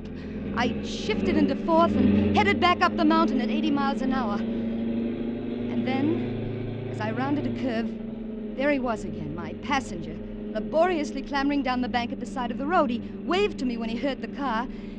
And again, I don't know why I stopped. Maybe it was the painful way he was limping. Maybe because his figure looked so tiny and alone in all that vastness.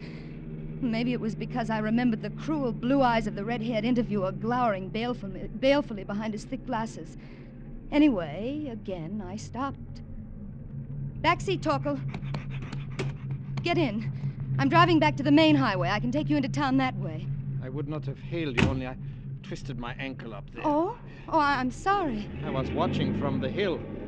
What happened down there? Lose your nerve? I'm afraid I did. After they saw the damp mark your suit had made and the man reached for the ignition keys, I guess I lost my nerve. Where was the third man? There wasn't one. He must have been hiding. Was one of them red-headed with glasses? Yes. The other one called him Mr. Smith. What's this all about? Who are they? Who are you?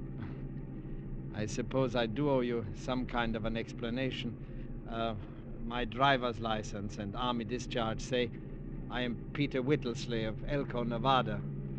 But they're very excellent forgeries. Forgeries? Oh, yes. You see, I am, or rather, was a spy. What? Yes, I landed in San Francisco 3 days ago in the crew of a little Greek freighter. Mr. Smith met me.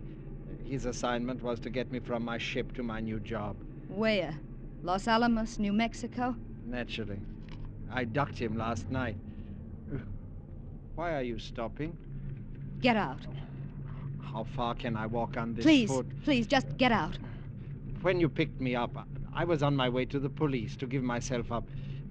It's my only way to get away from them. You must believe me. It sounds like a bad movie. Now get out. What about that bullet hole? What bullet hole? In the windshield. Oh? I didn't see it before. My friend, Mr. Smith, of course. I suppose I didn't hear the gun go off over the sound of the motor. Do you believe me now? Maybe I do.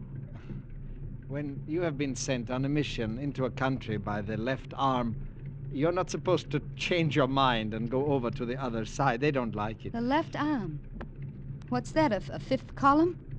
Well, I suppose you could call it that.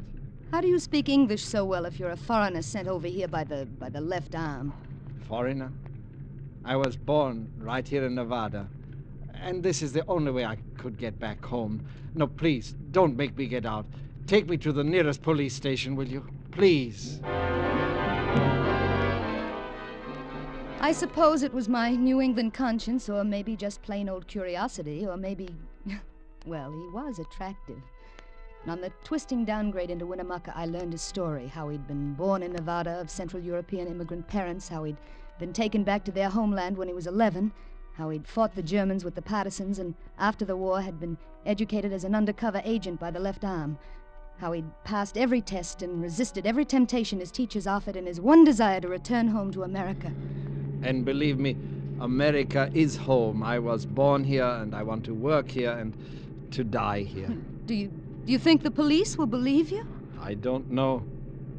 Do you? I want to, but it's a pretty wild yarn. It's true. Every word of it. I know it is. I feel it is. Thank you. And now, tell me a little bit about you, a poor little rich girl. Well, don't let this beautiful car fool you. It's the only extravagance I've ever indulged in my life. Well, I must say, when you decide to be extravagant, you don't do it by halves. Oh, there's the city hall. Police station must be there. You can drop me here on the corner. You won't waste any time getting through town, then.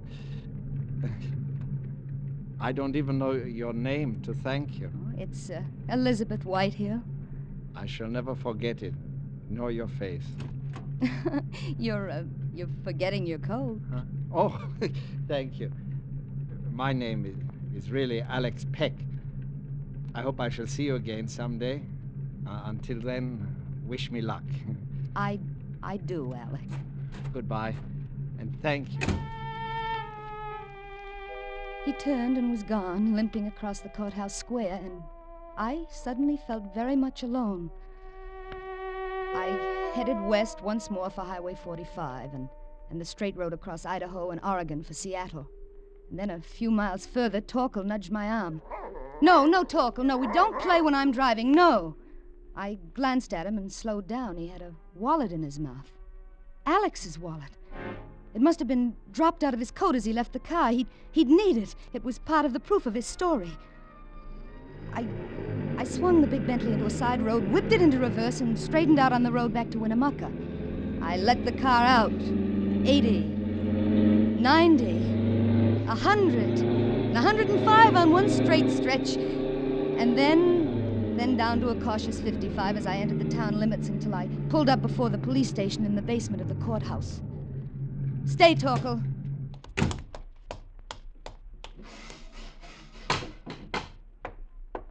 Ma'am? Are you the officer in charge here? I'm Sergeant Helding. I'm looking for Mr. Alexander Peck. I drove him here not more than a half hour ago. Mr. Peck left his papers in my car. I thought he might want them, so I brought them back. Well, he's, gone, ma'am. Gone? Yep. Ma'am, you don't know how lucky you were. That fellow was a lunatic. Lunatic? Sure. His name is Peter Whittlesey from Elko. Nuttier than a fruitcake. He escaped from the Carson City Asylum last night. They came for him in the wagon. A black panel truck? That's right. Had Carson City State Asylum painted on the panel. In fresh paint? Pardon, ma'am? You've made a dreadful mistake. That's the same truck that stopped me back at Indian Forks. It must be. You're one of the most stupid, incompetent ignoramuses that ever sent a man to be tortured. Yes, and perhaps murdered. Now, ma'am, them's mighty hard words. And I mean every one of them. Now, ma'am, let's not have any sass out of you. You're too nice a gal to go around picking up strangers. Just run along now, ma'am. We're pretty busy here. But don't you understand? Understand you're wasting our time. Good day, ma'am. No. Just a minute. What? That's your car over there, that yellow Thunderbolt. Yes? You have any idea how fast you were going when you passed the airport? Why, Well, I'll tell you. I was doing 90 on my motorcycle, and you walked right away from me. I got a good mind to throw the book at you.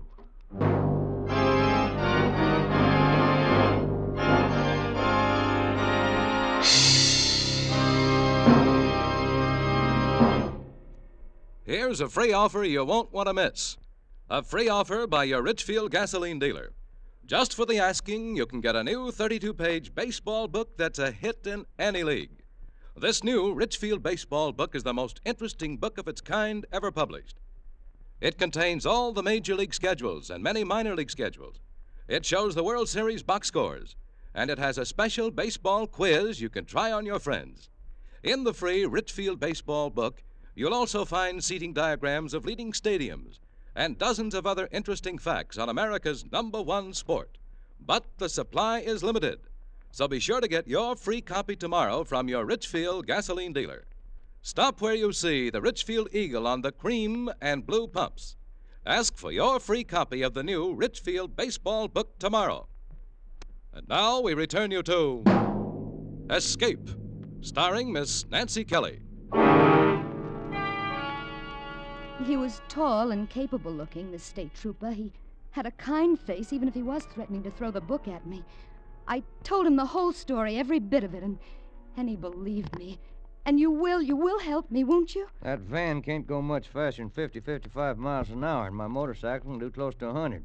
We didn't run into the van coming into town from the north, so I guess it's traveling along the highway south to Reno, maybe to California. I can catch it and stop it, sure, so what? How do I know the guy isn't a lunatic and the van isn't on the level? I got to have an identification. You'd like me to drive behind you? If you can identify those guys as the same guys who stopped you and tried to shoot you, I got a case. I'll make them wish they were never born. Let's go.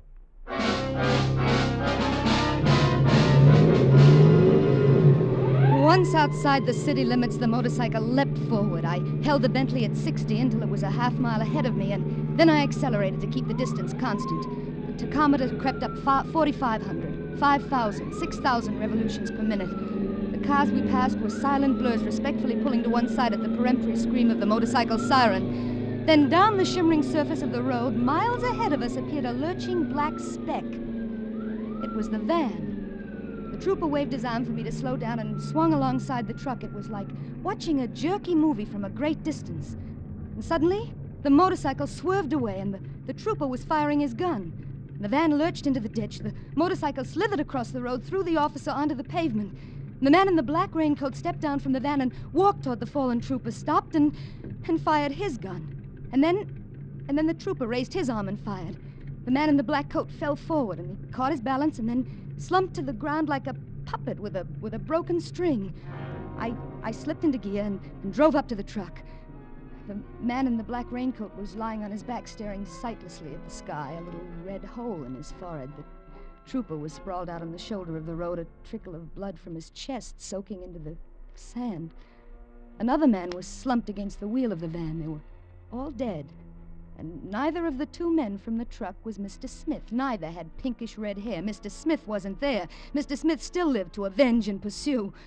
But somebody else in this silent scene of death was alive. Somebody inside the truck, scratching at the bolted door. I unlocked the black doors of the van. And there he was. There, strapped in a straitjacket, was Alex. It was not until I'd untied him and had him safely out of the truck that I became faint. It is all over. This part, at least. There's no reason to shiver and shake. I can't stop. Well, it's shock. Now, let us pick up the pieces. How did you get here? I found your wallet. Go on. Make yourself talk. You dropped it in my car. I thought you'd need it at the police station. Are you well enough to drive that machine of yours? I think so. Where? Well, that depends on what happened to Mr. Smith. Where is he? I thought he was in the truck. No. Have you seen him? And since he stopped the car this morning at Indian Forks? Where do you think he is? I have not the slightest idea, but he's looking for us, you may be sure. We've got to get away from here. All right, I'm ready. Come on. No, wait a minute. What happened to you? He pointed to my jacket. It was splotched with a deep red stain. Blood. No, I don't think so. Oh, the cans of paint in the back of the truck. When you untied me, you must have spilled one. Take it off. Why? Do you want people to ask questions? Here, get in. Start the motor. Give me that jacket. What are you going to do? Ditch it. Oh, there's a car coming. Let's go. Good. It's in a dip a couple of miles back. They did not see us. My mother knit that jacket for me. Good. Then you know where you can have it replaced. Where are you headed? We'll drive straight through to Seattle. Oh, Seattle's too far. No, now listen. My friend in Seattle, Charles Matthews, he'll know what to do. He has connections, even in Washington. He may not be too willing to help me. Under the circumstances, I could hardly blame him. Charles is bigger than that. I wonder. 2 hours later, we were 120 miles nearer Seattle and filling the gas tank at a lonely motor court set in a clump of scraggly pines. Sure is a thirsty bus. Took 22 gallons. Yes, it was nearly empty. That'll be $5.28. Will you cash a traveler's check? Oh, sure. All right, just a minute. Alec. What? My traveler's checks, they were pinned inside my jacket. The jacket you threw away. We'll have to go back. Do you have any idea what that piece of road will be like now? Half the population of Winnemucca driving out to see where the gun battle occurred? But, Alec, that's all the money I have in the world. You can stop payment on them. You can get your money back. But now, right now, I've only got $1.75. Let me see what I have in my pocket. 2 silver dollars, a lot of chicken feed. Yes, we can make it with $50 to spare. Here you are, madam. Thank you. Come again. How are we going to get to Seattle on 50 cents? The moment I have not got the slightest idea. Well, this tank full of gasoline won't take us half the way. You could phone your boyfriend, collect, and tell him we are strapped and ask him to wire you some money. I couldn't ask Charles for money. Why not? You wouldn't understand. If you don't want to ask him for money, don't. I'll figure something out. Yeah, like robbing a bank. Maybe. With your training, that shouldn't be too difficult. Perhaps. I'm sorry. That was unkind of me. Why do you suppose we're bickering like this? I haven't the slightest idea. Haven't you? No. Neither have I.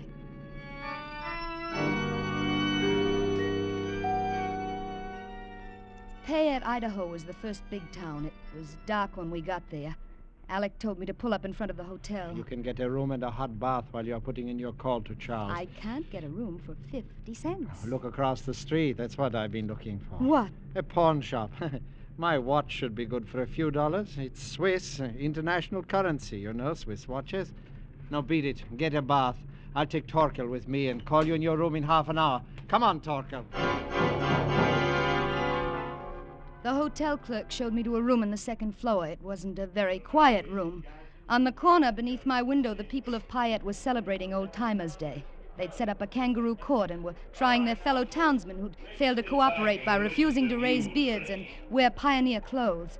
But I couldn't waste time watching the fun. I had to get through to Charles. I placed the call and started the bathwater running when there was a knock on the door. Who is it? Here, your towels, ma'am. As I unbolted the door, I happened to glance into the bathroom. There on the rack above the tub, fluffy and white, were my towels. I tried to push the door shut, but it was too late. Mr. Smith shouldered into the room. I started to shout for help, but the sound never came. He hit me in the pit of the stomach with his fist, and I fell across the bed, gasping for breath as the phone started to ring. I couldn't move. I couldn't make a sound. I lay there with the wind knocked out of me, watching Mr. Smith as he picked up the receiver. Hello? How much delay? Oh, just a minute, I'll ask my wife. She says to cancel the call. We'll try later. Thank you. Now, young lady, no monkey business. You try to yell, and I'll cut off your wind for good. You two, you and Peck, have caused me a good deal of trouble. I had a lot of trouble finding you. You should not have done that. How did you find us? The left arm never fails. Where's Peck? I don't know. You are lying. But I have plenty of time. I'll wait for him here. He is sure to return for you. I Now, had you to deal fair get with to me, Alex. you I will had be to hard. warn him. I The will bathroom door was go open. Smith was holding my arm, but for a moment he relaxed his grip. I swung away from him and threw myself into the bathroom, pulling the door shut and locking it. I expected him to shoot through the door, and I ran to the window ready to jump, but it wasn't necessary. There was a rickety fire escape. I crawled through and ran down the shaky steel stairs, dropped 6 feet to the mud, and ran around the corner of the building toward the old-timers kangaroo court on the corner, and there was Smith coming toward me through the crowd. He reached out his hand for me. I whirled around and shouldered my way through the crowd to the table where the man was sitting with the microphone. Please help me. Oh, hello there, miss. Now give me your microphone. Now, just a minute, miss. You can't interrupt this. Please, it's a matter of life or death. Alec! Stay where you are. They found me. And then Smith came for me. He and a big man with a beard. And then a tawny streak tore through the crowd. Torkel. He'd heard my voice. He ripped the big man's leg. He jumped for Smith's throat, but before he reached it, the man with the beard pulled out a revolver. And Torkel lay there quiet. Mad dog. That dog I was mad. tried to bend over him, but I knew it was no use. He was dead, and Smith had me now, holding me. I told her that dog was sick. Your dog? Yes. To see her, you think my wife cared more for the dog than she did for me. I told her a dozen times that dog was sick. Let me go. I'm not your wife. Now listen to me. Listen to me, please. You people, this man, he's a spy. He's a monster. He's trying to kill me. Listen to her. Go on, folks. Listen to her. Drunk. That's what she is, drunk. Such a thing to say about your own husband. Well, I declare. Now, I'm going to take you on home to the ranch and put you to bed. You ought to be ashamed of yourself. Wait a minute there, now, just a minute. Maybe you don't know, but I'm the county veterinarian. You can't leave that dog dead in the street. According to the law, we got to make an examination of any dog that's dead or alive and suspected of rabies. Now, you get that dog in the police wagon. But my wife... I don't care about your wife. She wasn't bit. Now, you say you own that dog. Your friend here was bit in the leg, and you was scratched in the arm. Now, you get that dog in the wagon, and you follow him. And you, too. Now, look here. Now, you look here. That's the law. Now, get. Or do you want a little help from the rest of these good citizens? Smith loosened his grip, I turned and edged through the crowd which was moving in on him and the bearded drunk. I got to the fringe, to the open street, and I ran toward the Bentley, and there coming toward me was Alex, coming from the pawn shop. Alex, alive, whole, limping but alive. Alex! Alex! Oh, Alex, my dear. Get in the car, quick. Torkel. They killed Torkel. Get in, tell me about it later. We've got to get out of here. Smith said he was a mad dog. They're holding him. They said he'd have to have a rabies test because he was bitten. Good. We'll notify the FBI from the next town. And I got enough for the watch to buy gas to get us to Seattle. Did you reach Charles? No, Smith got into the room. He hit me. Oh, you tell me about it later. Well, slow down. Here's the highway signs. San Francisco left. And there we are, Seattle. Turn right. I said turn right. You said San Francisco left. Yes, but... We're not going to Seattle. What about Charles? Who's Charles? But I only got $20 for the watch. I think I can get a little more for the car in San Francisco. Hey. Go to sleep, darling. You must be worn out. I don't know why I gave him a lift that day, but I'm awfully glad I did.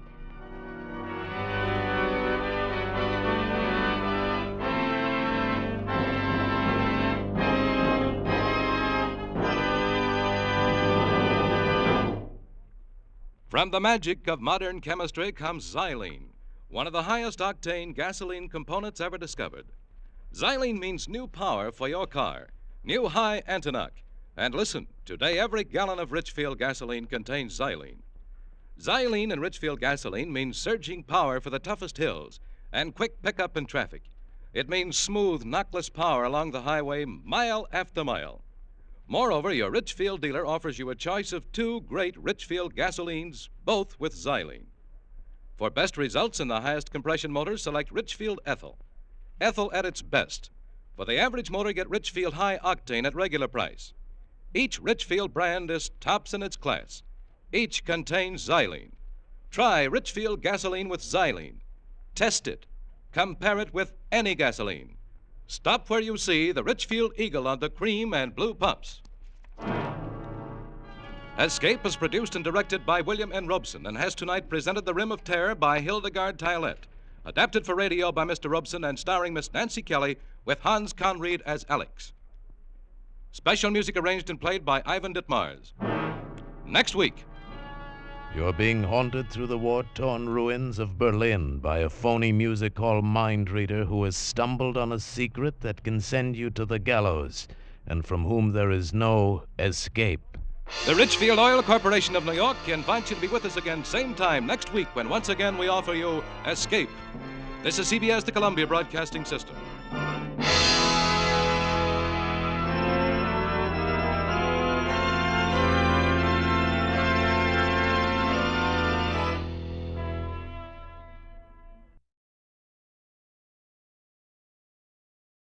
Tired of the everyday routine? Ever dream of a life of romantic adventure? Want to get away from it all? We offer you Escape. Escape, designed to free you from the 4 walls of today for a half hour of high adventure. Escape, brought to you by your Richfield gasoline dealer and the Richfield Oil Corporation of New York, marketers of Richfield gasolines, motor oils, and other petroleum products. Look for the Richfield Eagle on the cream and blue pumps.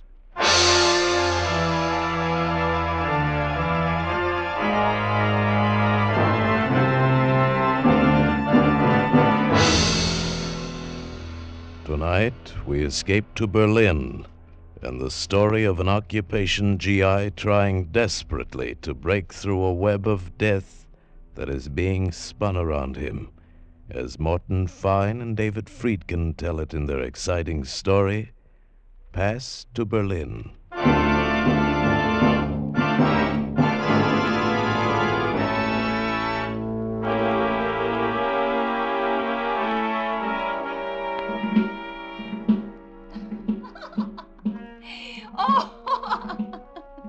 Greta was laughing. For me, there was no joy in it anymore. I looked through the window at Berlin, spread out like a half-buried skeleton. Berlin after a war, shock-carved in jagged concrete. And reflected in the window, Greta. Greta standing behind me with a drink in her hand. Oh, Schatz. Oh, Liebchen. Oh, drink your drink. Oh, drink with me, soldier boy. No, forget it, Greta. Oh, such a pretty name. Ed Sawyer. Such a handsome face. But such a frown. Now, come. Make Greta laugh.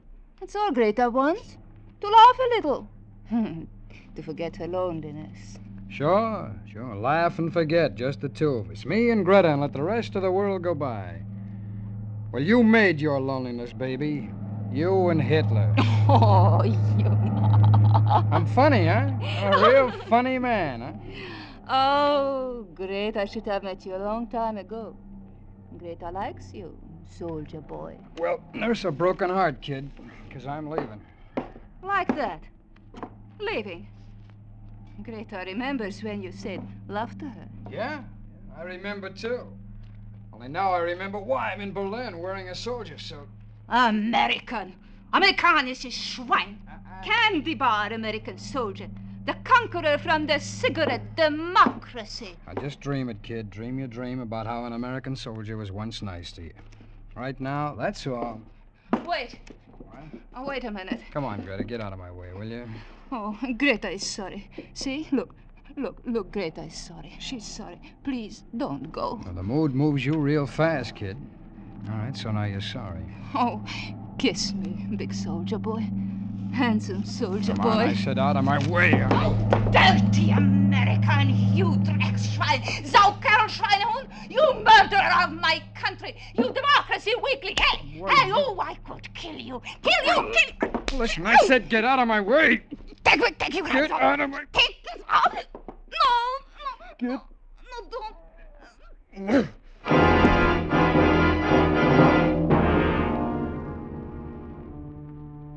For a second, I stared where she'd fallen, motionless. Her head lay against the lead piping in the wash basin. I watched a small pearl of blood squeeze through her lips. Then it died, too. Then I remembered. Fingerprints. I'd handled two things in that room. Greta and the highball glass. I smashed it to the floor and ground it with my heel. Outside, it was raining. That was a break. Because the rain had washed away the human rubbish that litters the Berlin pavements at night, and no one saw me leave the house. I walked, turned some corners, walked some more. Then a splash of neon smeared across the wet pavement, and I looked up. A theater. A theater for the amusement of GIs and the rehabilitated natives. I bought a ticket and went inside and found a seat. Ladies and gentlemen, the headline attraction of the evening, the most astounding mind-reading act of the century. Direct from London, the great Stanley and his lovely assistant, Mona. Mona, who sees all, knows all, and tells all.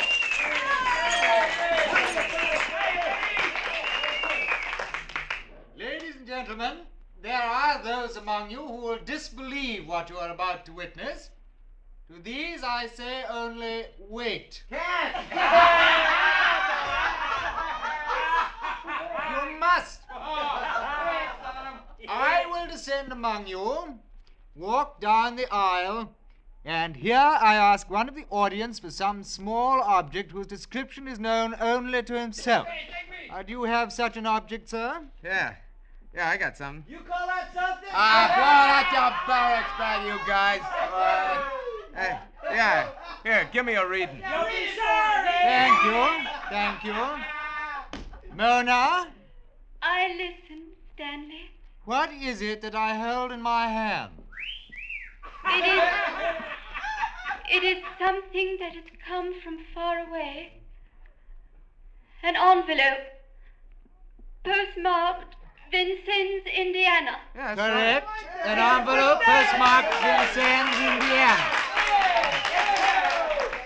Mona? I listen, Stanley. What precious thing do I hold in my hand now, Mona? Stanley, Reach into the spaces beyond space and tell me, what do I hold in my hand?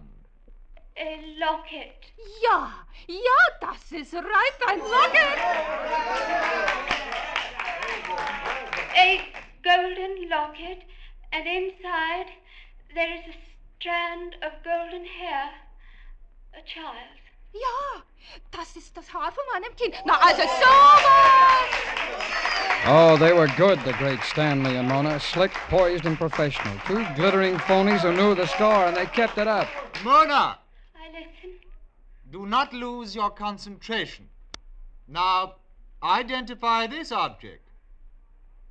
Stanley, You must, Mona. You must. there's darkness here. Only darkness. Come on, what's the matter? Something stands in the way. There's a murderer here. A murderer. A murderer. They rang down the curtain, and I sat there until the next act came on. Sat there and knew there was no way anyone could have guessed about Greta. No way. It was just a cheap, rotten, dramatic trick to suck the audience in, and it had worked. No, some of the audience was laughing. Others were obviously affected by it. Moronic idiots with their mouths open and their eyes uneasy. And me? Well, maybe I was being naive, ridiculous, but I had to find out. I waited until the audience began to give attention to a tired blonde singer. There was a door to the left of the orchestra pit that led backstage. I slipped from my seat and headed for it like it was my business. I walked down a corridor.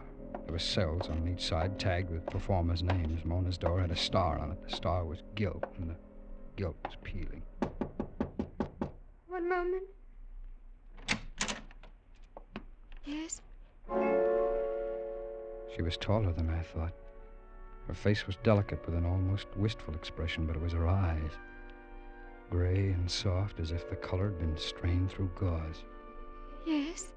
What is it? I came back to congratulate you on your performance, Mona. That's quite an act. That's real big time. Thank you. Only you're phony. You are, huh? Please go away. It's real phony, isn't it? You're a man whose words are like acid in the hands of a child. If you do not scar yourself, you will scar others. I do not wish to speak with you. You're not even English. Oh, no, don't close the door on me. Please. Yeah, that's better. You're not English, huh? Are you American? Come on, where you from, honey? You know, you got a fair act there. That guy who calls himself the Great Stanley. It was not an act. Oh, then why did you say there was a murderer in the audience? I don't know why. Well, then you were kidding. I felt his presence. There was a murderer. You still feel it? Yes. Mona, there's a cab waiting to take us to the hotel. And Hi, Stanley. Good evening, Sergeant. This gentleman knocked on my door. Well, I'm glad he did. It's always a pleasure to meet a soldier. A medical corps man by your shoulder patch, I see. Welcome. Oh, thanks. Will you wait for me in the cab, Mona? I'll only be a moment. Do not be long. I need you with me. You saw the extraordinary performance, Sergeant... Sawyer, Ed Sawyer. Oh, I consider it an honor that you should take time to come backstage and express your appreciation. That a hard-bitten GI should become a convert to Mona's miraculous powers. Are you kidding me, or am I kidding you? No. We don't have to kid each other, do we? We fellow sophisticates, However, the others out there, well, perhaps they were fooled. It's amusing to kid them, and also one lives this way. Well, you and Mona should check on each other. She tried to make me believe your act was on the level. Well, Mona is my wife, and she's loyal to the illusions that I create about her. Ah. Well, then that murderer bit was phony. Oh, naturally, but effective, don't you think? Yeah. How did you think of it? Oh, an inspiration, Sergeant... Sawyer. Sawyer. An act such as ours needs one piece of sensationalism to shock a new audience, and we have it, don't you think? Yeah, you got it. Oh, just one thing, Stanley. Of course. Tell Mona something for me, will you? Of course. Tell her her eyes are the most beautiful I've ever seen. Oh, she will be pleased. She's blind, you know. His smile held, and the smile was phony like their act was phony. I knew now I had nothing to worry about, so I left.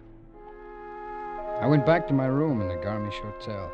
Stood on the balcony for a while, watching the fingers of light from Tempelhof play against the sky, lighting it up fitfully, disappearing. And far away, silhouetted, the hulk of some broken buildings, caught now on the beacon and then lost. I watched it, stared, and then I saw it.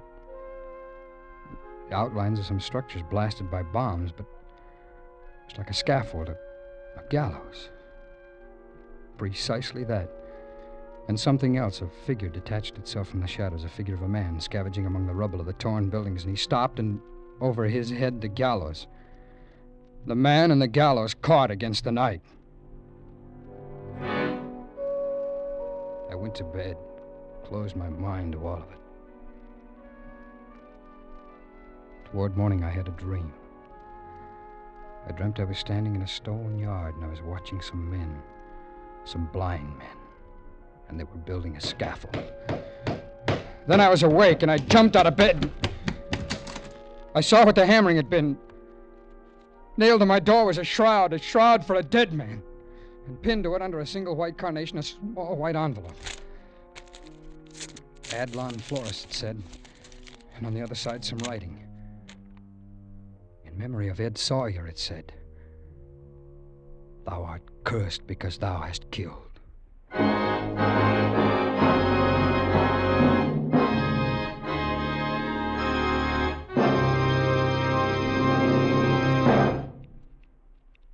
What does the word xylene mean?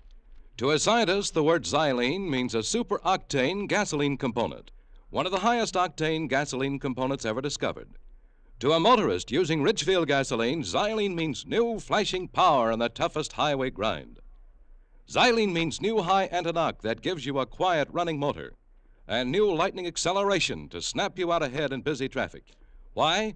Because today, every gallon of Richfield gasoline contains xylene. What's more, your Richfield dealer offers you a choice of 2 great Richfield gasolines with xylene. Select Richfield Ethyl for best results in highest compression motors, or Richfield High Octane at regular price for the average car. Each contains xylene. Each is a champion in its class. Stop where you see the Richfield Eagle on the cream and blue pumps. Get Richfield High Octane or Richfield Ethyl gasoline containing xylene, one of the highest octane components ever discovered. And now, we return you to Escape.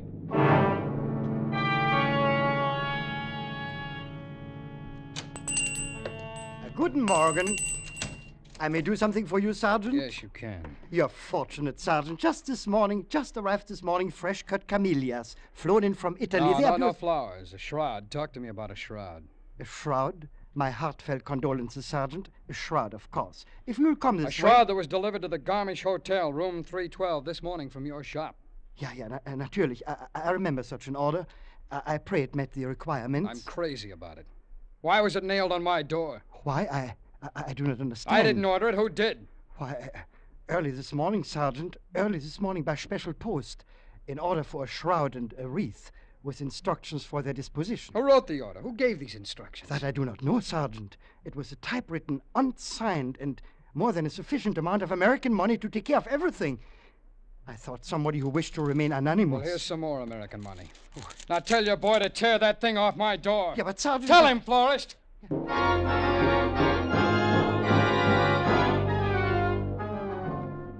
I left him there.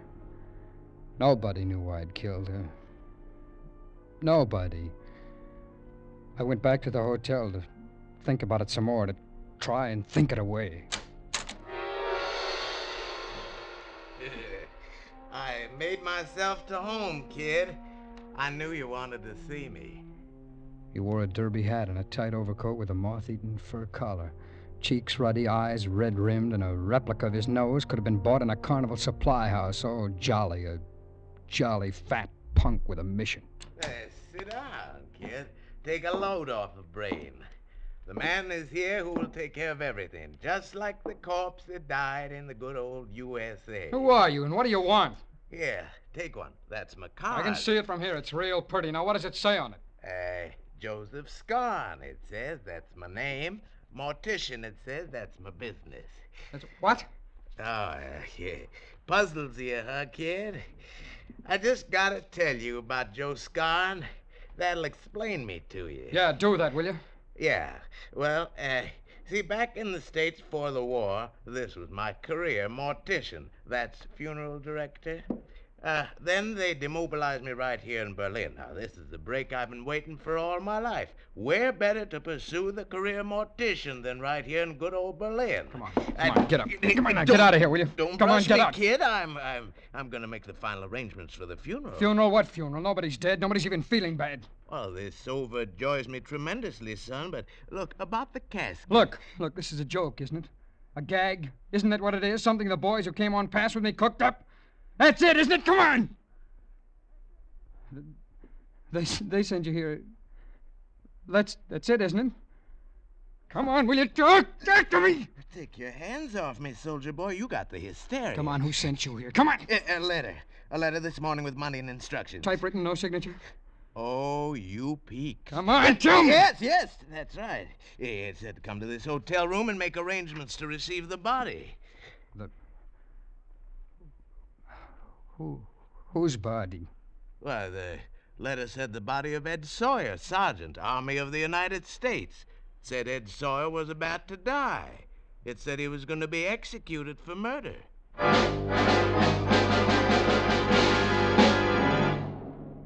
All of a sudden, there were no more words. His jaws were moving, but there was no sound. Even when the folds of his fat face moved into a chuckle, I got nothing. He was out of focus, all blurry. I ran past him and out onto the street. It took me an hour to push my way through Berlin's derelict, scarred alleys to Greta's rooming house. If someone in that house recognized me as a murderer, I would know it. No matter how he tried to hide it, I would know it. Face him and take it from there. That was what I had to do with... Bitte? Was wollen Sie? Have you ever seen me before? Bitte? Oh, don't kid me, all you krauts know English when you need it. Now, have you ever seen me before? Come on, talk, will you? Lassen Sie mich Answer me, los! lady. Come on. Heinrich! Kommen Sie schnell! Was ist, Else? Was ist los? Der Soldat will etwas wissen. Yeah. What do you want, Sergeant? Well, that's better. Our papers are in order. Everything in our house is as you Americans have ordered it. Wait, I will show Oh, you. don't fret yourself, Dad. It's just that I have a feeling I've been to this house before, and I've got to find out. Is this some kind of a drunken joke you're playing with us? Just tell me if you've ever seen me before. Ah, you're sick. Please go away from us. Yes, that's right. I'm sick. It happens like this lots of times. Amnesia, you know, it's the war, but... Now, look at me, look. Yeah. You're sure you've never seen me before? Yeah, we are sure, Sergeant. Yeah. Come and sit down. No, wait a minute, will you? Come in. Yeah. Your other guests. Yeah. Could I see them? What is the need, Sergeant? One has been drunk for 3 days. Ja. He will stay drunk for 3 days more. Ja. Another Else and I have not seen for a week. Nein. And the third is in the morgue. This morning she was taken there dead. Ja, tot. Ach, that Greta. Always she gave us trouble. Yeah, Elsie? Yeah? Police, doctors, questions.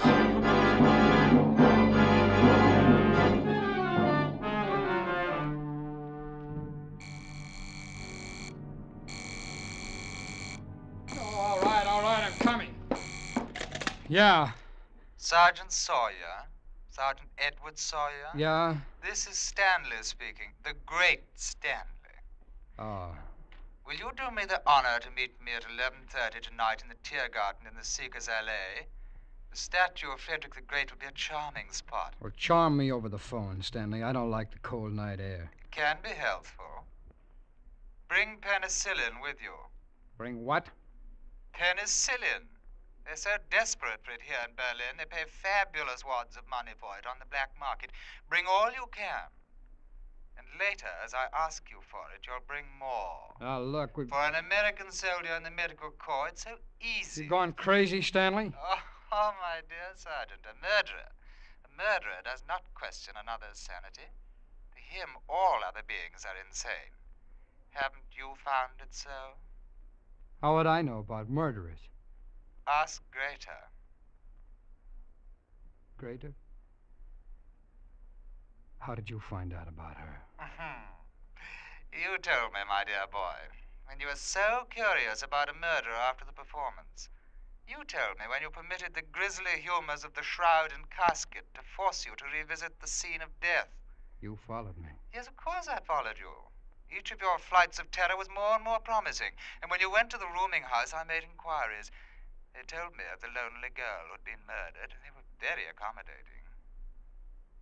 You're still there, Sergeant. Yes, I'm still here. But then I can expect you then at 11:30. It'll give me time to change after the performance. Sure, 11:30. I'll be glad to do you the honor, Stanley. Oh, he made it easy. For nothing, he'd let me know who it was I had to be afraid of. Stanley. The great Stanley. And Mona with the pale, lovely, blind eyes. Boy, what an act they had. I wondered how many times their sensational finish had paid off like this. How many murderers had handed themselves over to Stanley and Mona on a platter for nothing. But I could change all that. I could get off the hook real cheap. I could fix it so Mona and the great Stanley would let me rest in peace for nothing. No, not for nothing. Just the price of an admission ticket. There were about 30 people in the theater, most of them soldiers. The opening act was on when I got there and slid into a seat. A family of French jugglers whirling shiny hoops on every loose piece of anatomy on the stage. Stanley and Mona were next to closing, so I figured I had about an hour. I waited until the French were balancing everything but the proscenium, and then when they had everything in the air, I used the same orchestra entrance to backstage. The door to Mona's dressing room was open. The room was dark. I eased inside just as the next act came hurrying down the corridor, still hooking up their costumes. I brushed against a moldy curtain that hung from wooden rings. I pulled it back, hid behind it, and waited. Still, I cannot understand why you must leave me tonight, Stanley. What is so important at 11:30? Through the dim light of the corridor, I saw Mona walk into the room and sit down at her dressing table. Stanley was right behind her. He was reaching for the light switch when my hands found his mouth and his throat, and I began to strangle him. My fingers dug into his flesh, and I crushed his breath back into him. He made no sound. There was only the soft laughter that seeped through the theater, and his soft throat in my hands. And then Mona's soft voice. Why do you not answer, Stanley? Is it a rendezvous? Stanley? Stanley, what is it? Why are you so silent? Stanley? Stanley! Suddenly her fingers were on my face, frightened and quick, like the wings of a wounded bird. Then slowly they began to search the empty air for the dead Stanley. She turned and her blind eyes stared right at me, and I brushed her aside and ran down the corridor. An old doorman sat reading a newspaper at the stage door. I couldn't get out that way without his seeing me. Only one way, back through the theater. Ich bin ein bisschen verrückt geworden. Der Knallke vor den Letztaste-Kind sag ich mir fast. I started up the aisle, and then I knew I was doing the wrong thing. There was an MP at the head of the aisle, a corporal from the MPs, the braid, the white spats, and the club. In this tiny audience, if I left in the middle of the act, he'd remember me. So I sat down on the row that was the most filled. When I looked back at the end of the act, there were other MPs standing at each exit. Then the curtain rose. Mona stood there with a man you see on every street in Berlin, a German policeman in the natty German police uniform. Ladies and gentlemen, tonight I shall descend among you accompanied by this esteemed gentleman and read your mind through my fingertips. You, sir, I can read your innermost secrets by touching your face. So, sir, you and this girl beside you, you told your wife you were working late at the office tonight. She worked her way up the aisle, coming closer and closer. And you, sir, my fingers reveal that you have bought an escape from KP duty. Please, and now, there's a gentleman in this row. My fingers reveal he has a medical corps shoulder patch. Come on, take your hands off of me, will you? What's the matter, soldier? You afraid Mona will give away your secrets? Come on, one side, will you? Let me go. Come on, soldier, move it, will you? Go on, John, go on. Come on, let me out of here, will you? Come on, guy, move! He's got secrets. Have you got Hey, secrets? Mona, what are you waiting for? Tell us the soldier secrets. Come on, move, Come will on, you? everybody, here we got a right to the sky secrets. Oh, shut up, will you? Shut up! Hurry up, Mona, hurry up, you go. They held me there, laughing. The others all turned in their seats to stare. The German cop pinned me back in the seat. And then Mona's fingers reached out and trailed across my face. Lingered. They were the fingers of death. They were cool and gentle.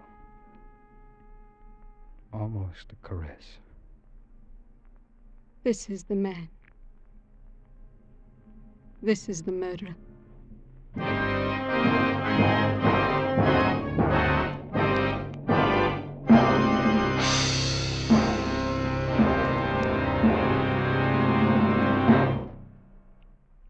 Spring weather is hard to figure. Cool one day, summer heat the next. Those quick temperature changes are tough on you, and they can be tough on your car, too, unless it is properly protected. Don't take chances. Get Richfield All-Point safety service now before damage is done. Get the protection that a careful All-Point lubrication job from chassis to motor can give your car. In addition, Richfield All-Point service includes a safety check and proper care of all likely trouble spots, such as the battery, spark plugs, tires, and radiator. Drive into the Richfield gasoline dealer station tomorrow. Save yourself time and trouble by having all the necessary spring servicing done at the same time by a man who knows how to do it right. And while you're there, ask for Richfield's informative new 32-page baseball book. It's free. Ask for your copy while the supply lasts. Escape is produced and directed by William N. Robeson, and tonight has presented Past to Berlin by Morton Fine and David Friedkin. Featured in the cast were Stacey Harris as Sergeant Sawyer, Peggy Weber as Mona, and Ben Wright as Stanley. Special music arranged and played by Ivan Ditmars. Next week. You are lying on a small knoll in the prairie west of the Platte River. In a few moments, dawn will herald the attack of the encircling Apaches. An attack of such fury that for you, there can be no escape.